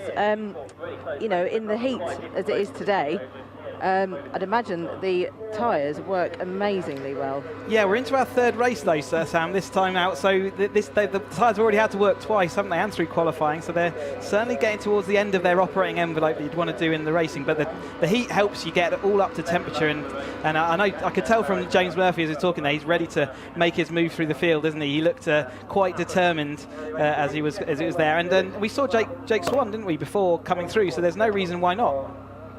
Well, that's right, exactly. So I think we were talking about elbows out in the last race. I think James Murphy might have his elbows out in this one. But I'm going to go and have a quick chat with Lee. I'm just walking up there now because Lee's done really well this weekend, hasn't he? Yeah, what a you know, got second place in that last race. A little bit of contact wasn't there at the end, but he sort of benefited from. But he's second place in this race. What a result for him. And first time into this championship this year. I know he's practiced with these cars, but nevertheless, that's pretty impressive in his big orange machine that he's got down there. Yes, it's looking very shiny. Let's see. Hi, Lee. Hiya. How are you doing? I'm alright, just trying to stay cool at the moment, really. But look forward to it. It is very warm out here, isn't it? So you're just cooking here on the grid at the moment. So obviously you've had a really good weekend so far. Yeah, I mean, so second weekend in the championship, you know, I couldn't have dreamt for much more, really. So, you know, it's just pleasing to be fighting with the guys at the front. You know, it's obviously a really tough grid. So to come away with the results I've had, you know, is mega. I just want to, it'd be lovely to make that last little jump, so we'll try our best. Oh, well, I wish you all the best. Thank you, Lee. Good luck. So next to Lee is Aaron Head, someone who's usually at the front. He's just getting strapped in, actually, so we won't interrupt him just yet. Maybe we can have a quick word with Henry, although Henry's being interviewed by someone else. He's over the live circuit comms at the moment, isn't he? So yeah, all these drivers in demand as the sun's out there. But yeah, Henry Heaton obviously having a good race weekend, although he had that little contact at the end, didn't he? So I'm sure he'll be looking to make a move back through. Got a little bit of a signal there. I don't know if that's the sign to clear the grid, but it is. It's the 5-minute board, so that will be all of us to move off the grid now. All right, so I mean, the temperature looks hot. I mean, I'm guessing it feels hot out there on the grid at the moment. It certainly does. That sun's really intense. So yes, it's going to be very hot for these guys. And compared to this morning, is it even hotter than that? I guess from their second race, it was about 10 o'clock, wasn't it? So I guess it has ramped up a bit. Yeah, this morning there was a cooler breeze, I think. Like now, that breeze just isn't there at all. They're going to be very warm. All right, so we'll look out for hot and angry drivers and hot and angry cars. The tyres, like I say, have been through quite a lot of heavy work so far already, so they will be coming to the end of their envelope. And what generally happens at that point is that we see a lot more oversteer. As you can see, all the grid now sort of gently, everyone's leaving the grid area. There's Lee Green there from Caterham Motorsport, and DPR drivers wishing Lee Bristow there well. So DPR mechanics at the front there. Henry Heaton in his just saying goodbye to Tom Grensinger. He was another one. Grensinger was one of my championship rivals back in 2018. So now in the paddock and working mechanicking on the cars. I think he's working Oakmere Motorsport at the moment as we take a wander down through this grid of the 420R machines, which make up the 7 Championship UK, all going for Caterham National Champion, so British Champion of Caterham Racing. So yeah, it's a prestigious title to get, and they're all aiming for that. And some people have had good weekends, and others have had less so far. Aaron Head certainly shown that consistency this weekend, hasn't he? Able to bring home that win last time out in second place, just to James Murphy. But Murphy's obviously had that incident or issue with the chassis causing a mechanical As we've heard from Sam earlier, there's very little wind out there, and you can see the heat haze still out on the banks as the spectators are out there. And again, I'd just like to say many thanks to the marshals who are all out in this sun as well. They've only had their sort of 40-50 minutes to scoff some food down, getting ready for the next bit of action as we look down across this grid of the cars. And yeah, for those who are here, it's been a real treat of racing so far. We've got a couple more races to go, including this 7 Championship UK race, and then we have the final race of the afternoon will be the second race for the Roadsport group, and that will be about 3:25 today, but we'd like to run a bit early, so make sure you do tune in early if you want to catch the Roadsports. Looking across that paddock, it's an impressive sight with all the transporters and vehicles and all the paraphernalia that goes to make up a race meeting, and the BRSCC, Caterham Motorsport, everyone who takes part in all this, Motorsport UK and all the marshals. Really is quite the spectacle, and as a club race, you can come down and you can mingle in that paddock. You can come along, talk to the drivers, see the cars right up close and personal. We don't lock ourselves away behind barriers and tickets, so please do come along to circuits. We've got the rest of the season coming up with Silverstone Grand Prix track up next on the 18th and 19th of June, so do keep that in your diary. We've got all of the Caterham Motorsport ladder there again with us later in the year. So as you can see, the fields being watered in the background in this temperature as they get waved away onto their green flag lap. So let's run through the grid then for race number 3 for the 7 UK cars. Aaron Head starts on pole position. Lee Bristow lines up alongside him. Henry Heaton in 3rd place on the grid alongside Chris Moore. Tom Eden comes up next in the light yellow machine alongside Jake Swan, who we saw have that contact with Heaton towards the end of the last race, which is what he's sort of slipped out of the lead and towards the front of the grid, back down to 6th, so he's got work to do again. And then we've got Dale Head up next. Gary Lapidus is alongside him. Chris Kirby and Ian Sparshot. Johnny Jarrett, Barry Benham, Andy Lees, and then comes James Murphy and Timothy Dickens. So I'm not sure if Timothy Dickens was another drive shaft. I think we said in the race that it was, and James Murphy, also, like I said, had a chassis which caused a mechanical. We saw that smoke, didn't we, coming off of his car, and it looked like it was something to do with the right rear of that the car that was causing the smoke to appear, and eventually something failed. As they weave their cars, like we said, these tyres have already had to do the opening 2 rounds and qualifying, so they've already worked quite hard, the slick tyres.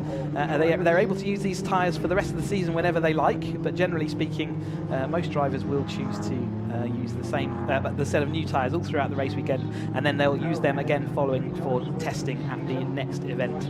And so therefore they can optimise the money, because these, whilst they are slicks, they do last well for the race weekend, and then they are still very effective as testing tyres as the next events come up. So it's a really cost-effective way of running on slicks, actually. Really, we get a discounted rate from Avon. Avon here, as ever, supporting all the Caterham Championships, supplying all the rubber here today, and they work extremely hard to make sure everyone's always got access to and can change tyres whenever they need and want. As the cars stream down over this Snetterton 300 circuit, down the long Bentley back straight, and approaching this Brundle left-hander here, the sweeper. It's more of a left-handed approach to the right-hander at Nelson. It looks like a bend all to itself, and if you've ever been on a track day or driven around this track, it looks a lot tighter than it actually is. So it's a bit of a psychological battle you have with your brain to try and make sure you carry all the momentum through that track as you try and get it stopped for the Nelson. There is Gary Lapidus in his very attractive looking machine. He's loving driving this car and the challenge that it's bringing to his driving, so he's out there enjoying life, and he finished in 8th place in that last race, so I think that'll be his highest starting position so far, so well done to Gary on that, and see whether he can solidify that during the course of this 3rd race. 20 minutes on offer for all the drivers. We split for the 7 UK cars. We split down into 3 20-minute races rather than the more traditional 2 30 minutes that the 270s and the 310s have. But since we're going to this format, we've enjoyed the action it brings. We get 3 starts, we get 3 epic finishes to races, and the drivers never fail. You know, they always put on a good show for us. So it's really good as you see Tim Dickens there right in the background, just bringing his car around. I'm sure treating those drive shafts with the utmost respect as Head pulls up onto that pole position, and Lee Bristow alongside him, so they will shuffle themselves back into that order, and we'll see whether they can make that good start again. We saw sort of throughout the whole race weekend, we've seen some really good starts from the front row of the grid, so no one sort of succumbing to the pressure of starting from that pole position so far, and I'm sure he'll be looking for more of the same. But how much grip have they got as the final cars come through to fill the final blocks on the grid? So you can see the breeze is just there, very gently, but it's a crosswind, so nothing that's going to affect their speed down either of the two long straights. We've got a green flag at the back, so we're going to be looking for the 5-second board to be shown. We'll see the big yellow light. There it comes, 5 seconds on the gantry. That means that we're going to be looking for the red lights to come on, which they do now. And who's going to make that best shot? Aaron gets a little way off the line. He's got a good start. Bristow was alongside him. Further back, there was a little bit of jostling as cars got better and worse starts. Like I say, the grip of these tyres is reducing, but Aaron Head does make it into turn 1 first, and then the rest of the field all flow through Riches on that turn 1. James Murphy already up 4 places from the back there. Henry Heaton going from the outside line. Has that carried in too much? A little bit too much speed, but he's got the overlap on Chris Moore, so he's got it done. The outside line around the hairpin can work, especially when someone's a bit cautious on the inside. It looks like Chris Moore maybe had a bit more to give there. So Henry Heaton making a good early progress. He's often strong at the beginning of these races. He's right on the tail of Lee Bristow. His intent is there, as is James Murphy, who's already through about 6 cars, and Tim Dickens is following him as they go. So James Murphy already passed Andy Lees, and Tim Dickens following him. We've got here that Dale Head following Chris Moore, although he had a little bit of a jink in the middle of that corner, didn't he? The rear end just slid a little bit. Gary has slipped backwards where we said he was in 8th place. He's one of the drivers that's actually suffered from that start a little bit, but Aaron Head certainly solidified and made good of his initial getaway. The rest of the field there. There's Jake Swan. We saw having that tangle with Henry Heaton in that second race, but he's now in sort of about 8th or 7th or 8th place.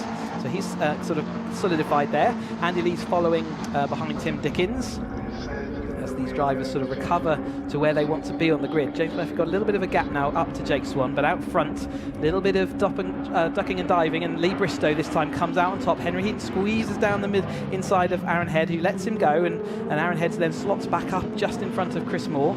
Chris Moore having a really solid start to this season, isn't he? He's always there or thereabouts, especially at the beginning of the races, so I'm sure he will want to maintain that. And 4th place by the end of last race after lose a couple of corners, a couple of cars just late on. Henry using every inch of the track and a little bit of the grass there around Coram to make sure he did. That's not good for a slick tyre to get that dirt on there, but it doesn't seem to have affected his speed.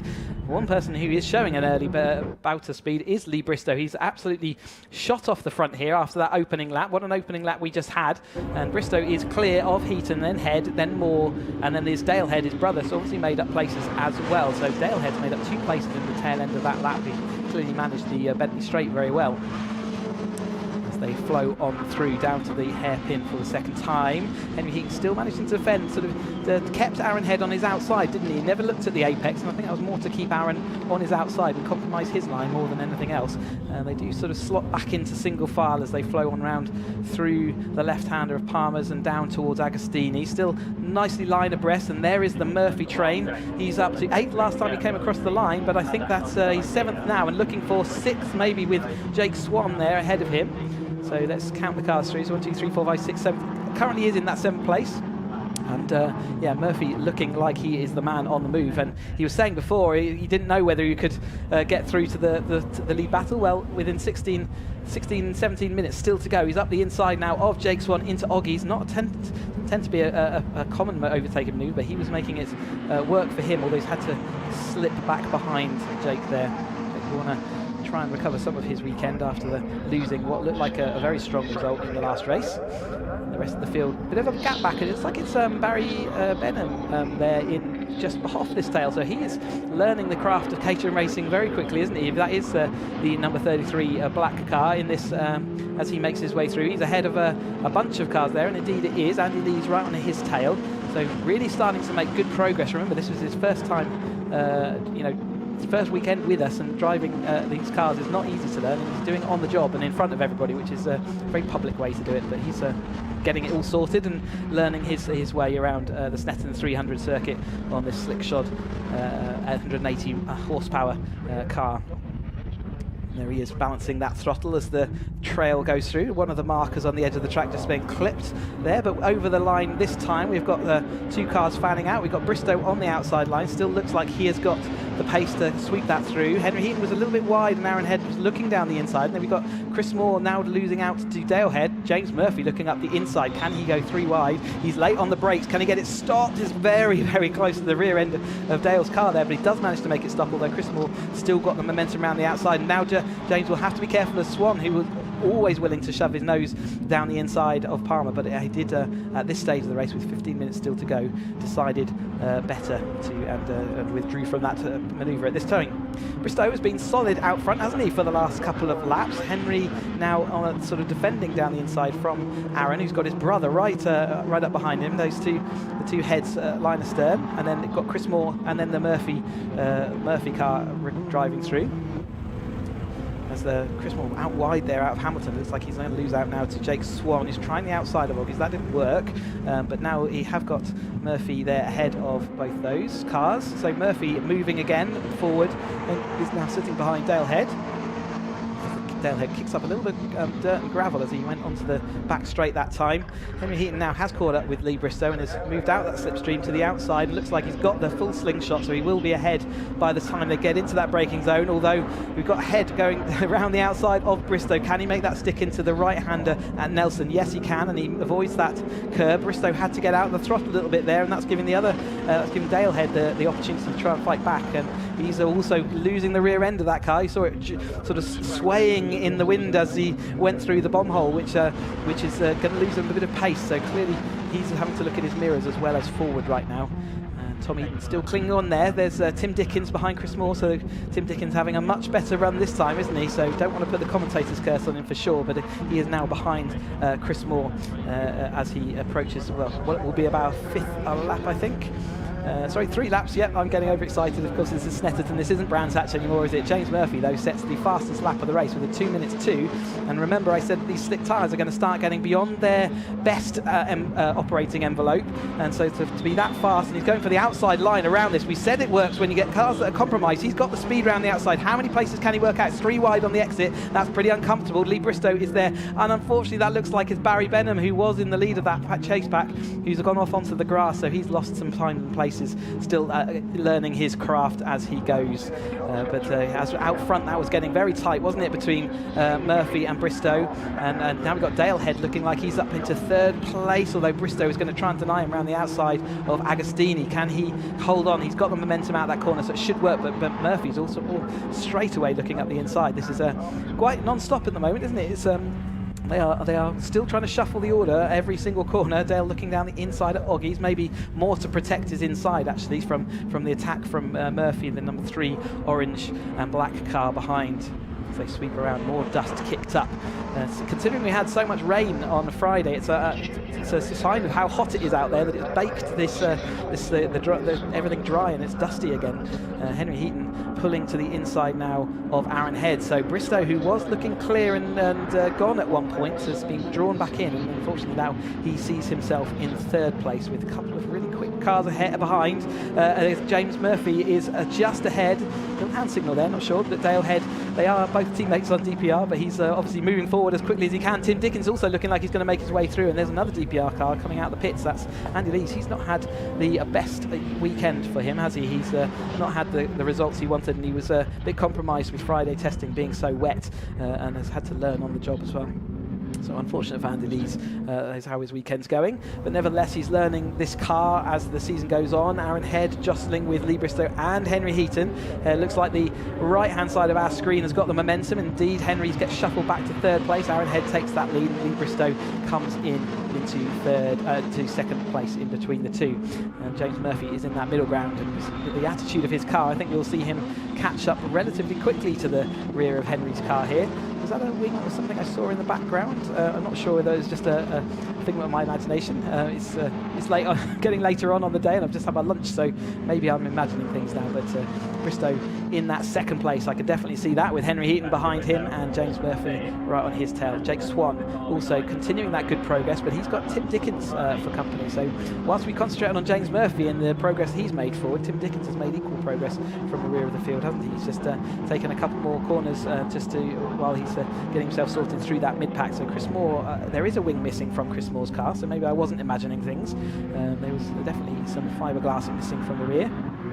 Relatively common sight in Caterham Motorsport. If you've followed Caterham Motorsport for a while, you'll know that it's not that uncommon for cars to come and lose lost wings.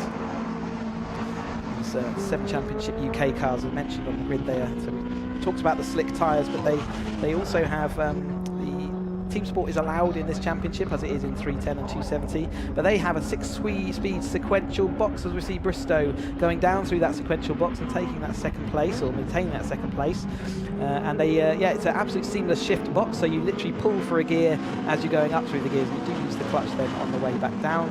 And they also have their limited slip diff and various other upgraded and uprated suspension components to cope with this slick tyre. So the De Dion tube at the rear suspension is uprated, and we have a Watts linkage assembly to allow the geometry to be just a little bit more racy. Gives them a little bit more flexibility in the setup of the car, and also they have a wider sort of envelopes of camber that they can run, and caster and things like that. So they have a bit more setup option, and they certainly make use of that as they need to, as you can see the cars leaning on those slick tyres as they go through all the corners. As we go back to this lead group, Henry Heaton bouncing over the curb on the inside, but the car maintained its posture, and Lee Bristow has to give way, and there's that third place, and it's going to make it fourth place by the time James Murphy's finished with him. Murphy, little kiss there at the inside, and Tim Dickens, got a little bit of contact there, so unfortunately all that kind of concertina effect gave Lee Bristow nowhere to go. He's had quite a clout of his front of his car there, and he'd be worried about his radiator, I'm sure, although he's got back up to speed. That would have been a bit of a shock. He has to get his car. You can see the disappointed hand signal there, and Henry Heaton's also, after that little bit of contact from James Murphy, he's got a little bit of tyre rub on that rear wheel arch, so that will be, it can cause a little bit of to cut through the tyre, so he has to be a bit careful. Hopefully it will start to ping off, but nevertheless he's in that second place. Here's the replay of that. James Murphy just slightly out on the brakes, tucked on the inside. Henry came across his nose, and just as James Murphy just clipped the rear of Tim, as well as Tim sort of snuck up the inside, and that left nowhere to go for Lee Bristow. Really sad way he was right up there in that second place, which Henry Heaton is now there, but it's not looking absolutely for sure, given that he's got a tyre rub with that rear wheel arch. Sometimes you just get a lot of smoke and it doesn't mean anything, but it certainly will be affecting his straight line speed, as Aaron Head is really snaking them down here, down the long straight. It looks like they're on a warm-up lap, doesn't it? But no, all he's trying to do is shake the toe of the cars following, so that they don't get the added benefit, the extra miles per hour that you get from following the other car. He's pushing all the wind out the way, and he wants to make sure that they don't benefit from him moving all that air. And it can be worth, quite a few miles an hour at the end of that straight. Potentially at the end of Snetterton straight, you're probably talking somewhere between 5 and 10 miles an hour straight line speed advantage by following another car. There is that rear wing. It's sort of tucked up in an awkward way, isn't it? You would have thought if it was going to ping off, it would have pinged off by now. Normally we only attach these wings via nylon bolts so that they do ping off. That smoke, I think, is getting worse. You might have to consider going over things like, we've got James Murphy with a puncture, so that rear contact that he had from Bristow looks like it has now caused him to have a puncture. So what started off as the brilliant weekend with that win in race number 1 has become a bit of a nightmare for James Murphy, with a mechanical in race number 2 and now extra contact on a puncture out of in the rear left-hand side of his car. So the tail end of this weekend has been one to forget. We do run drop scores in this championship though, so he can remove that. He has 3 scores he can drop from his championship total, and no doubt a couple of these are going to be in that mix today. Aaron Heads continues to make that good progress. Henry's now fallen back behind the following 2 cars, with lock of that front left again, where we saw him locking up before. There's Tim Dickens now, who made his way all the way up through. So where we were talking about James making all that progress, well, Tim Dickens is now the person who's come from the back of the grid all the way to second. Can he rescue his weekend with a spectacular result? Let's all keep our fingers crossed for that for Tim Dickens, as Jake Swan follows him and Henry Heaton. Those 2 had that contact in the race before, but they are back out on track and circulating around. And there is Chris Moore is following on there as well, and Andy Lees, I'm hearing, actually had a fuel pressure issue, so the gauge he was seeing was showing no fuel pressure, so he had to come in and get it checked. But as soon as they released him, I'm guessing that means that all was well. Maybe a sensor issue, a little bit of an issue there for Chris Kirby on the grass. So what made that happen? I guess there was a little bit of lead up to that manoeuvre, but he's back onto the circuit. Aaron Head hits that sausage curb as he goes round the Nelson into the bomb hole. Henry Heaton's back up to speed, and that smoke's relented, hasn't it? So whether something sort of pinged off, or whatever it was touching is now worn away, hopefully not down to the carcass, but the tyre certainly from the camera that I can see looks in good nick. It's not got a band on it. That is both Chris Kirby and Gary Lapidus going wide out of Hamilton. They kind of followed each other wide, didn't they? And Johnny Jarrett just ahead. So there's Lapidus also coming back onto the circuit. So they kind of just did it in sympathy. They both carried too much speed out there as we watch the leaders coming together again, aren't they? So where it was spreading out a little bit and Aaron Head looked like he was going to break away, it's not happening now. Tom Eden stuck in a little bit of middle ground. There's Chris Moore, lost his left rear, and you can see his rear panel of his car has also got a little bit of a dent, sort of, and suspiciously there, right where the wing's missing. So clearly there was a little bit of contact into the hairpin here a few laps ago. So we've completed 7 laps, we're on to our 8th lap. Fastest lap so far is James Murphy, but obviously if he doesn't record a score here, then that will go wanting, because that point will go missing with this race. Here comes Aaron Head then down to the Agostini hairpin. Still got that small gap. It's there, but it's not big, is it? It's certainly nothing comfortable. Tim Dickens happy to lead everyone else in there, following along behind. Aaron continues to weave and adjust so that they can't make full use of that toe. And Tim will have to be driving in his mirrors to protect from the attack from behind, from Henry and from Jake Swan and from Chris Moore. So they make a fine sight again. Dickens onto the grass there. Ideal preparation to get onto one of the most important tracks, corners, onto the Bentley straight. And you can see again the weaving starts. The ducks and drakes, and it's where one goes, the others will all follow up until the point they think they're going to get overtaken, and then they have to adjust their line to start defending rather than actually doing the weaving manoeuvre. Henry Heaton trying to go all the way around the outside of Tim Dickens. They're going to go sideways through contact, and their wheels interlocked as soon as and even more contact afterwards. So as soon as you go side by side, as soon as you make that contact, I think he might have broken the steering arm there, Henry, or he's hurt his arm. It could be I know he's susceptible to dislocating his arm, so we'll keep an eye out for that. But once you have wheel-to-wheel contact, they can often interlock, and then they lock together and they will not separate. And it's what looked like it happened there. Side by side through Brundle is never, and then into Nelson is never a good place to be. Tim wanted to hang on around the outside. Henry did drift out a little bit into Tim's line there, but that was always likely. And I'd say that secondary contact, you see that from the angle that those tyres of Henry's went to, certainly either the steering arm's broken or the wheel will have rotated quite quickly in his hand. So he's pulling back onto the circuit now, so whatever he was having to do to recover that car back, he's back up and running, but he's going to be far further down the order. And Tim Dickens obviously also not in a good position anymore. So some of those dreams are being fading as we've gone through this race. And with this 3 minutes to go, it was starting to come to a head, and I guess that's the reason. But it does mean that Aaron Head is out front now, and ahead of Chris Moore and then Jake Swan, who have inherited those podium spots after Tim Dickens and Henry have sort of helped themselves off of that track. And Tim Dickens is still there or thereabouts, but with only 3 minutes to go, we might get a couple of laps. In fact, no, I think that's Agostini we're going around, so I'm imagining we're on our penultimate lap. I didn't catch the time line, so we're on to penultimate lap now. So yeah, there's not a lot of time for Tim Dickens to come back to that podium. I'm sure he'll try, but it looks at the moment like Aaron Head's got quite a comfortable gap out front. Certainly we've had a bit of action in this race, haven't we? Aaron Head out front, Lee Bristow, Chris Moore and Jake Swan following along behind them. And they're all kind of separated. There's still enough time for them to catch up, but at the moment it looks rather like they're settled into that top three, doesn't it? But with a lap to go, and we've seen how much action we've had in the last couple of laps, that could all change once more. And yeah, Tim Dickens still finding himself in that fourth place with his championship rivals all having awkward races. I think that could help. Aaron Head's still not slowing down, is he? He's absolutely hanging everything out there as he went through the bob hole into Cora this time. Remember, they're at their third race of the weekend. They're tired. Their tyres are certainly going to be tired, and they're going to get 3 wide still between Johnny Jarrett, Gary Lapidus, and then front there. That looks like that's a spar shot. And Chris Kirby follows on behind. So yeah, the races continue all the way through this midfield. See the eyes of Lapidus' car there. Johnny Jarrett following along. Chris Kirby just behind there, who we saw having those issues onto the grass. So their battle continues after they've all sort of regrouped from that. Spar shot just ahead. It is that lead battle. So the most intense battle on this final lap that we've got onto now is Chris Moore versus Jake Swan. Jake Swan will be very keen to take silverware home with him, I'm sure, but as will Chris Moore. He's been there or thereabouts for all these races, even leading in race 1 for quite a number of laps early on, and with great performance, but he has not got silverware, I don't think, taken away from this weekend yet, so this will be a nice thing for him to put on his mantelpiece once he gets home. So presuming they can get through this lap, but there's no guarantees there. There's only 3/10 between them when they went over the line, and you can see that's definitely not 3/10 between them at this point. So Jake Swan is on that move. He's right in the tow, looking for how he can make it. Where does he want to be though? So we've got that age-old question in Caterham. Does he want to lead on the end of this Bentley straight going out onto the last corner, or does he want to be in second place so that he can benefit from that tow?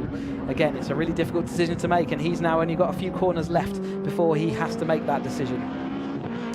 Come down the Bentley straight, but you see now in head there, he's sort of rode the wave of all those issues, and he's managed to keep himself relatively clear of everybody, and has stuck out there out front, and Aaron Head's doing a great job, and still Jake Swan does take that lead in that second place battle, so he is willing to go through the last corner first. Can Chris Moore get that draft? He's going to be concentrating everything he's got now on making sure he gets through Coram, gets on the brakes well into Murray's, make sure he's right on the tail of Jake Swan so that he can make the best exit. Jake Swan gets a good exit though, that gives him a little bit of a run. Chris Moore is closing that gap. Has he got enough time before we get to the line? Aaron Head is the winner, no doubt about that. What's the second place going to be? Well, we're coming up side by side.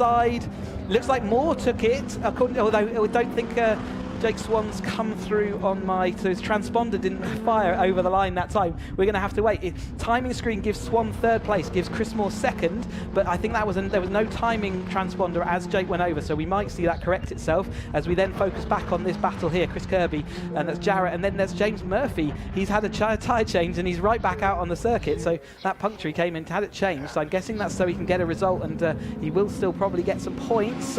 Whether that's points for a race, I'm not sure, but anyway, he's finished the race and crossed the line as a finisher. There's Barry Benham also coming through. He got lost in the middle ground, didn't he, after those early laps where he was leading that sort of chasing group, which must feel very good in your first ever race weekend, especially at this level in this top flight of Caterham Motorsport. So yes, quite an epic race, but let's have a look at the provisional results, and we will call them provisional. Aaron Head takes the win. We had Jake Swan, according to this now, has been put into second place, so they've had a review. Jake Swan did take second place over Chris Moore in third, Timothy Dickens fourth, Lee Bristow fifth, Tom Eden sixth, Dale Head seventh, Ian Sparshot eighth, Gary Lapidus ninth, and Chris Kirby took out the top 10. And then further on to the 11th was Johnny Jarrett. Barry Benham was 12th. Henry Heaton classified 13th here. Andy Lee's 14th. James Murphy classified in 15th. And Breed, you can see the drivers over in our Parc Ferme area lined up next to their slot. So yeah, it looks like Jake Swan was given that second place. As I said, his transponder didn't fire, so here's Aaron Head looking no doubt happy with himself after what was a fantastic, well-managed race, wasn't it? He was never far away from the lead, but Sam is down there in the Parc Ferme, and she will be able to talk to our drivers, and we'll get their feedback now. Over to you, Sam. Yes, thank you, Chris. Goodness me, that was an eventful race. I'm here with Aaron Head, our winner of race 3 at Snetterton. Congratulations, Aaron. Was it rather hot in that car? Yeah, it seems to be going well. The pace was good. It was just hard to obviously break the pack as per usual, you know. Thankfully, Henry and I've forgotten who the other person was, but Henry ended up having a collision in the S's, and that was lovely. That was so well for me anyway. So and then managed to just keep the lead. Thankfully, I think it was like 5 minutes to go, just over. So yeah, it was a good race. It was definitely good for us to watch, and you did start to break that toe at the end, didn't you, which hopefully gave you a bit of breathing space. Yeah, it did. I had the 5-minute board, and then I saw that a couple of the boys were pretty close still, enough to catch up with each other, turn off of one another, but yeah, thankfully they were battling in between themselves. I was still trying to break toe a little bit on the last lap, just had enough to keep it nice and easy round and take the win. Excellent. Well, congratulations. Lovely, thank you. Let's find Jake Swan. Here he is. I'm good, thank you. How are you, Jake? I'm exhausted, but it was absolutely brilliant. Looked like you were having a great battle there. It was one of them where sometimes I was like, I'm just going to wait it out a little bit and see how it pans out. And yeah, no, it panned out in the end for us, you know, really happy. I think it was 1/100th we beat him by, so we'll take that, considering the start of the weekend we were 16th. So Yeah, that's a great performance, isn't yeah, it? I'm really happy. So yeah, chuffed. Gonna have a nice drink and a chill for a bit now, though. I'm knackered. It is, especially with the heat. It's very exhausting. Very warm. But yeah, no, good weekend all round, all things considered, and roll on the next one. Excellent. Well, congratulations. Thank you very much. Right, let's go and have a word with Chris Moore. He's gone into the shade. Let's just go and see if he's all right. A few of the drivers in here having chats about the race. Congratulations, hello, on third place. Just needed a sit down and a bottle of water. I had a bit of a whack and it just knocked my head, but I'm fine. I just thought I'd have a little sit down, see if it's all right. Yeah, of course. Yeah, glad to hear it. Thank you. Yeah, manic race though, so I think my plan when it was all kicking off was stay out of trouble, and it seemed to work. I was reining in Aaron at the end, but I needed a few more laps. So. Yeah, it just wasn't quite long enough, was it? And how were the tyres in that third race? Yeah, they started to really fall off at the beginning when we were all in a pack, and then when it spread out again, they came back down. So yeah, wasn't the end of the world. Not too bad. Well, congratulations. Thank you very much. Thank you. Right, I think we've got some highlights to show you now, which has been quite a few highlights from that race. Over to you, Chris. I think there certainly will be, yes. We've got a lot to cover, but the start was relatively calm, wasn't it? I think that was about the only bit of calm racing we had. But Lee Bristow out there early on, looked like he might make a break for it, but it didn't happen for him in the end. Henry Heaton was there up in the battle, and as well as Aaron Head throughout the whole race was up there, as was Chris Moore as well. So Chris Moore could be pretty happy with that, I would think.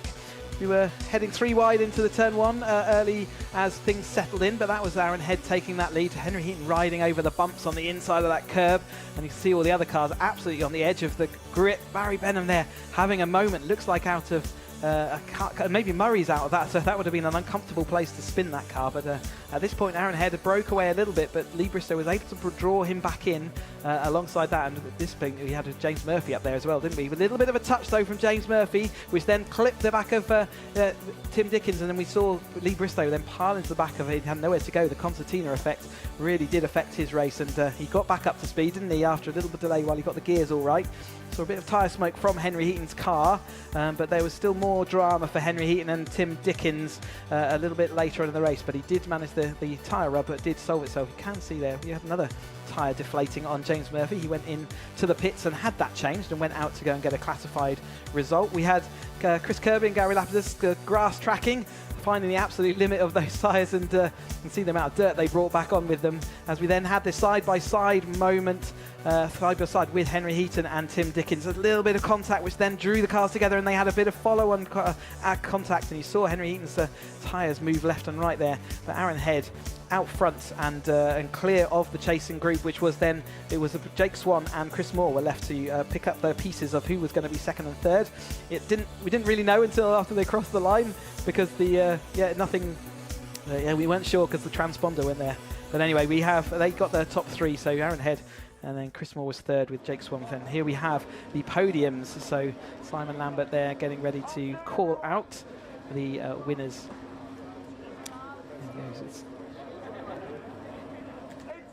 So, in third place we have Chris Moore. He said he had a little knock to the head. He walked away from his trophy and then had to walk back to it. A nice hug from Kirsty. It's a great performance by Chris Moore there to get third place in his trophies. We're going to be well happy with that. Skipping across to second place driver, and that is Jake Swan. What a recovery from a broken drive shaft. Another hug from Kirsty. A broken drive shaft after qualifying. He fought his way all the way through and has had some great results. And our winner today, Aaron Head, second win this weekend. So great result for him in his winner's trophy. Aaron looking very happy with himself there, and making sure he's looking nice and smart for the photographs. But that's certainly going to solidify Aaron's results. And coming into the weekend, he was in the lead of the championship, so that's definitely going to help him out there, isn't it? And as they go for their champagne shower, that's the second or third race for them, so they can actually get themselves drenched and not worry about smelling of horrible champagne after this race. And Chris Moore getting absolutely drenched there. Nice to see them enjoying the podium between themselves. That is not the end of the Caterham action, though. We still have another race to go, and that is the Caterham Roadsport Racing. They are due out in about 40 minutes, so go away, have your cup of tea, keep the stream on, though, keep us going, and in about 40 minutes' time, we'll be ready to go with the Roadsports. We look forward to seeing you back then.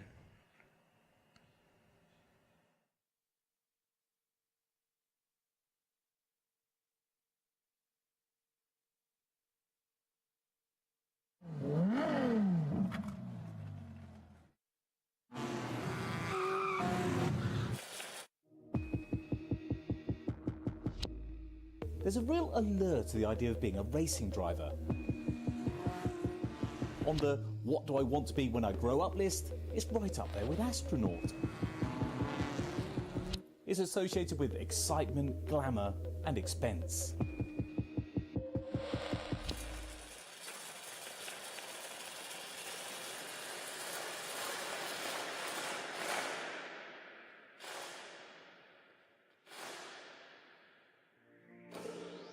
The thing is, you don't need all this fancy stuff to show off the Academy car. It's proper grassroots racing, but it's also probably the most affordable, cost-effective racing that money can buy for a proper racing series.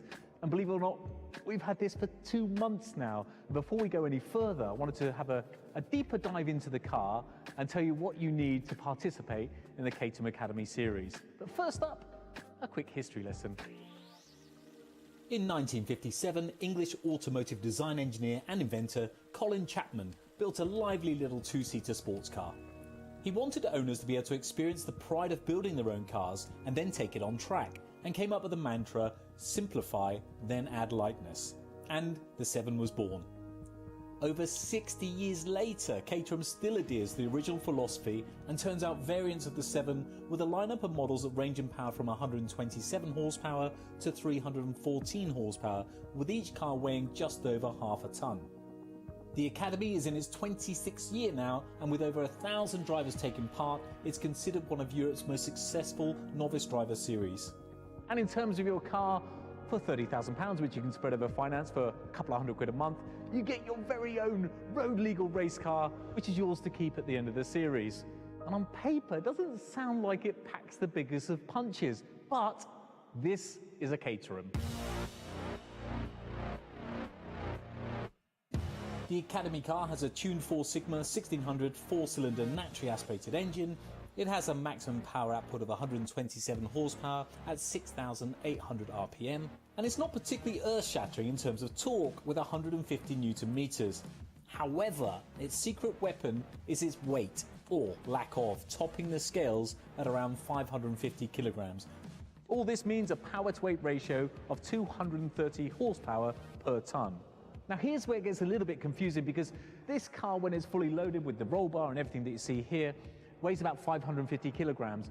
The minimum weight that you can race in, that you must finish a race in, is 635 kilograms. So if, like me, you've got a paunch after the lockdown, you need to really consider your weight, because if you want to be super competitive and be at the top, weight, as we know in racing, means everything. And you have to finish your race 635 kilograms minimum, otherwise that's it. You don't get any points. And what that means with your power-to-weight ratio of 230 horsepower per tonne is you've got a car that will take you from 0 to 60 in 5.3 seconds and have a top speed of 116 miles an hour. And believe me, in that thing, anything over 100 miles an hour, you certainly know you're doing it. Caterham fits special Academy tyres which are designed by Avon with low grip in mind. This is done to help teach car control. We all know it's easy to go in a straight line, however, corners are where most people tend to lose their speed. By having less power, less grip and a weighty roll cage, you'll learn the art of carrying speed through a corner without losing control. It also makes for some pretty dramatic racing. You see, less power doesn't necessarily mean less speed. So for your £30,000, you get pretty much everything you need to race your car. You've got your roll bar, your harnesses, your fire extinguisher, you've got your rear rain light, which sadly we're going to need that in the UK. And everything is ready to race under the compliance of the BRSCC series. But like all manufacturers, there are optional extras such as tonneau covers, half doors, paint options. But the option I would tick before any other will be some sort of V-box, which essentially gives you racing data analysis on where you're going right, or sadly more often than not, in my case, where I'm going wrong. So you can at least analyze it and study your data to try and get a little bit better. Now don't forget, this is a Caterham and you can choose to build your car yourself. Believe it or not, 40 to 50% of people, Caterham say, build their own Academy car, which I find quite astonishing, but it's a great way to know all about your car and how it operates and how all the nuts and bolts go together. And I've got to say, I've learned more in this last couple of months about mechanics of a car than I think I've learned in the last 30 or 40 odd years. And even though I didn't build my own car, I still felt part of the process from a very early stage because I was involved in the design of the car. And Caterham were brilliant. I fired through a few different design ideas and so did they. And we agreed on a livery that I thought was absolutely fantastic. And when the cover first came off with Simon Lambert at their headquarters, it was a real wow moment. There's been a bit of a curveball since then, and that was from me because subsequently our TV show On the Road has been sold internationally, which you'll see more about soon. And we're planning a Series 2, which will come out hopefully towards the end of the series. So we had to juggle things around a little bit to get the logos on the road. So you might have noticed for those observant ones about you, it's changed a little bit from the day we picked it up. There's a little bit of a spanner in the works because although Caterham and MFX Wraps, who did the original wrap, were so helpful and would do anything for us to put the new logos on, we're based in the Southwest, they're based in Gatwick. It's about a 360, 370 mile round trip. So we went to our local dealer to help us out. And there's 5 dealerships around the UK, so there's probably one fairly close to you. You've got Gatwick, Oakmere, Silverstone, Crazy Horse, and our local dealerships near Bristol is Williams Automobiles, who I've known for many, many years. And they put us in touch with a designer called Ikin from ICM Designs, who has the funkiest Caterham designs I've ever seen. He also does helmets and all sorts of really cool designs. I'm definitely going to use him for some other stuff as well. We agreed in the end that we wanted to keep with the original ethos that MFX Wraps and Caterham and I agreed in the beginning with the black, red and white. So we just changed things around just a little bit to accommodate the new logos and to make sure that we're still on brand. But he's a very talented guy, and I think I can get a helmet done from him in the future as well. So with the design in the bag, we went to another local company through Williams, who they use for their Caterham specialist wrapping called Shades Wraps. They're also in Bristol, and they put this together and took it apart, like I think with their eyes closed. But we have before us the final design, the final Caterham car that you'll see for the rest of the season, hopefully all in one piece. And you might have noticed that we've stuck with black wheel arches and a black nose cone. In fact, loads of the Academy cars have done the same thing, and that's because it's real bumper-to-bumper, wheel-to-wheel racing, and you'll often finish a race without some of your body panels on the car. And the good news for me is Caterham are looking after my car, so they're going to replace any items I break, so I've got nothing to lose. Those 50-50 situations, I'm going to have my elbows right out and try and muscle the little Caterham through any space I can possibly find. But having said that, I do love this car, and I'm probably, I would say, going to be the first media driver ever to want to buy their car at the end of the season. I've really become attached to it already. I'm hooked. I'm hooked on this Caterham experience and hope to go from the Academy to the next level up, which will follow in another video. Of course, safety in motor racing is super important these days, and as such, you're required to have some fairly extensive gear, plus a few other bits thrown into the mix that may come in handy.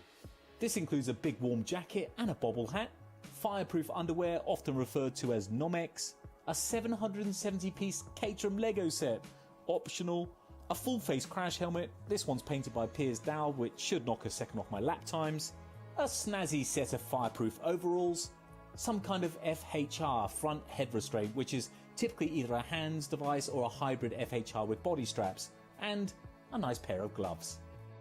So there you have it. Your £30,000 gets you your very own road legal race car. It also gets you a racing license, tech support from Caterham, and lots of other guidance from Caterham as well. It gets you, of course, the racing, but I think most importantly, you become a racing driver.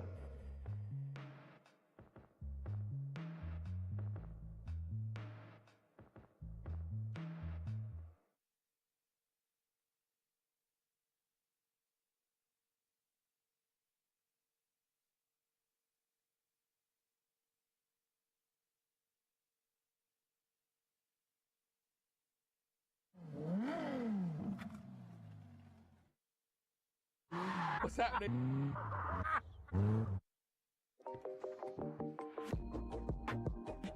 Brands Hatch. I always love coming to Brands Hatch. But Paul, what have you brought me here for? I brought you here today for the Caterham driving experience with these wonderful looking cars. I like this in orange. And what does it entail? Oh, I'm glad you asked, because first up, a bit of drifting, good fun, and then a couple of mystery challenges, which you're going to love. And have you driven a Caterham before? Get on to that in a minute. Come on, listen. You haven't, have you? No, I've never driven a Caterham. I knew that you're going to go drifter. You've got no chance.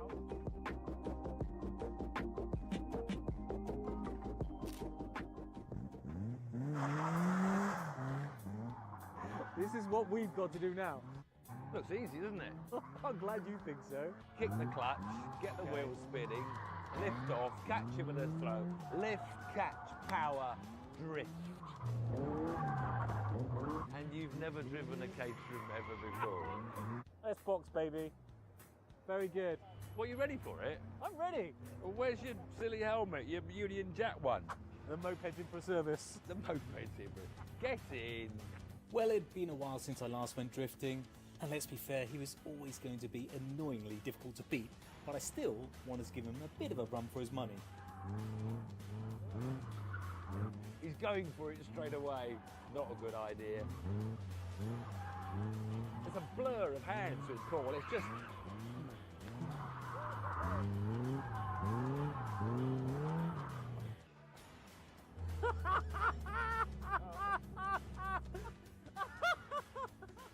Helmet's on, ruins my hair. Mate, he wants to get out. I don't know why.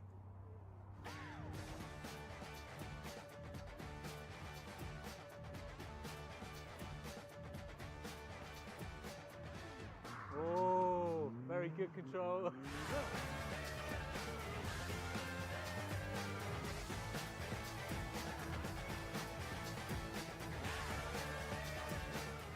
He's annoyingly good at this.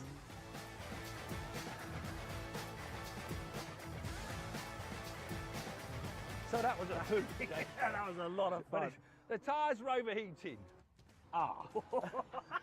The tyres were wrecked, and I blame Tiff, so the Caterham crew sorted out a fresh set of rubber, and I headed back out for a second run. But those new tyres, they're gripping a bit better. He's better. That's good now. That's good, Paul. That was good. Now, not too mad. Now ease off, ease off. That's good. Yeah, good. Right, okay. Yeah. Now half throttle. Good. Now full throttle. Now off the throttle. Yeah, good. Now more throttle. No, oh, you had it. Then you had it. You had it. Champion-elect. Good, Paul. You're looking better. He's not really. I just said that to make him feel happy.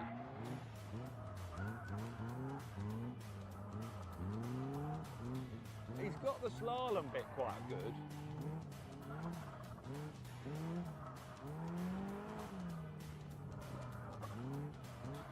Now, this is it.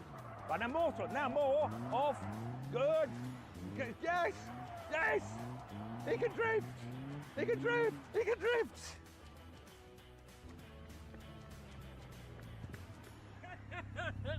Before the car needed another pair of tyres, we moved on from drifting to see what else the Caterham driving experience could throw at us. So here's the first of our mystery challenges, this 7310R. Nice colour. Lovely. So what's the challenge? Well, all you got to do is drive through the slalom. Simple as that. Just drive through a slalom. That's it. After we've done all that drifting. You go first. Come on, it'll be a lot of fun. Trust me, it's a mystery challenge. But just to drive through a slalom. Focus on that word mystery, Tiff. It's all about the start. Go as fast as you can at the start, okay? Well, round the end. Round the end. Are you going left or right to this cone? I'm going left the first cone, obviously. Okay.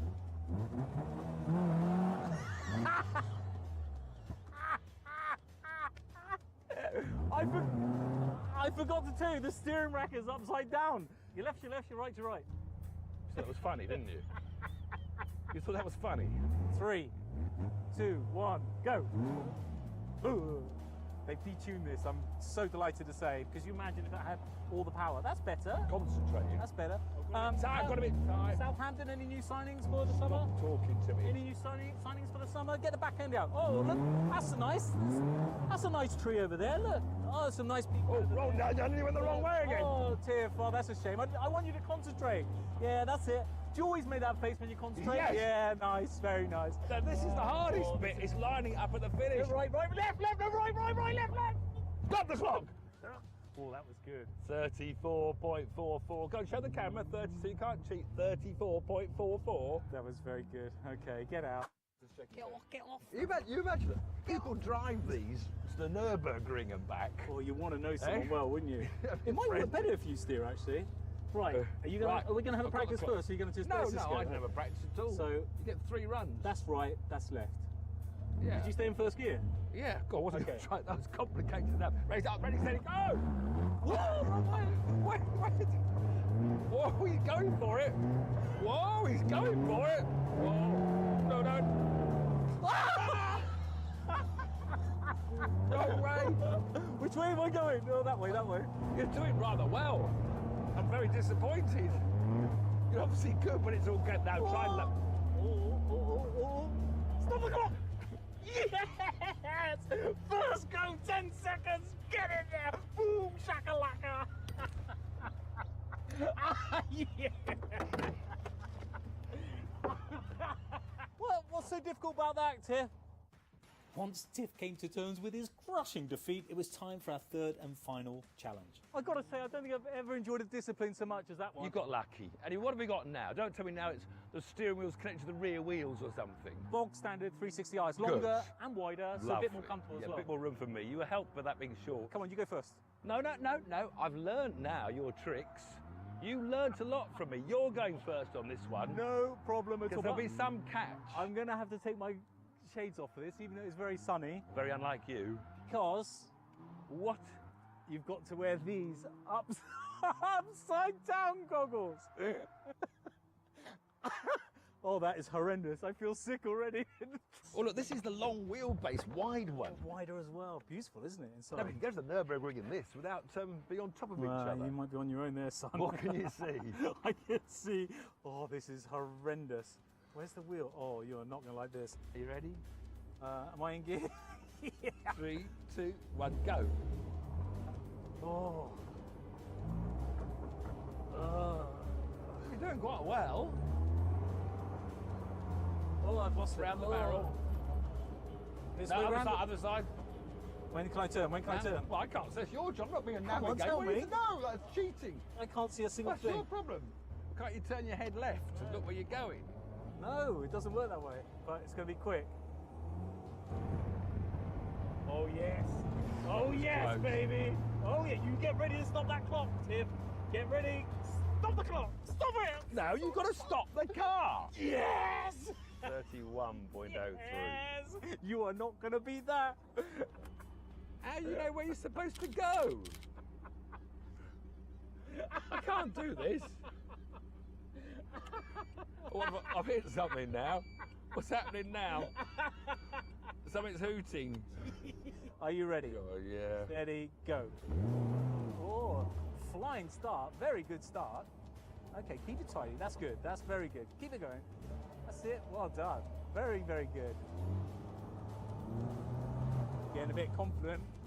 Ooh, getting very confident indeed.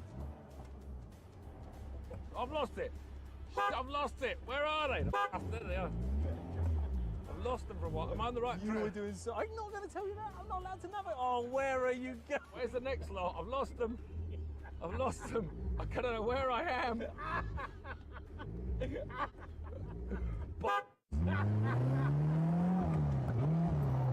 And stop the clock.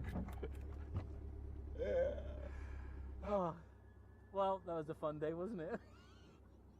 That's harder than it looks. Much harder than it looks. You've got to have a super intelligent brain. It's got to be wired up so incredibly accurately to be able to take these tasks on. No mere mortal can do these tasks, Tiff. Don't be upset with yourself. Your brain's not wired You need right. to be superhuman, Tiff. I'm going back to proper driving. I'm just going to relax in the sun, bask in my glory.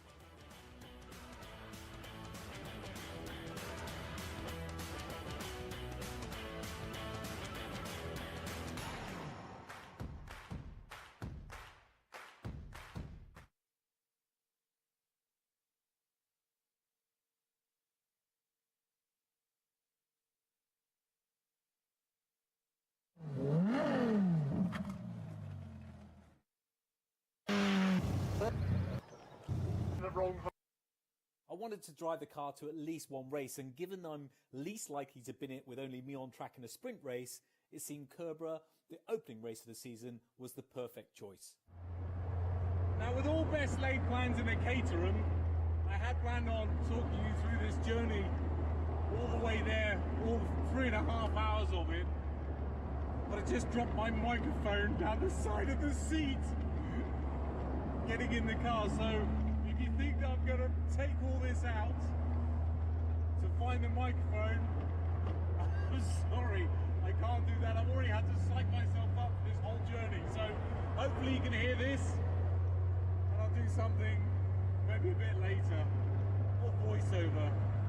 So voiceover it is. After a quick stop, kind of en route to Pearsdow, the helmet sprayers, to pick up my new lid, it was a perfect time to remember that old phrase, all the gear and no idea. And 190 miles later, the car was well and truly warmed up and ready.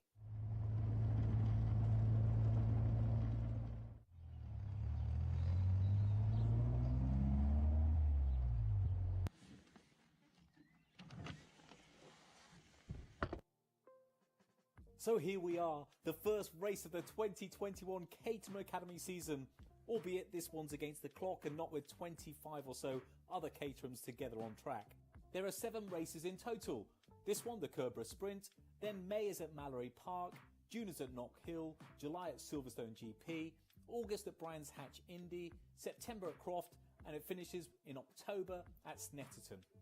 There was a really brilliant vibe in the pits, helped in part that it was a beautiful spring day with just perfect weather conditions. I'm not quite sure I'll be saying the same about Snetterton in October. First up was the track walk, where everyone seemed quite chilled, even though the figure of 8 needed some sort of concentration level to work out which way to go. Kerbera, by the way, is a sprint track located near Lichfield, which is in the centre of England. It's got this real charm, it's sort of small and quaint and run by passionate people who clearly love all sorts of motorsport.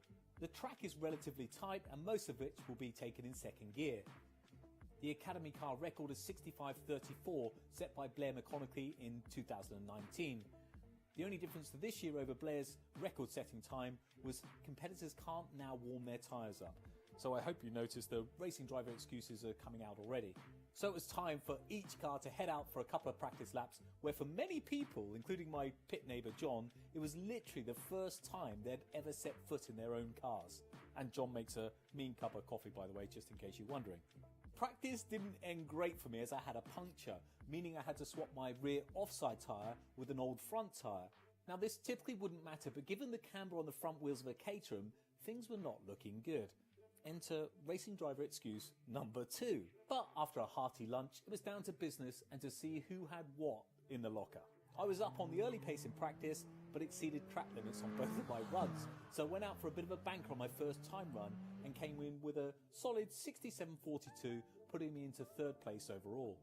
The early pace was set by Jeff Newman, who's definitely going to be one of the star drivers of this series.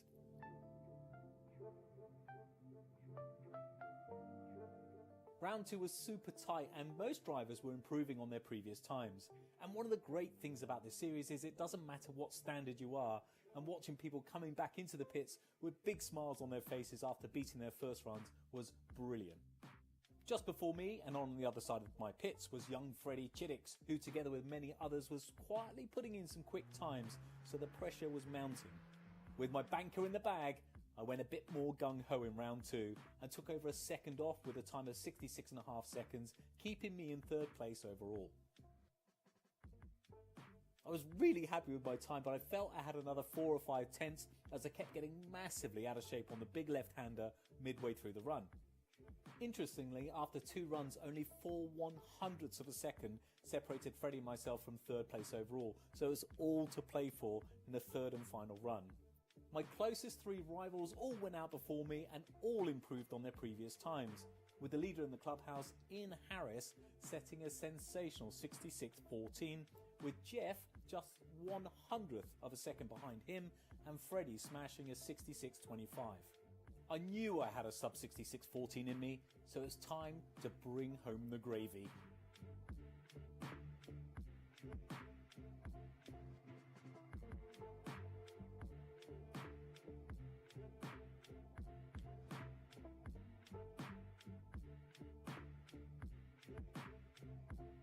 It felt brilliant. I was smooth, calculated, left foot braking, squeezing the gas. I even managed to nail my nemesis corner.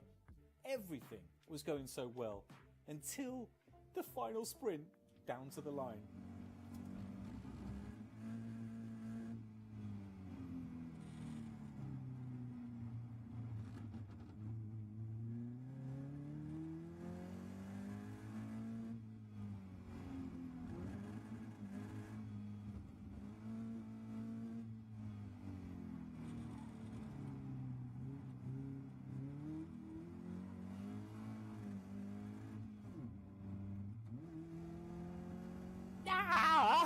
So near yet so far. Sadly, I can't even blame the lack of tyre warming or my very unlucky puncture, and I finished 4th place overall based on my inability to change from 2nd gear to 3rd. Massive congratulations to Ian and to everybody who raced. I met some lovely people and I really enjoyed every single minute of it. Huge thanks also to the marshals and to the team at Caterham for making it such a lovely environment to be around. So that was it, race 1. Just pipped a podium place. I blame the tyres, of course, and the sun and the moon and everything else. But luckily for me, my old mate Lucky Supercars has offered me a lift back in the height of luxury, and the Caterham boys have taken my car back to Gatwick. So I'm going to celebrate with a Magnus. I don't even like cider, but celebrate with a nice cold Magnus, sit back and enjoy the journey. Cheers.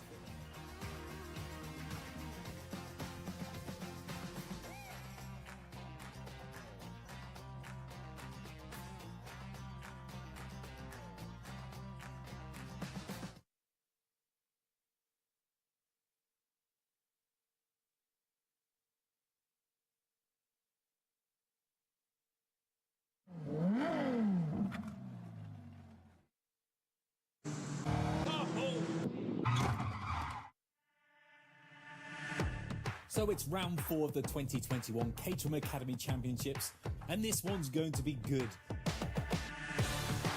Not only is it being held on the famous Silverstone Grand Prix circuit, but also for the first and only time this season, we've got the white and green group on track together, meaning nearly 50 cars lining up on the grid. A typical British summer's day meant unpredicted showers, where it's fair to say my tyre choice, gambling on low tread tyres for a dry session, didn't quite go according to plan. So a very wet track, no tyre tread, together with some really dubious wet weather lines, meant I qualified well down in 14th place overall, but I had to start from the 10th row of the grid, 19th place overall, due to the way that Caterham has split the whites and greens down opposite sides. And to make matters even worse, I missed the checkered flag on the final lap of qualifying and embarrassingly have ended up with 3 points on my racing licence for carrying on. What an absolute muppet. Paul, after that qualifying, I don't think you should be looking so tall. Come on, down, back down to earth, back right down to earth. That's better. What were you doing? Obviously, I went for a silly gamble. I went for dry tyres, a dry setup, really low profile. So there was a huge downfall of rain about half an hour before qualifying, and you went for a dry tyre setup. You mean these tyres here with hardly any tread left at all? Probably the only one that went for that setup. So it would have been spectacular had the sun been out like this and the track be dry like this, but sadly it was the complete opposite. It was 10th fastest green, which means because it's row by row whites and greens, you're going to be 19th on the grid. So on the 10th row of the grid? Yes. I'm going to put wet tyres on, probably. Well, I don't know. If it's like this, I'm not going to do that. I don't know. Help me out. I'm confused. I'll just be watching. I'll give you top 10 minimum. So where am I going to finish? I don't care. Got to be in the top 10. Leave them alone now, but just think about it, will you, a bit more? Concentrate a bit harder. Mark, a bit of the sort of surprise of the day. Second fastest in the green group. You're the slow burner. What's your best result so far? 4th at Mallory so far in the dry. It's the first driving in the wet today, so hopefully I'll continue to do that, and it'll be wet this afternoon. Jeff, a blistering lap time at Silverstone this morning in the very, very wet conditions. What was the secret of that lap time? I've got absolutely no idea, to be honest with you. I just found myself away by myself. I didn't really have a tow, didn't really have anyone to feed off, so I just did what made sense to me, which was to stay off the racing line, and that seemed to pay dividends. So yeah, just really good fortune. Mike, you're one of, 6 Mancunian mates that have all joined the academy together. When did you start hatching this plan? It was a very, very kind of last-minute decision. I think we've done a few track days over the last couple of years in touring cars, and Simon, who's just behind me over there, went and saw a dealer, and within 24 hours we'd bought 6 cars and signed up for a midlife crisis. So who's winning the Manchester Championship so far? Richard Ainscough. He's super smooth, great in the wet. And yeah, super consistent. Are you all in the same white or green group? We're all in the white group. Yeah, they put us all together. So we're trying to get a wager on it for our own little competition. And your personal position at the moment of these 6? Probably second or third. I'm Mr. Erratic. I think the commentator at Knockhill called me Mad Mike because I was a bit flamboyant. So the wet doesn't really suit me. I didn't finish at Mallory, and didn't have a great qualifier today either. William leading the white group of the championship, second fastest white in the qualifier at Silverstone. Was that down to your great win at Mallory in the wet? Are you the rain master? I don't know, it's probably too early to say, but yeah, I sort of think I'm doing all right in the wet. So hopefully try and keep it that way. It's funny as the year's developing, different people start to become contenders, don't they? Some are slower starters. You've got them running really quickly to lead the championship. Are you worried they're going to start catching you a bit more often? No, it's already happening. I mean, I haven't quite got my head around Silverstone in the dry, and there's guys coming in quite a bit quicker than me. So for sure, hot on my heels, big time. Charlie Lower, looking to go a bit higher. Oh no, that's an awful joke, isn't it? That's you won at Kerborough, and you Mallory, you're on the pace. You had a bit of a rough time at Knockhill. Yeah, a little bit of a rough time, but I had a big incident in first corner. I qualified joint third by the same 100th of a second. So then I started in fourth, the guy started in third, and I thought I'd drag race him into the first corner, but he had the same idea too. So it didn't work. Now, of course, Charlie, I mean, we met before. You're a stunt driver and stuff, and people see me sliding around on telly and say, well, that's no way to be a racing driver. And it can be a problem if you're used to stunt. You have to actually slide less to go faster. Have you found that yourself? Yeah, definitely, 100%. And it's being less aggressive. All the stunt stuff we do is high aggression at low speed, so it's trying to make something look as flash and as fast as possible whilst going slow. See, that's why I do it on telly. You see, I do it like that's why we know how to drive properly anyways, don't we, John? Yeah. But yeah, it's then just like dialing it in, and actually understeer is a bit faster than oversteer, unfortunately. I know that, I know. It's so disappointing, isn't it? We have to go fast, you can't be spectacular. Definitely. James, I know you're watching the Grand Prix. I'm sorry, everybody, but it's not started yet. It's not. James, you're third on the grid, tricky Silverstone. You're moving up the pack now. Best result, fourth, was it at Mallory? So now, a win today? Fingers crossed. That's the plan. But considering my testing, I'm a lot happy with my grid position today. So the rain seemed to help. So I'm slightly praying for some more rain this afternoon. You got a bit pushed back by the white group, sort of getting in the way a bit annoying, or are you happy with that? I'd be lying if I said I wasn't annoyed by it, but... Because you were like, what, 5th fastest, but you're going to line up 8th or 9th, is it?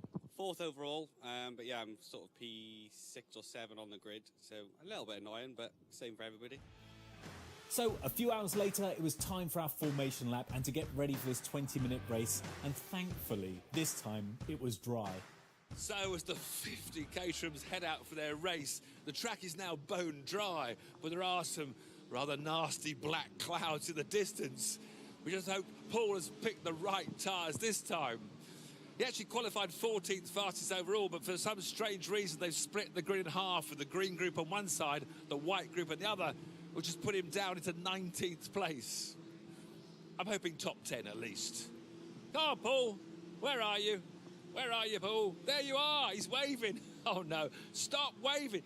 He's waving. Why does he wave at everybody? This is his trouble. I'm told him to concentrate. Waving. Lining up on pole position was Jeff Newman from the green group, with Gareth Lucas second, leading the white side of the grid.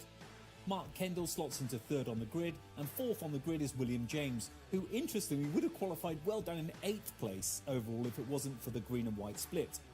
Then on the third row of the grid we have James Cook for the greens and Charlie Lower for the whites. All I could hope for was another good start and at least have a chance of getting through some of this packed field to get back into the mix. It was time for lights out.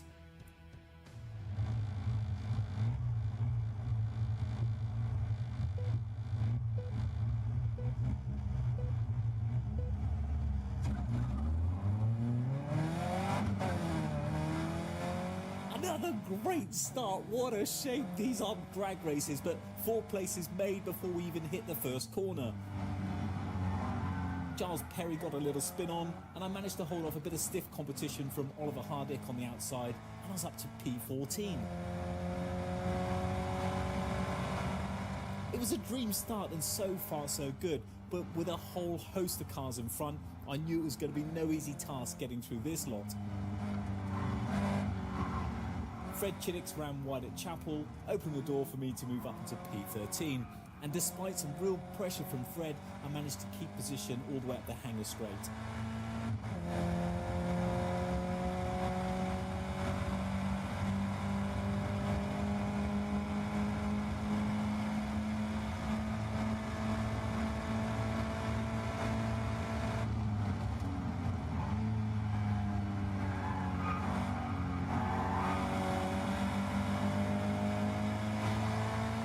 Caterham racing is such an intense affair, and with Richard Ainscroft and James Moon scrapping it around Vale, it was late on the brakes and another couple of positions made. With a good exit, I even managed to nip past Tom Minty Noakes and get up to 10th place.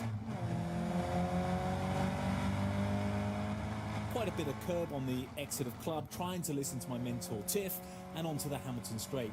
And actually that curb, we'll be seeing that a little bit later in the video.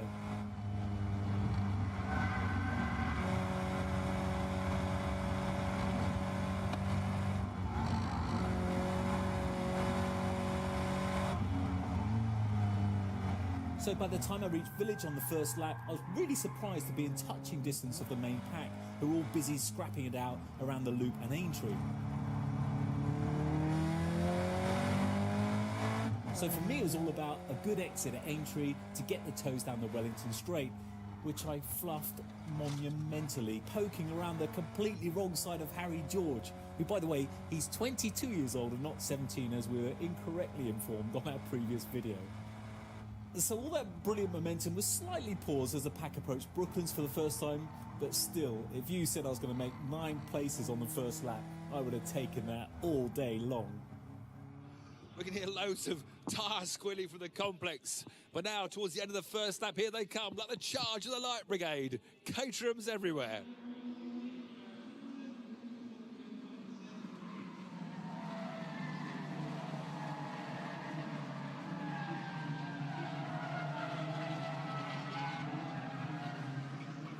He's 10th! He's 10th! He's got from 19th to 10th! Oh, Paul! Come on! No, he's in the gravel! Oh, he was a bit, but now he's out again. A couple of wheels on the gravel on the exit of Woodcote. I'm trying to take a bit more curb and be a bit more aggressive, listening to what Tiff's trying to tell me. And then I don't know why I do this, but a ridiculous vanity wave to my girlfriend Katie, who was watching from the BRDC with Tiff. Really, I need to stop these hand gestures, but I guess it's a little bit better than the one I did at Knock Hill at least. Coming up to Beckett's on lap 2, where I'm back in touching distance with the main pack. And a really good exit onto the hanger straight, and what looks like some brave late braking, but actually picking up place on Harry George and James Cook. But then coming into Stowe, there was a yellow flag, so I gave the position back to James, but with a lot of very confusing hand waving. I think I confused myself more than the other drivers.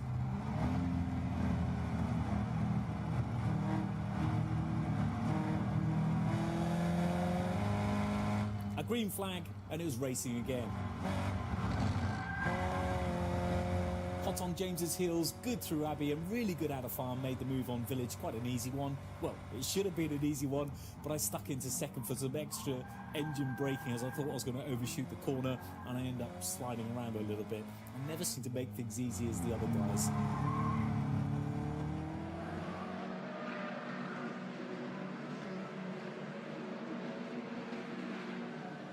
He's got his lights on, he's kissing the gravel, he's up to 7th, waving, shouting. Hopefully he can catch the 6 ahead, and who knows where he can get to. Then, like a scolded cat, Fred Chinnix passed me on the start of lap 3 to push me back down to 8th position.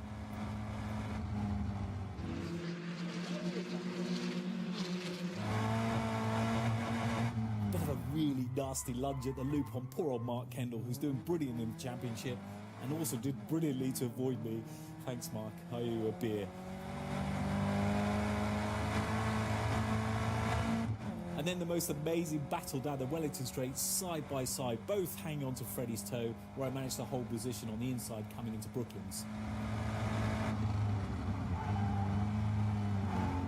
A clean exit and both hands firmly on the wheel with no vanity waves this time, as things were really starting to hot up. So Jeff Newman has made the break. Somehow he's broken the toe, but the pack behind with Paul again kicking up dust. 1, 2, 3, 4, 5, 6, 7.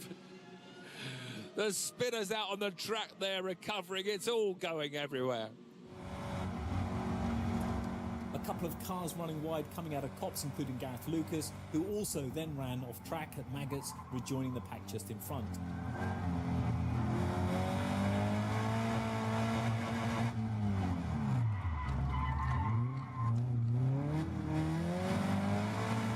I was now up to P7 with the fast boys, so it wasn't just about overtaking, but also defending. And at the end of Hanger Straight, Mark Kendall gets in a tow and puts a move down the outside. This was just such brilliant wheel-to-wheel racing, and it felt so safe.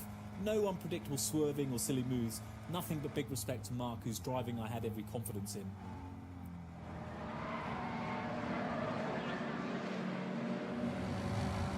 Another great exit at Farm, and for a change it was easy pickings up the inside of Ian Harris, and it was up to P6 overall. As we've said so many times, it's so important to get your corner exit right so you take maximum speed and momentum down the straights, and here at Silverstone in an Academy car is probably one of the key things to perfect.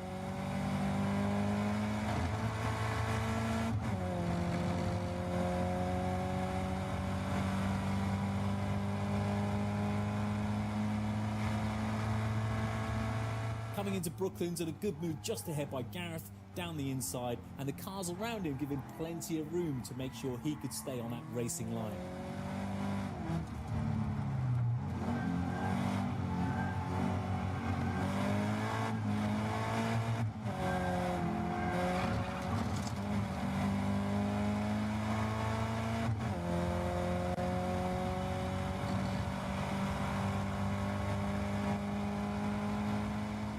Those toes just make such a huge difference in these cars, and it really helped me put him in a good position coming up to Copse, where Gareth Lucas ran wide again, so I managed to nip in front of him and at the same time pass Charlie Lower, who also ran slightly wide. So from P19 to P4, and with second and third place just in front, was this finally going to be my podium day? The answer was a resounding no. And this is where things really started to go downhill fast. In my wisdom, I was trying to get Fred and Mark to work together to catch the leader, Jeff. So I tried waving my hands around as if they'll get the signal, and then I ran massively wide at Beckett's, scrubbed off all my speed at Chapel, and then was overtaken by 3 cars, 4 a breadth, up Hanger Straight. All I could do was put my head down in shame. So instead of staying with the breakaway pack of Fred and Mark, I dropped back into the chasing pack. And trust me, I'll never ever do this silly hand waving ever again. Then it was the last of the late breakers, where Charlie Lower was so lucky not to take out Mark and Fred, completely missing the corner. Meanwhile, Gareth Lucas also missed his braking and blocked me from turning in, and then I just managed to avoid Charlie Lower rejoining the track. It was non-stop racing action. And really, there's just no point in whites racing greens and vice versa. Although we're sharing a track together, we're in completely different championships. That didn't seem to stop everybody having a real go at trying to get that overall position.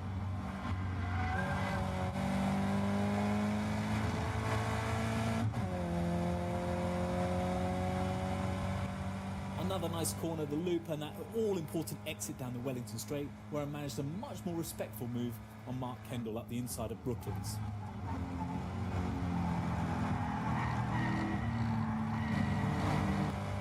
But as with all Caterham races, this is topsy-turvy stuff, and Mark then did the move on me at Croft, only to have the move done by me again coming into Maggots. It was all getting a bit too much. And then those silly hand signals about working together again. I promise that no future race will they ever see the light of day again. After 5 previous laps of curb abuse, all within track limits, I hasten to add, it was one too many and my camera took a knock. So on what was going to be our penultimate lap, Ian Harris left the door open at Village, slotting me back up to 5th place overall behind Gareth Lucas, where the positions would remain as we headed down the Wellington Straight up towards Brooklands. Gareth turned into the corner nice and early on the defensive line and shut the door on any potential move, so I took the corner on the standard racing line just ahead of Ian Harris and Charlie Lower, who were also on the standard racing line directly behind me. Then Gareth seemed to outbrake himself, ran wide, completely missed the apex, and I successfully slowed down for the corner, which Gareth then tried to recover by turning directly back into me and causing a collision, effectively ruining my race again.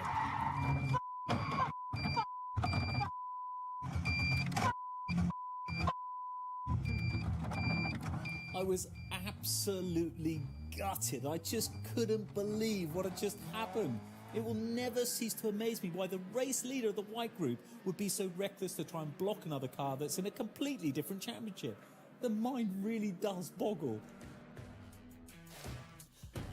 So, race over. It was time to calm down a little bit, count to 10, and to catch up with Tiff in Parc Fermé. Paul has blew on that wheel. You're a mudguard, Mason. What a fantastic race. You were going for 4th and it got so busy. Group. He's not even in my group, and I could see them. He was weaving, stopping everybody going past, and I thought, well, look, that's fair enough. Just do my own thing. And then, he ran wide, I went up the inside, and then just went straight back over again. But it's easy to say that now. Heat of the moment. I'll review my footage. I'll do it amicably. But That's a good idea, I think, Paul. That's a good idea. Look, I had a fantastic race up until that moment, and then it kind of went a bit. We'll just use that bit, not the first bit, all right? We had a fantastic race until that moment. That's probably the best bit, Paul, to sum it up. And one of the wonderful things about Caterham racing, you can tell by the buzz and the hum how much all these people that never raced before this year have had the most amazing experience around the Silverstone Grand Prix circuit. They'll all be blaming someone else for whatever went wrong, but they've all had a great day, and that's what Caterham Academy is all about. Jeff, back to the top step of the podium. An amazing breakaway. You were just in a bundle, then suddenly you came around about 4 seconds clear. How did you manage to make that break? Yeah, so to be honest, I really don't know. It just so happened I was in the flow, just absolutely going for it. Maybe they got caught up, I don't know, having a little bit of battle. So you must have looked in your mirrors and thought, whoa, lucky days. I did, yeah. I think that Charlie made a small error going into Brooklands, just overcooking it slightly, and as a consequence I was just able to pull away. At the end of the day, like most racing, it's who makes the fewest mistakes tends to win. So thanks to everyone and the marshals for making it a great day. Well done. Great. Cheers. All the best. Cheers. Cheers. Harry George, you didn't make my pre-race interviews because you're only 4th. And I said I'd interview if you won. Yes. But you finished 2nd, but you've had a great day. Where did you finish overall? I don't know. It's that hectic, Caterham racing. He doesn't even know where you finished. But you had a wonderful race around the Grand Prix circuit. That's the main thing. Yes, yeah. I mean, I got a good start. I was trying to stay with the lead pack, but I just spent the whole time fighting, and the lead pack dropped us. And yeah, I was just swapping positions all the time from the toe. But that's what it's all about. Caterham racing, you enjoy it. That's the main thing. Yeah. Still happy with the 2nd place. I can't complain. Cheers. Freddie, you were depressed after qualifying because you had the wrong tyres, whatever excuse you had for the morning. But from 15th on the grid to 2nd overall, you must be pretty chuffed with that. I'm pretty happy with that. Yeah, I had some pretty good racing along the way. Luckily, first couple of laps I made a lot of places, so gutted that we didn't catch Jeff in the end. But a very good race. I'm happy with that, and it makes up for my atrocious qualifying. All right, we'll see you. Good luck in the next round. Thank you. Charlie Lower. You've only won a sprint before today. Now you've won a proper race. How does that feel? Oh, unbelievable. I did not expect that. Especially to be battling the lead with Jeff halfway round. That was amazing. It was so good. It was great to show that, the top of the white group, top of the green group are very much on par now. But Jeff got away. How did that happen? Did you see what went wrong, or did you all have a bit of a battle and let him go? It was just me and Jeff at the front for a long time, and I just overcooked it. I'm getting greedy. I thought I'd get on him, but couldn't get there.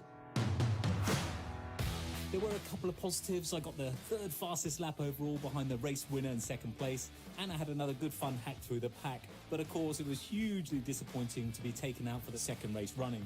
These things happen in racing, and there's absolutely no hard feelings towards the slightly over-enthusiastic Gareth, who was penalised by the stewards with points on his licence and a 5-place grid penalty for the next race at Brands Hatch, where I hope to break my elusive search for a podium.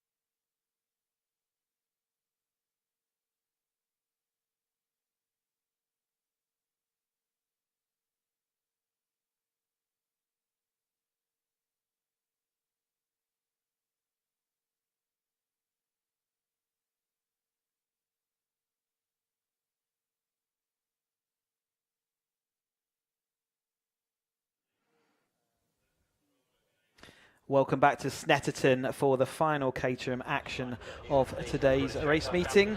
We have got a 20-minute race for the Caterham Roadsport Championship drivers. I know they're all down there in assembly area already, and Sam's with Benja Headley for us. Over to you, Sam. Yes, thank you very much. Yes, we've got Benja Headley here, number 99. Benja came into the this weekend second in the championship. Obviously at the moment he's down in 19th place. I believe there were some issues in testing on Friday. Yeah, there was a little bit. I did speak to the rest of the guys to see if they'd be happy here with all the instability in Russia. Fuel price is very high. Sadly they didn't go for it, and today I just wanted to race with my buddies James and Mike anyway, so I thought, you know, come round this bit. That's very thoughtful of you. I don't know why they wouldn't have gone for that, but I wish you all the best. Thanks, we'll have a chat with another couple of guys, but I'll head back to you, Chris, first, while I get those all sorted. No worries. Yeah, Benja Headley there. He was right at the front of the field at Brands Hatch. So yeah, kind of strange to see him so far down in qualifying, and he didn't really make a move through in the race either. So it's good to hear that it's more like the testing. I think he got compromised by that wet weather in that testing that we had on Friday. So such different weather conditions that we've had over the race weekend that really didn't get much representative time lapping around this Snetterton 300 circuit. And say sun we've had all day, and a little bit of cloud cover now as we approach the end of the day, and a little bit more breeze than we've had, but still nothing to write home about right now. And you can see that we've still got absolutely perfect racing conditions out on circuit. Like I say, this is our final race action for the day, and Theo Theato is with Sam down in assembly. Yes, thank you, Chris. Yes, the clouds come over a little bit now, but it's still very warm, but a bit cooler for these guys. Yes, I'm here with Theo. Theo, how was yesterday's race for you? Not quite what you expected? The race was amazing. It was exactly what I expected in terms of fun, in a dogfight with these brilliant drivers to my left and right. And the finishing position was irrelevant. Oh, sorry, I'll let you go. You're heading out onto the grid. Good luck. Yes, they're all heading out now. But what a great design he's got on his car, designed by himself. And he was explaining to me that it's Cat Motorsport, he's called it. And that's because he's got a McLaren and a Caterham. So very cleverly done there. Indeed, and also he says he actually prefers driving the Caterham. That gives him more fun and pleasure than his McLaren. There we go. Not the good advert for McLaren, but a great advert for how much fun these Caterham Roadsport cars are. He would have been in the Academy Championship last year, so this is the second step in the road sports for the of the Caterham Motorsport ladder. They gave us a great race yesterday, and we're looking for more of the same. There was 32 cars on the grid yesterday, and yeah, the last action we've got for Caterham, we certainly look to go out with on a high, and they always deliver. Yep, they're still learning their craft though. Academy last year, so they had I think about 8 races through the Academy series, and they then move into this road sport where they get 2 races per weekend, which is a little bit different from the Academy where you generally only get a single race. So they combine the 2 Academy grids into one, and then we have this road sport. You can only enter the road sport grid if you are from the Academy, or you have a similar level of experience to people driving or entering into the Roadsport Championship. Again, you can't have held a race license or a karting license, and you can only run in the Roadsport Championship once. So if you want to go and win the championship, you've got to make it on that first attempt.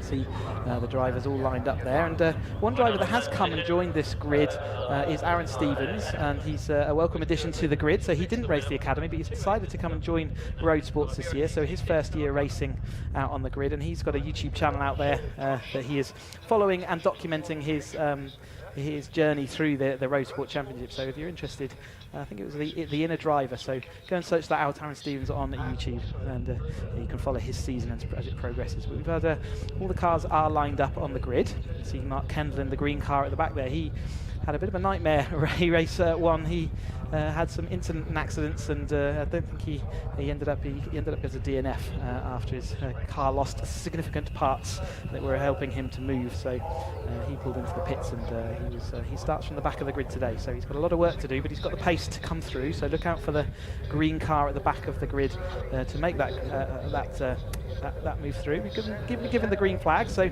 they will head out onto their formation lap, green flag lap. And while they do that, let's go through this 31 car field.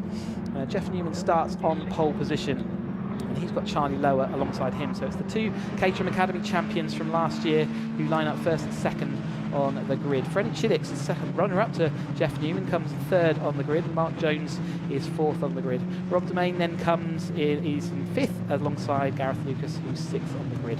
Lovecars, Paul Woodman is their seventh.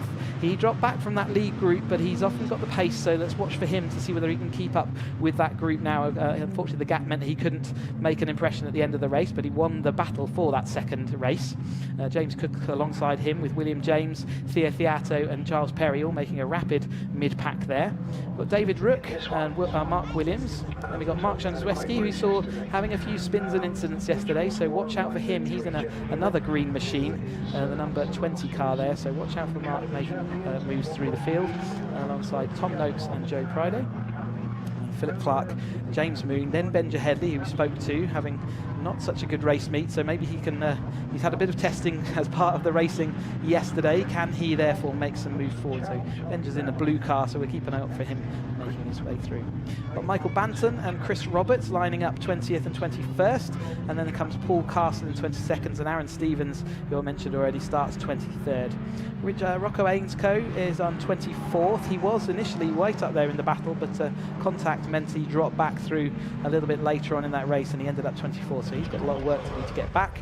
Got Julian Roebuck in 25th, 26th is Ray Radford, Simon Patel is 27th, Neil Perry 28th, Ian Summers 29th, Simon Ockenden is 30th, and then we come to Mark Kendall, bringing up the rear there after incidents and issues led him to DNF out of the first event. As ever, we have two drop scores, so Mark can add this score to his drop score pile and sort of move on, but he will be wanting to make a move through the field, but he's got 30 odd cars in front of him. That's never going to be an easy thing to do, and certainly to keep in the battle. This field, significantly larger than the one of the largest fields we're running this weekend. So if you do drop to the back of the grid, it is quite an issue. Gareth Lucas there, he had a good race yesterday, finishing 6th. You can see Rob Domain, who's easy to spot with his slightly higher roll cage there, just in front of him. But Gareth Lucas has been a feature of the front of the grid. He also did well in the academy, so nice to see him continuing on. But the new colour scheme this year, looking resplendent out there in this bright weather. There's Jeff Newman and Charlie Lower alongside each other. Charlie Lower did the double last time out of Brands Hatch, so he's also right up there. He came second yesterday, so he's had a great opening to his season. And Jeff Newman is recovering from a penalty that was applied to his race at Brands Hatch, which meant he did drop down the order a little bit. And therefore affected. He did win over the line, but unfortunately that moved him back. There is Mark Kendall in his green machine, so that's the one to look out for, see whether he can get through to that midfield battle pretty quick smart. As they all find their grid spots again. 31 cars just about ready to start this event. You can see the rear of the field still creeping forward, and the ambulance there to follow them around on the early part of this lap for safety reasons. Looks like we're getting ready to go though. You can see the spray in the background as the fields are still being watered. All the cars are lined up, and we'll be looking for the green flag as the final couple of cars line up on their grid spots. We do get the green flag at the back. So time for the final action of this weekend, the Caterham Roadsport second race. 20 minutes of action ready to come. We've got the 5-second board, so we're looking for the red lights to come on, which they do now, and we're looking to get this race underway. Who is going to make the best start? Well, Jeff Newman got a good one, and Charlie Lower alongside him also pulled away. Freddie Chillicks looks a little bit sluggish in that first. We've got contact there, big contact. That looks like that's Woodman, number 7 car, and that's Domain, isn't it? So they've had contact. They've both spun off onto the exit. We might well get a red flag to recover them. Both cars are off there, but we want to be checking on those drivers. It looked a little bit uncomfortable as they went off the start line there, but there's Charlie Lower has actually made the best start as we continue to watch the front of the race, with Jeff Newman in second place as the rest of the cars file through there. just looking to see whether we're getting any yellow flags or anything to call them to address. But at the moment, they are all racing forward as we go through Palmer, the left-hander. We come down, Charlie Lower and Jeff Newman have really made a good break, haven't they? It's all kicked off in that midfield, and Freddie Chiddix has lost a rear wheel arch. We have got a red flag showing. I hope they all see that now as they come on down. Some of them didn't see it or saw it late. We saw a bit of a puff of smoke and lock up of wheels. I think we might well get a full race restart after that. That's generally what happens if you don't complete a couple of laps of the race. You do tend to completely restart that race. Good to see Robert Domain getting out of the car through his roll cage. Would have been a very uncomfortable ride that. You can see his car's got spat up in the air, didn't it, alongside Woodman there. And there's Woodman's car. You can see his rear left tyre of his is also badly damaged, so he's not going to go any further. Thumbs up though to say he's okay. So good to see that that he's all good. And we will get those cars cleared away, and we will then have a full restart, I'm sure.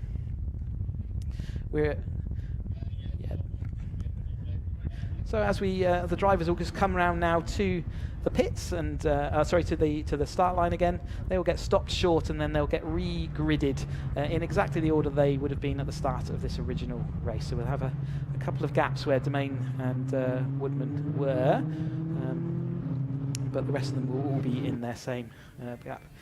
Looking a bit upset, but nevertheless nice to see him out of the car. Caterham's built strong, so it's good to see he's walking around, and he will be checked out by medical staff just to confirm he's okay, and they will then carry on. Woodman is driving his car away. I still think that rear looks a little bit skew-whiff, so I wonder whether he's just going to try and get it back to the pits. He's driving off of the track to make sure he doesn't bring gravel and dirt around, and I wonder if they just asked him to head off around the corner. A little bit of a replay then of that start. Can't see, there's a little bit of movement, isn't there, in the back end, and just Domain looks like he just got sandwiched. I think that might be William James and Domain got sandwiched with Woodman on the outside. There wasn't anywhere to go. Whenever you have movement on that start, it depends if the drivers are fully aware of what's up there inside, but it caused a contact between the two wheels, and then a very uncomfortable ride for Domain as his car got sort of speared up in the air, and Woodman was also speared and bounced, and yeah, lucky. Looks like everyone's okay. So we will get back to gridding up, and we will look to restart this race once the marshals have done any clearing up they need to do. They'll just check there's no fluids down. I can see medical officer looking towards Rob Domain just to go and check he's all okay, but you can see them being re-gridded by the marshals, and it'll be a full restart. So Jeff Newman and Charlie Lower, who had made that breakaway, but they've made that rough largely because of the incident behind them. They will have to now try and do the start all over again. There is Jeff Newman in his car alongside Charlie Lower in the Quadlock casenet.net. Seen him doing some filming and footage for Quadlock recently, so good for him to have a restart there, saying I don't know what happened. We've got Chiddix now lining up in that third place, of course, alongside Mark Jones. And so you can see the gap there where Woodman and Domain would have been, a little bit further down. So Woodman was actually making good progress. He was obviously next to Gareth Lucas by the time the incident happened. But they're just going to, the officials will go down the grid and tell the drivers what's going on. So they'll have a plan of attack, and race control would have told the officials what they're going to do, and then they'll be relay that information all the way down the grid. It can be a complicated time for the drivers and the staff to make sure all that information is understood, to make sure they all know, for example, that they're going to have another green flag lap, and it's going to be a 20-minute race rather than a curtailed one. We'll get a signal probably from the timing screens as to whether it will be a 20-minute race or whether it resets to any other length of time. But I think because their cars are going to be able to be moved, I can see the truck just coming to remove Domain's car away. I think we'll be back up and running without too much delay. Yeah, so a bit of a delayed start then to the final action of the Caterham weekend. We've got a green flag showing at the back of the grid, so all the marshals are happy that they've completed what they need to do before we get going again. So this is the second rung of the Caterham Motorsport ladder, and they were in the Academy last year, so they're still learning how to be racing drivers, and part of that is going through this road sport season. And well, that season they've already had Brands Hatch. We had that on the 9th, 10th of April. We're obviously nearly complete. This is their final race of Snetterton, but next up is Silverstone on the Grand Prix track on the 18th and 19th of June. So do add that to your calendars and your diaries, set your reminders, and why not come and join us for real at Silverstone? It's a great venue to come and watch Caterham racing, and we will be live streaming for those who can't make it, as ever. It's been Snetterton has treated us very well with weather and over this course of this racing, and it's been a great thing. And thank you again. This is a great opportunity for us to thank the marshals. Obviously, everything so far this weekend has gone pretty well for the drivers, but we've got an incident there that is, this is where they come into their own, and they tirelessly sit and wait on the banks to help us out when we need them most, and we thank them all for being there and doing that job. And again, just take this opportunity while we've got a bit of a break to thank all the organising clubs, so BRSCC for Caterham for all their work, and the paddock party last night where they had a band going. It's a real friendly family atmosphere that we've got in the paddock, and if you ever fancy getting into motorsport, well, you can do worse than join the Caterham Academy. Why not get in contact with your local Caterham dealership? If you're sat at home thinking, how do I get involved, they've got a package just for you. So here are the drivers for Roadsport. Jeff Newman, the 2 champions from last year, so you can add your name to that championship roster. Jeff Newman winning the one group, and I can't remember which way around it is. We always have the white and the green group, and I tend to forget which ones they've won. But nevertheless, they're both the champions at the front of the Roadsport field. But they're not going to have it all their own way today. They certainly managed to make it up front, but Freddie Chiddix is a constant threat and battle in there in 3rd place, as well as Mark Jones, who had a poor showing at Brands Hatch, but he's back on form and up to 4th place in the race, and he was there constantly shadowing that battle. Obviously lost Domain now, and Gareth Lucas will be there still, though. He's got a bit of a clear start around him now on the grid, so he's got a little less to concentrate on. And we also lost Paul Woodman as well.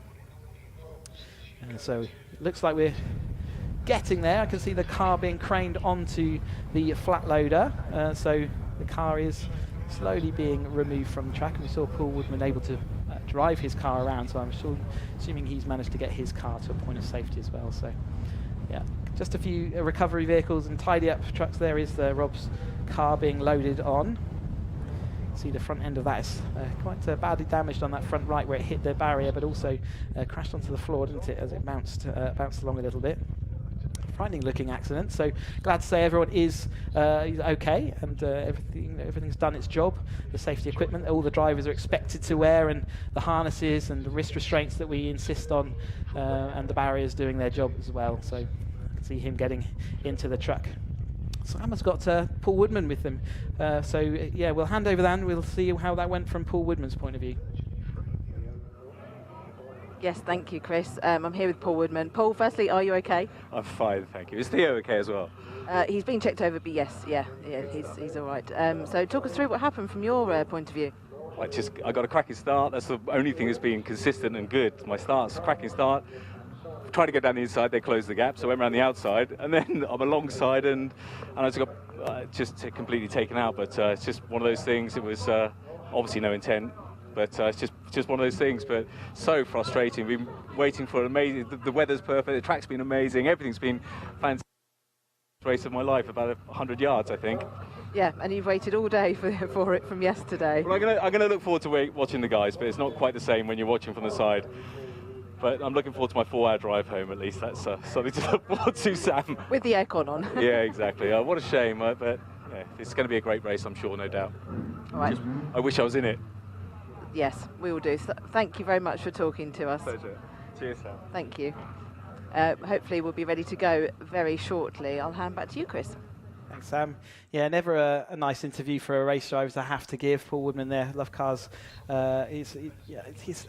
It's just a shame that both of their races have ended. It's with that front on shot, it's hard to say exactly how. You need almost a helicopter shot, and I'm not sure we can go to the length of having a helicopter shot to actually see exactly what goes on the grid. And so far this weekend we've had incredibly clean starts, haven't we? So lucky to get away with that, and now we've got an incident. But we've got a short stoppage anyway. Whilst the drivers will all be ready to go. You could hear the engines firing up as we were talking to Paul Woodman on the grid there, just so I think we're very nearly getting ready to go. I can see the cars cleared, and I think there was a course car just going around to check the rest of the circuit.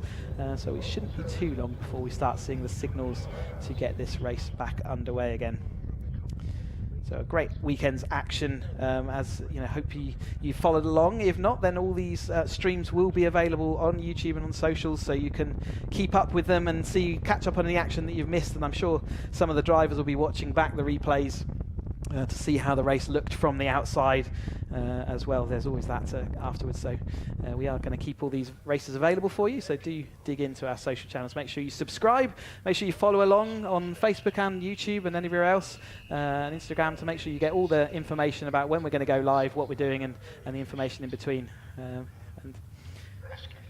So it looks like we are going to have full 20-minute race. The clock has reset and it's still showing 20 minutes. So it does look like a full, complete reset. It's one of the reasons the BRSCC run their race meetings as far ahead of time as they can, so that they can cater for or allow for clean-up. So you will often see that we run ahead of the pre-planned timetable, and that is to allow for these kind of issues to be resolved without having to curtail people's races. So we will have full 20-minute race for the Roadsport as they go away again onto their green flag lap, and we watch them heading on around.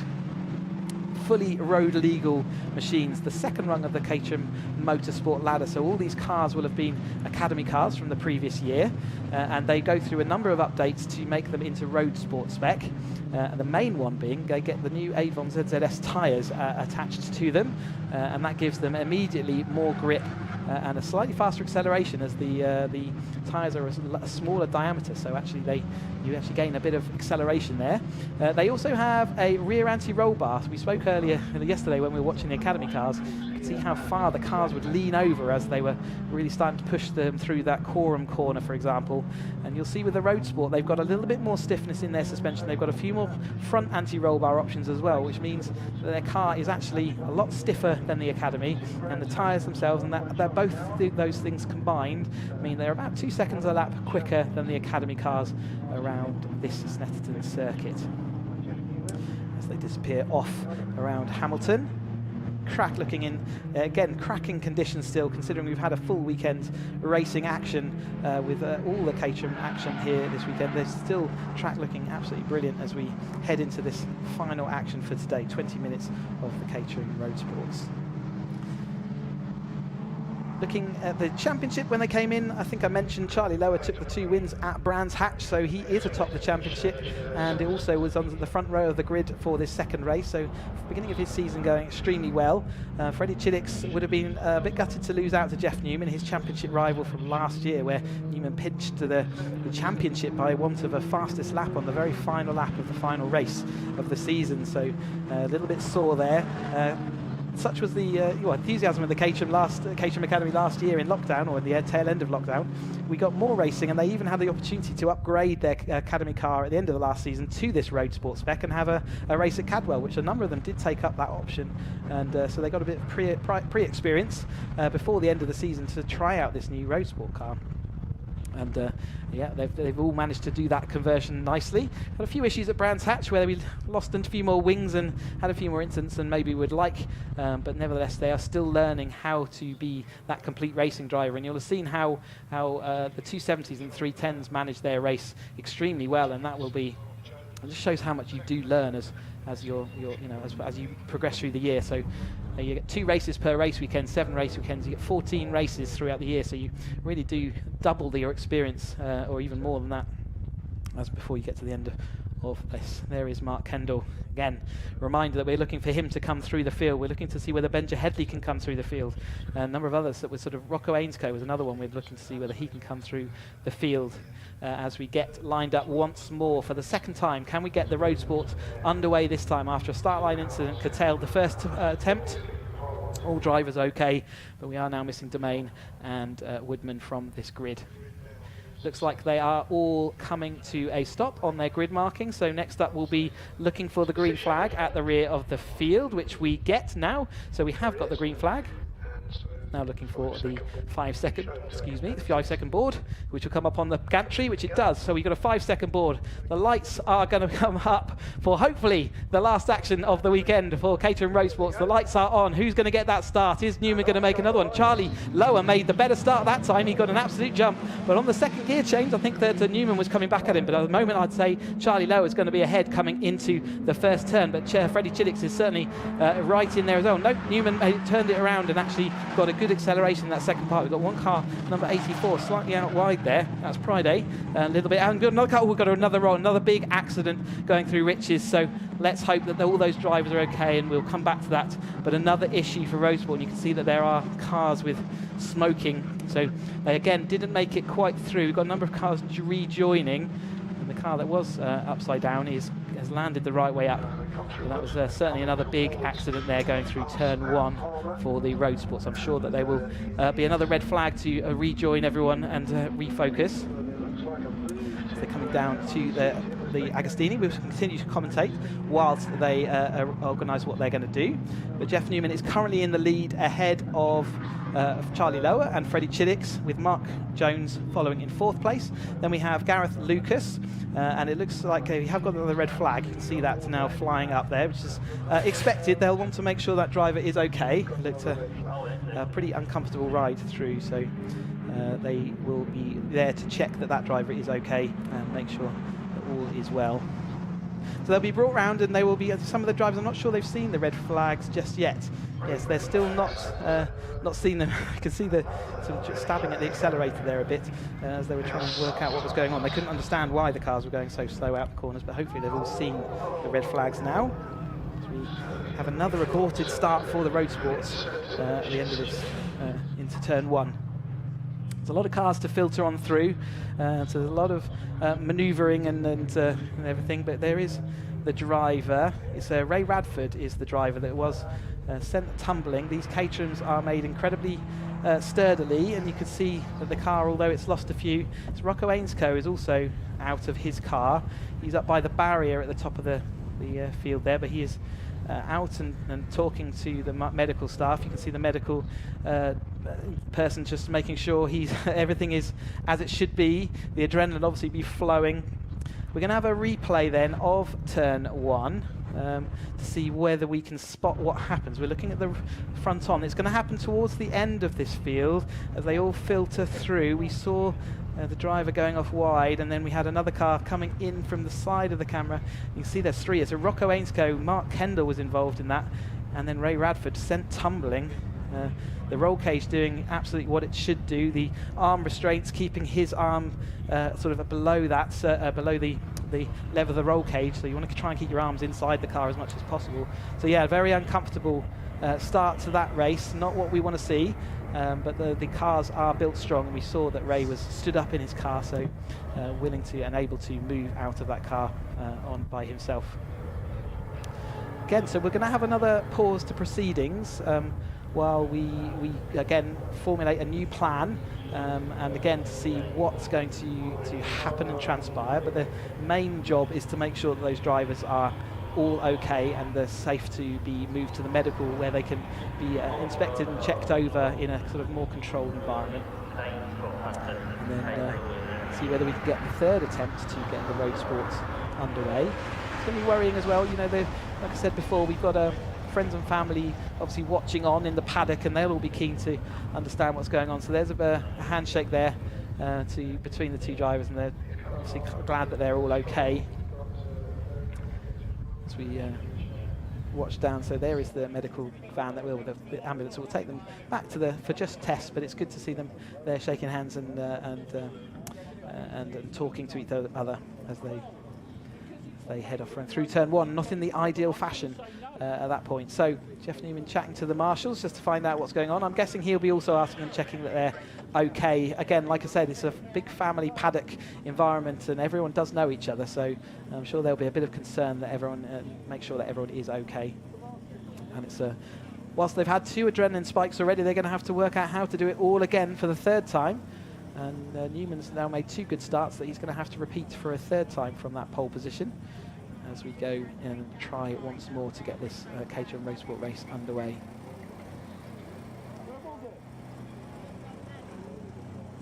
looking there at the Paddle Up Mark Jones's car, Paddle Up supercar sales platform.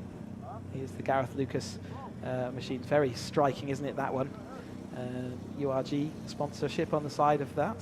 And we've got James Cook here, and he has got a Welsh flag festooned across his, clearly a proud Welshman flying the flag. Brilliant looking machine. Look at the detail on that. Williams Motorsports are supporting him off track. They're not allowed to support him whilst he's at circuit. In the Roadsport Championship, it's Caterham that look after all of these cars, and it's insisted upon. You cannot supported by a professional team. You can self-support yourself in the paddock, and then if anything needs to be put back together again, then it is the Caterham technicians and the support truck, and they bring a full squad of technicians to these events, and they will support people across all championships. Just waiting to move Ray's car onto the flat load. You can see it's ready for that, and all the marshals again doing a sterling job at making sure firstly that all the drivers are safe and are well and are looked after, and then we'll get the circuit back to being open and clean, ready for us to start a race. I have a suspicion this time we will get this as a reduced race length, and they will therefore tell the drivers, whilst we again didn't complete a full lap, we are getting to the point now where I think they will start having to accelerate to make sure that all the other racing that's scheduled following on from the Caterham action will get their full allocation of time. So we might well see this being a 15-minute race rather than 20. That would be my first guess, but we will wait to see when the timing screets. And yeah, I think Sam's down on the grid with William James, so you can have a quick word with him. Yes, thank you, Chris. Well, what a start already. How was it from your position on the grid? For the first red, a bit of a shit show. I'm not entirely sure what happened, 'cause it all happened a bit quick, but hopefully, are the guys okay?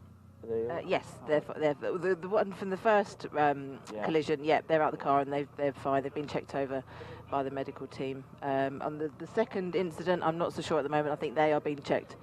Oh yeah, sorry, I've just heard they are. They're all fine. Yes. Oh, awesome. Yeah, so it's good news. So a bit of a gap in front of you this time. Yeah, exactly. It's actually quite nice to have a bit of space in front of you on the grid. But we'll have to, we'll see how we go. Hopefully, third time's the charm. Yes, I hope so too. Thank you, William. Right, let's have another chat with Theo, because see what it was like from his point of view as well. Theo, yes.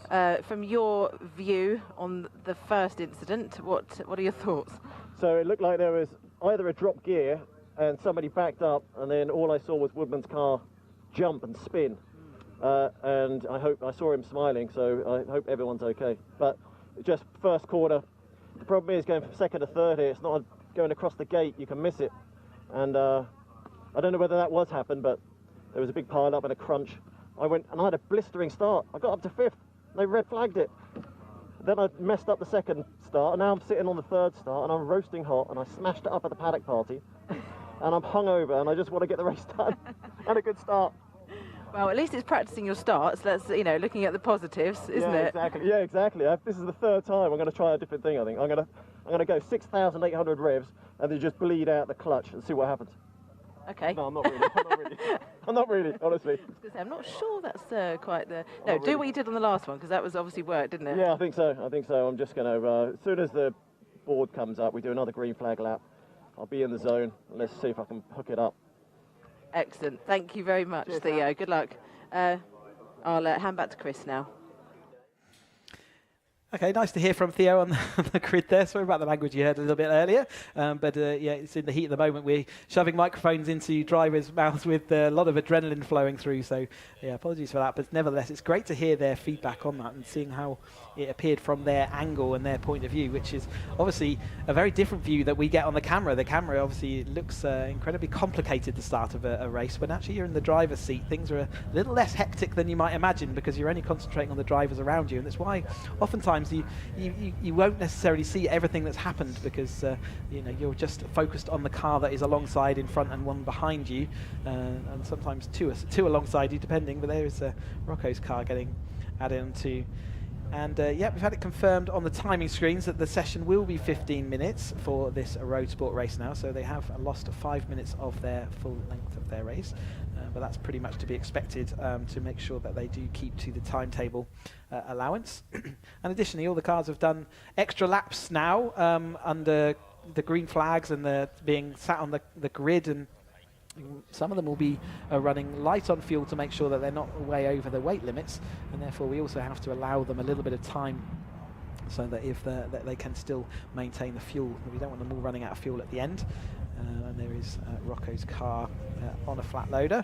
So it looks like we've got both of the cars ready to be cleared from the track, and then they can put the flat loaders back in the right place. And we can get going again for the third time. You can see a lot of officials there on track, including Simon Lambert there, and just telling the drivers, and there's Laura as well, telling the drivers exactly what's going to happen. So they'll have told them all that it's a 15-minute race, and they would have passed that all the way down the field, and will now be clearing the grid so that we can get towards restarting this road sport race again. Yeah, not a comfortable start to the season for the road sport, and it can happen. And you know, there's a lot of lot of variables in motorsport, and obviously when you're still learning your craft, some of those variables clash occasionally. And we've seen a couple of incidents there, which is hopefully we'll now be able to get this race underway for the third time of asking. You can see that the grid is now clear, and I can see some signals being signalled. So I'm assuming that would be the minute board, whilst they then will then be showing the 30-second board, and then we'll get the green flag for the third time. Crowds again still in abundance out on the banks. Many friends and family there. Some of them will ready to be ready for this race. They would have seen their drivers heading off twice before, making good efforts, and now having to restart again. We've got the 30-second board, so we are getting a restart. So it is time to start building up again towards this final action of the Caterham season. I can see the low loaders just trundling back down towards the pits, so we are getting them back in the right place to start this event as well. So it won't be long before we see that green flag, which is being prepared. Signal is being shown to the drivers, so off they go on another round of this Caterham, the Snetterton R300 circuit for the Caterham Roadsport races. 15 minutes, though, is the shortened race distance for them as they weave their tyres to get some heat into them ahead of that restart.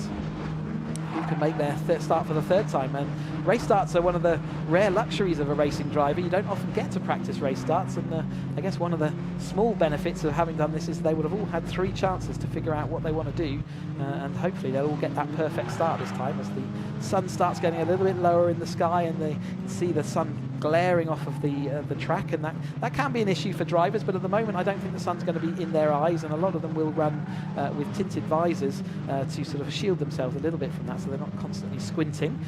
As a racing driver, I preferred originally running with a clear visor, but then I sort of got used to the tinted visor and ended up using that more often. But obviously you want a clear visor for if it's wet, but that has not been the case here at Snetterton this weekend. We have had wall-to-wall sunshine. You can see the deep shadows underneath the cars, so the sun is well out in effect at the moment. We had a little bit of cloud cover when they first went to the grid. That has long since disappeared, and we are back to sunny weather. So we will be looking for sort of tired tyres towards the end of this. The extra temperature will mean that these tyres get a bit tired, but 15 minutes is a shortened race distance. Maybe they'll get away with that. Phil Clark there also in his car did a good job yesterday. I think he got caught up in an incident a bit late on, but he's kind of finished midfield as the field does come through. We saw William James as well. We're talking to him. He was a regular front runner at Caterham Academy last year. Didn't see him so much towards the front of at Brands Hatch. So it's good to see that he is back and back up here, racing near the front of the field. It's time to look for William James. He's 11th place in the championship so far, so he did finish well in the first race, but he had a 19th place finish in the second, so obviously an incident took him out of the running of the second race, which is why we're seeing him further down the order, and good to see him back up there. Jeff Newman, though, Caterham champion from last year, followed by fellow Caterham champion Charlie Lower, and Freddie Chiddicks follows along from him along with Mark Jones. There's Theo Theato. We spoke to him briefly on the grid in between one of our race red flags. Here's the cat orange Caterham. He will be looking also to get another good start. He clearly got a good start for that first one, and he'll be ready to make that a start again. So we pull up for the third time onto the grid to try and start this Caterham Roadsport action, the final action of this weekend's Snetterton race meeting. Jeff Newman lined up there again on pole position, Charlie Lower alongside. Then we have Freddie Chiddicks and Mark Jones. Mark Jones in the sort of grey car, having a bad Brands Hatch will solidified yesterday with a good result in 4th place, and now we'll look to make forward progress. The rest of the cars all coming up. So also all the drivers have to be aware of where the gaps are going to be now, so they make sure they get back to their own starting spot rather than someone else's.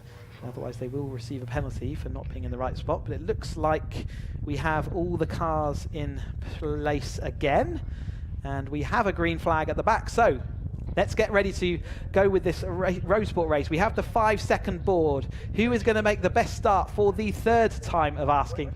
We are going to have the red lights on, and now Jeff Newman is for the 3rd time. Can he get away? He gets a good start. Charlie Lower also makes a good start. Again, they're equal as you like as you go up the field. We're looking down to make sure that everyone else is comfortable, and they look like they've got away and up to speed. Let's go through first turn, everybody cleanly this time. Jeff Newman up the inside, making it way through. We've got William James there making good progress with James Cook just behind him. Can see Januszewski making good progress as well through the midfield as they filter into the hairpin for the first time. It's Newman down the inside, Charlie Lower on the outside. We've got Mark Jones, looks like he's in 3rd place, with Freddie Chiddicks losing that rear wing. He's in that 4th place, and then I think it's Gareth Lucas in the sort of turquoisey car following on behind them. There you can see Chiddicks is slightly ahead of Gareth Lucas, and he's ahead of Theo Theato in the orange McCat. So great that we've got round to the Agostini hairpin with no issues so far.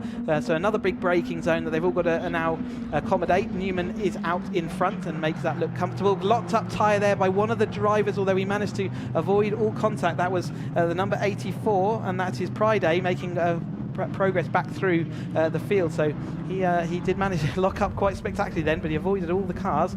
William James a little bit wide out of Hamilton that time as they go now into Oggies.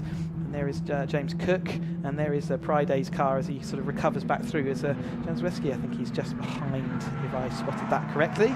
So they filter on through Williams. There's James Cook, and there is the number 71 of Perry. So Perry's also come back through the field from where he started. So still some quite big moves being made through up and down the grid by these drivers from their qualifying spots as we're going side by side into Brundle. So Charlie Lower had a bit peek at the inside, but Jeff Newman said there's not a lot of room down there. I wouldn't do that if I was you, and he obliged by pulling out of the manoeuvre. But they have cleared Chiddicks, so Chiddicks will want to come and get back to them. They all filter down and through the Nelson and then into Bombhole. That's Kendall. We said we were going to watch for him coming through the field for the last couple of times, and he does look like he's moved his way up to maybe through 4 or 5 cars already on this first lap. Newman, that gap behind Lower, as you see, Lower's rear end of his car was absolutely sideways as he went down Murray's that time. He would have lost time, and you can see that Jeff Newman's got a much better exit out of that corner. He's got a little bit of a gap, but with still 12 minutes of this race to go, I think that gap will evaporate again. You can see that Chiddicks is next up on the tail, so he had got back through past Mark Jones into that 3rd place, and he's looking to push forward. It's Theo Theato ahead of Gareth Lucas, and then William James. There is Januszewski in his green machine, so he's making good progress forward as well. Newman, though, taking the hairpin, as he goes round. Chiddicks is now ahead of Charlie Lower, so that is a swap for 2nd place. Chiddicks, from half a lap ago, it looks like he was getting a bit distanced. He's covered that gap and really quite forcefully pushed himself through there past Charlie Lower into that place. And it is the top 4 again that look like they are breaking clear of the following pack, which is headed by Theo Theato, and then we've got Gareth Lucas and William James. And then there's the Perry car as well. Another lock up there from, I think that's Philip Clark in the blue car in the background. They did get it stopped up. It looked like he managed to make that all work for him, just in this pack that's chasing on behind the group there. So it is still the same order at the front as we head into Oggies. There is the 71, and that 71 is of Perry. So it's again, made up 11 spaces, it looks like, since I think the timing screen's a little bit askew with on that. I don't think he has made up 11 spaces, but nevertheless, in the background you can see a signal being indicator, but ignore that as far as anything extreme. It's just that the little indicator stalk is quite close to the steering wheel, and when you have a little bit of oversteer or another exuberant manoeuvre, you can quite often click that without knowing you've done it. So as we move on through here, Gareth Lucas and William James, and then it's Perry, and behind Perry we've got Cook and Rook. So lots of action still happening at the front here, and because of the shortened nature of this race, we're already coming down to the final 10 minutes. So they've already had 5 minutes of action so far. And yeah, good to see the battles now progressing as we've got this race underway and everyone is sort of settled into their rhythm. Now we see Clark, and it looked like a Bantam behind him in the black and white machine.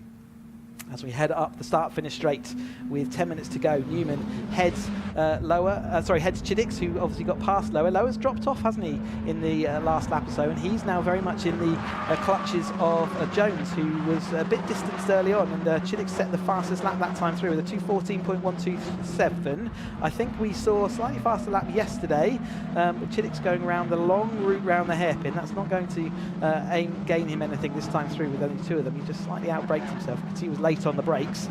Certainly worth knowing that that's late on the brakes, and now he's found the limit of adhesion as he goes into that first hairpin. But Lower's certainly under pressure from behind rather than applying pressure in front, isn't he? So he'll be driving in his mirrors, looking backwards as much as he is looking forwards right now. And behind him we've got Gareth Lucas now ahead of Theathiato, so in that early stages he has managed to get through and past him. Theathiato ahead of William James and then Perry. William James in his turquoise and pink roll cage. And then we've got the rest. So Perry, behind Perry, we've got Rook, who is in that red car, it looks like, who is making a good effort to cling on to this lead pack, and is actually going to be next one to pick up the pieces should anyone else have any issues or get pushed out of the train of cars. So yeah, Lower's definitely dropped away there. Mark Jones and Charlie Lower, they look like they're going to actually get swallowed up by this chasing pack rather than be able to bridge the gap to Freddie Chiddix and Jeff Newman ahead, who after that opening sequence, those two have clearly got a really good pace advantage in the early phases of this race. But unfortunately, the race being shortened, the early phase of this race are also to get towards the end of this race. We've got 8 minutes, just nearly 9 minutes to go. So we're going side by side there with Theo Theato and Gareth Lucas. There's been a race-long battle between those two, hasn't it? And yeah, up and running though, and off they go round through the bomb hole. Just a quick lift normally. Can be flat out in certain weather conditions depending on the wind direction, but I would say it's a quick lift normally to get the car settled before getting back on the power and then heading off around Coram, this endless right-hander. You can see the difference between the Academy cars and these Roadsport cars. Already the cars are a lot more level as they switch the balance between the right-hander of Coram and to the left of Murray's, the rear anti-roll bar doing its thing and preventing the car from rolling over, and therefore adding grip and stability to the dynamics of this Roadsport car as compared to the Academy. And you can also see with the head-on shot that Gareth Lucas goes up the inside of Theo Theato. That's going to get tight. William James might well make up for that. He sneaks up the inside and takes them both in that one move, and it's not stopping there because the other two cars are also going to... That side-by-side movement meant that they had cost them a lot of momentum, and the other drivers, as soon as they were shuffled out of that... as soon as Gareth Lucas was shuffled out of that train, he dropped back like a stone, didn't he? So that's not come off well for them. They should have sort of pulled out of that move quicker, and I think he would have benefited a little bit more. But again, it's easy to say that from the commentary booth. When you're out there racing, you want to try and make as much time as you can, as quickly as you can. But now William James heads that battle ahead, and so he is going to head them around Agostini as they go through, and he's followed by the Perry car, and then it comes up with the Theo Theato and Gareth Lucas. So they continue their battle, all in a slightly different order, and as I was just saying, if you look at the front-on shot, you'll see that the Caterham Roadsport and the Academy cars, their front of their car is slightly narrower than the rear. We've got number 19 spinning around there. Number 19 is Roberts, so he's had a bit of an issue. It looks like Agostini, so it's easy to do, lock the rears and have that car spin out on you. It looks like what's happened to Roberts there. That's Chris Roberts, the number 19. They come down the straight again. Yep, slightly narrower front suspension than the rear suspension. One of the upgrades when they go next year to the 270i is to have the wide track suspension, which means that the front of the car is exactly the same width as the rear. 4 wide though, into Brundles. They might be glad that they've got slightly narrower front cars as they try and go 4 wide through Brundle and then filter it through Nelson. They've all managed it very well though. Somehow it happened, and we're not looking at another stoppage, so that's good stuff. Gareth Lucas having to defend quite heavily into the bomb hole to prevent that the following car from being able to catch and overtake through there. Theato now leads them again through through Coram and into the Murrays. See the 2 in front, that's Mark Jones and Charlie Lower. They're not the lead of this group though. Theato has just dropped his wheel onto the sensor there on the exit. There's our leaders going through. They're still they're going pairing up. It's definitely the 2x2 at the moment, with Jeff Newman heading Freddie Chiddick still, and then it's Charlie Lower heading Mark Jones, and then it's all 4 of them all heading each other or wanting to. Theato still out in front, and now we've got William James back in front of the number 71 of Perry as he goes through. And Theato sort of sprung off the front of that group, hasn't he? Gareth Lucas there behind him, and then it's Rook in the number 45 red car there in following in 9th place. So this is the battle sort of for 5th to 9th place. No silverware on offer, but every single place you gain in a Caterham race, you gain another point. There's also another point for fastest lap, and that is owned currently by Freddie Chiddicks with a 2:14.127. So you can see how important that can be as we're going 3 or 4 wide into Agostini again. It's definitely not taking the normal racing line, are they? They're looking for any opportunity. Theato again dropping off wide on the exit of the track, and that will be costing him speed, but he's still heading this group at the moment.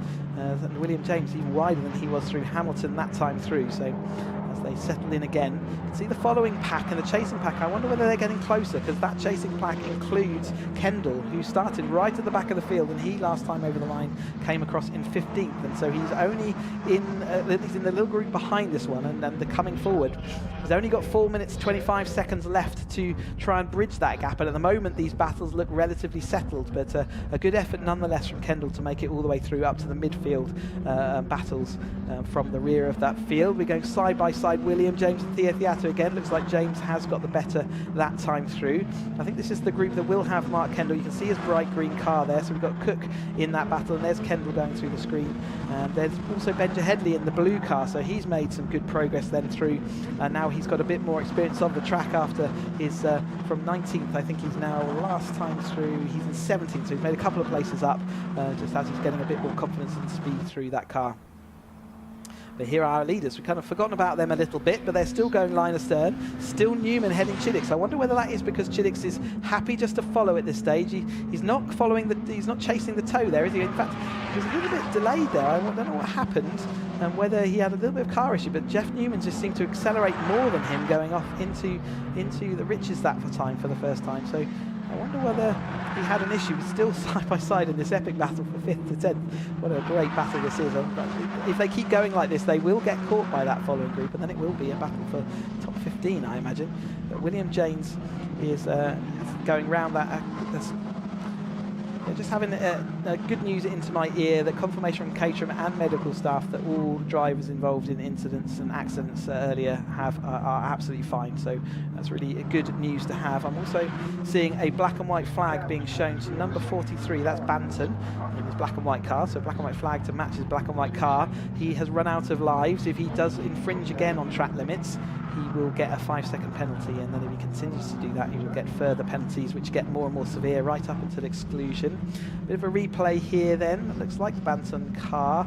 He's lost the rear of that side. He bumps himself quite uncomfortably over and out. So if that is counted as a track limit, it's quite a severe one. That's certainly lost the rear of his car, but he then joined back onto the track just in front of the pit entrance, so that was a pretty uncomfortable place to be. The pit wall's coming up at you pretty quickly there, but he managed to join in, so bounced across the grass and came back on, and all is fair. He just needs to make sure he doesn't drop off the track again. We have only got 2 minutes of this race left to go, so this will be the penultimate lap.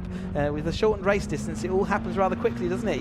We've had a great battle in this midfield, and Theato is now going to head that battle with Perry into following on, and then it's William James, and then it's Gareth Lucas who's dropped back a little bit, and then it's the number 9 Rook. Rook is carrying a Novice cross on the back of his car, so probably a new driver into the series, either this weekend or certainly from the beginning of the season.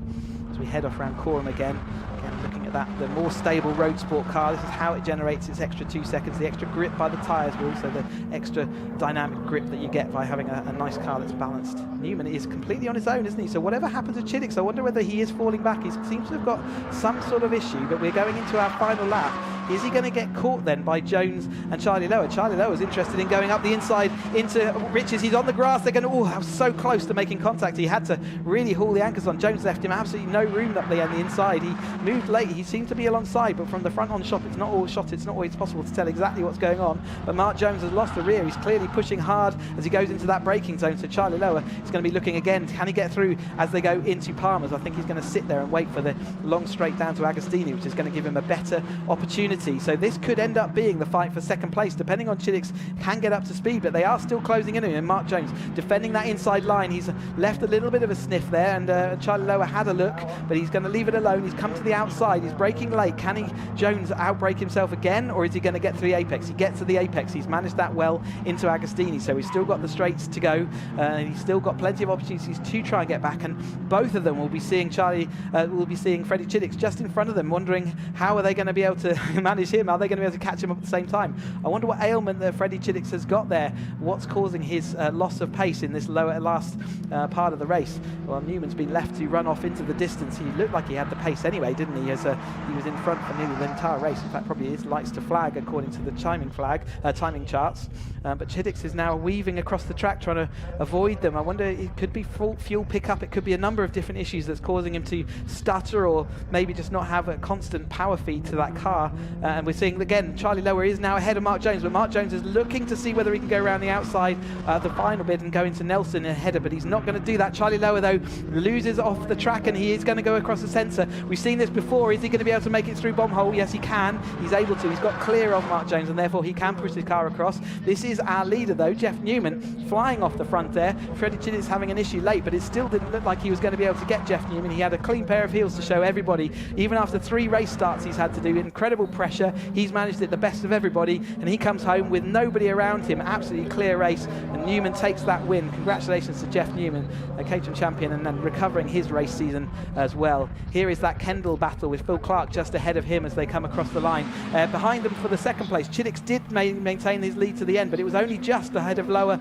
and then Jones, and we're seeing this. Theato takes the 5th place. Perry, Lucas, James and Rook was the order, and then we're watching for the next group as they come across, and Janowski did make it across the line first with Cook, Clark, Kendall, Williams, Friday, Headley, Castle and Noakes all following as quick as you like. That was an absolute clump of cars, wasn't it, across the road there, and the rest of the field now flowing on through as we take our breath. What was a dramatic end to the road sport races. We've had incredibly clean races so far this weekend, so it's unfortunate that we did have some accidents, and it is motorsport, accidents do happen, and I'm glad to say that all of our drivers are okay. These Caterhams are very, very strong and built to withstand these kind of impacts, and it's frightening to see a car upside down, but hopefully all those drivers are going to be right back on it and with us again for Silverstone next time out. Time to take a breath and look across the countryside. Confirmation of the provisional results. Jeff Newman is the winner there, and Freddie Chiddix does just come home in second place, only 3/10 ahead of Charlie Lower in third, who does maintain his lead over Mark Jones of the line on the road to the line. Theato, Giles Perry, Gareth Lucas, William James and David Rook all gave us a great race to watch. Janowski is 10th place.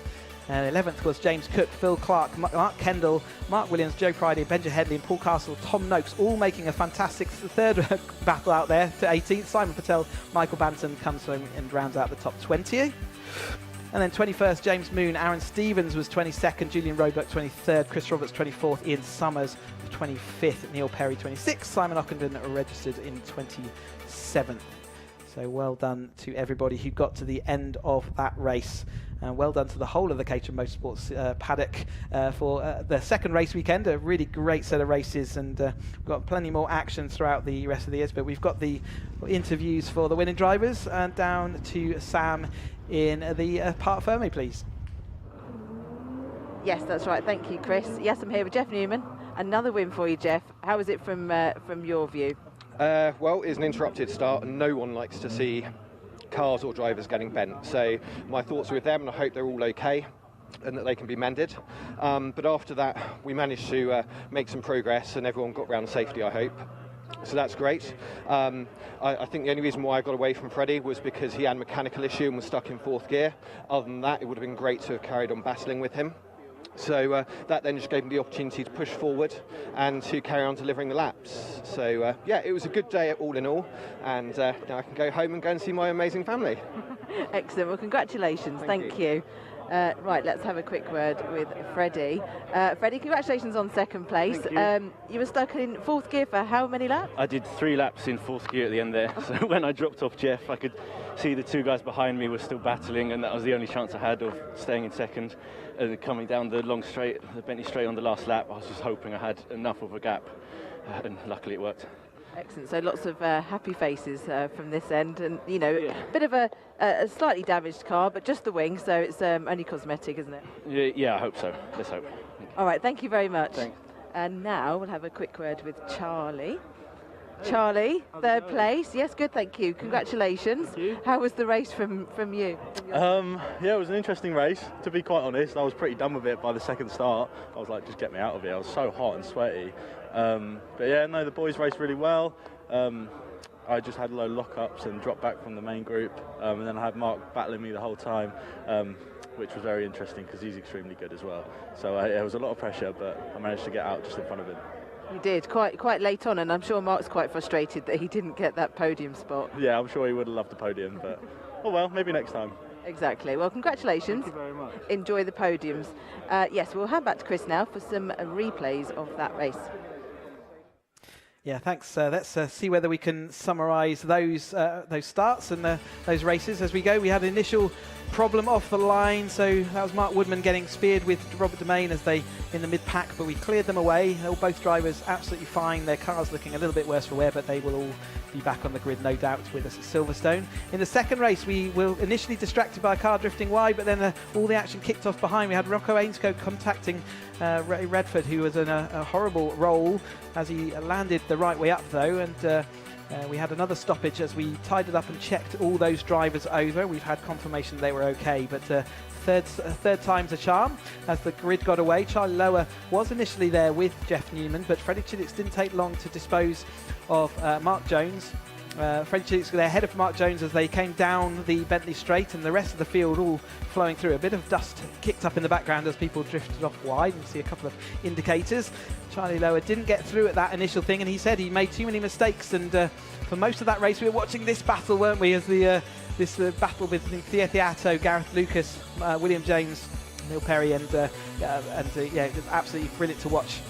19 had a little bit of an issue, didn't he? That's Chris Roberts had a little spin down at Agostini.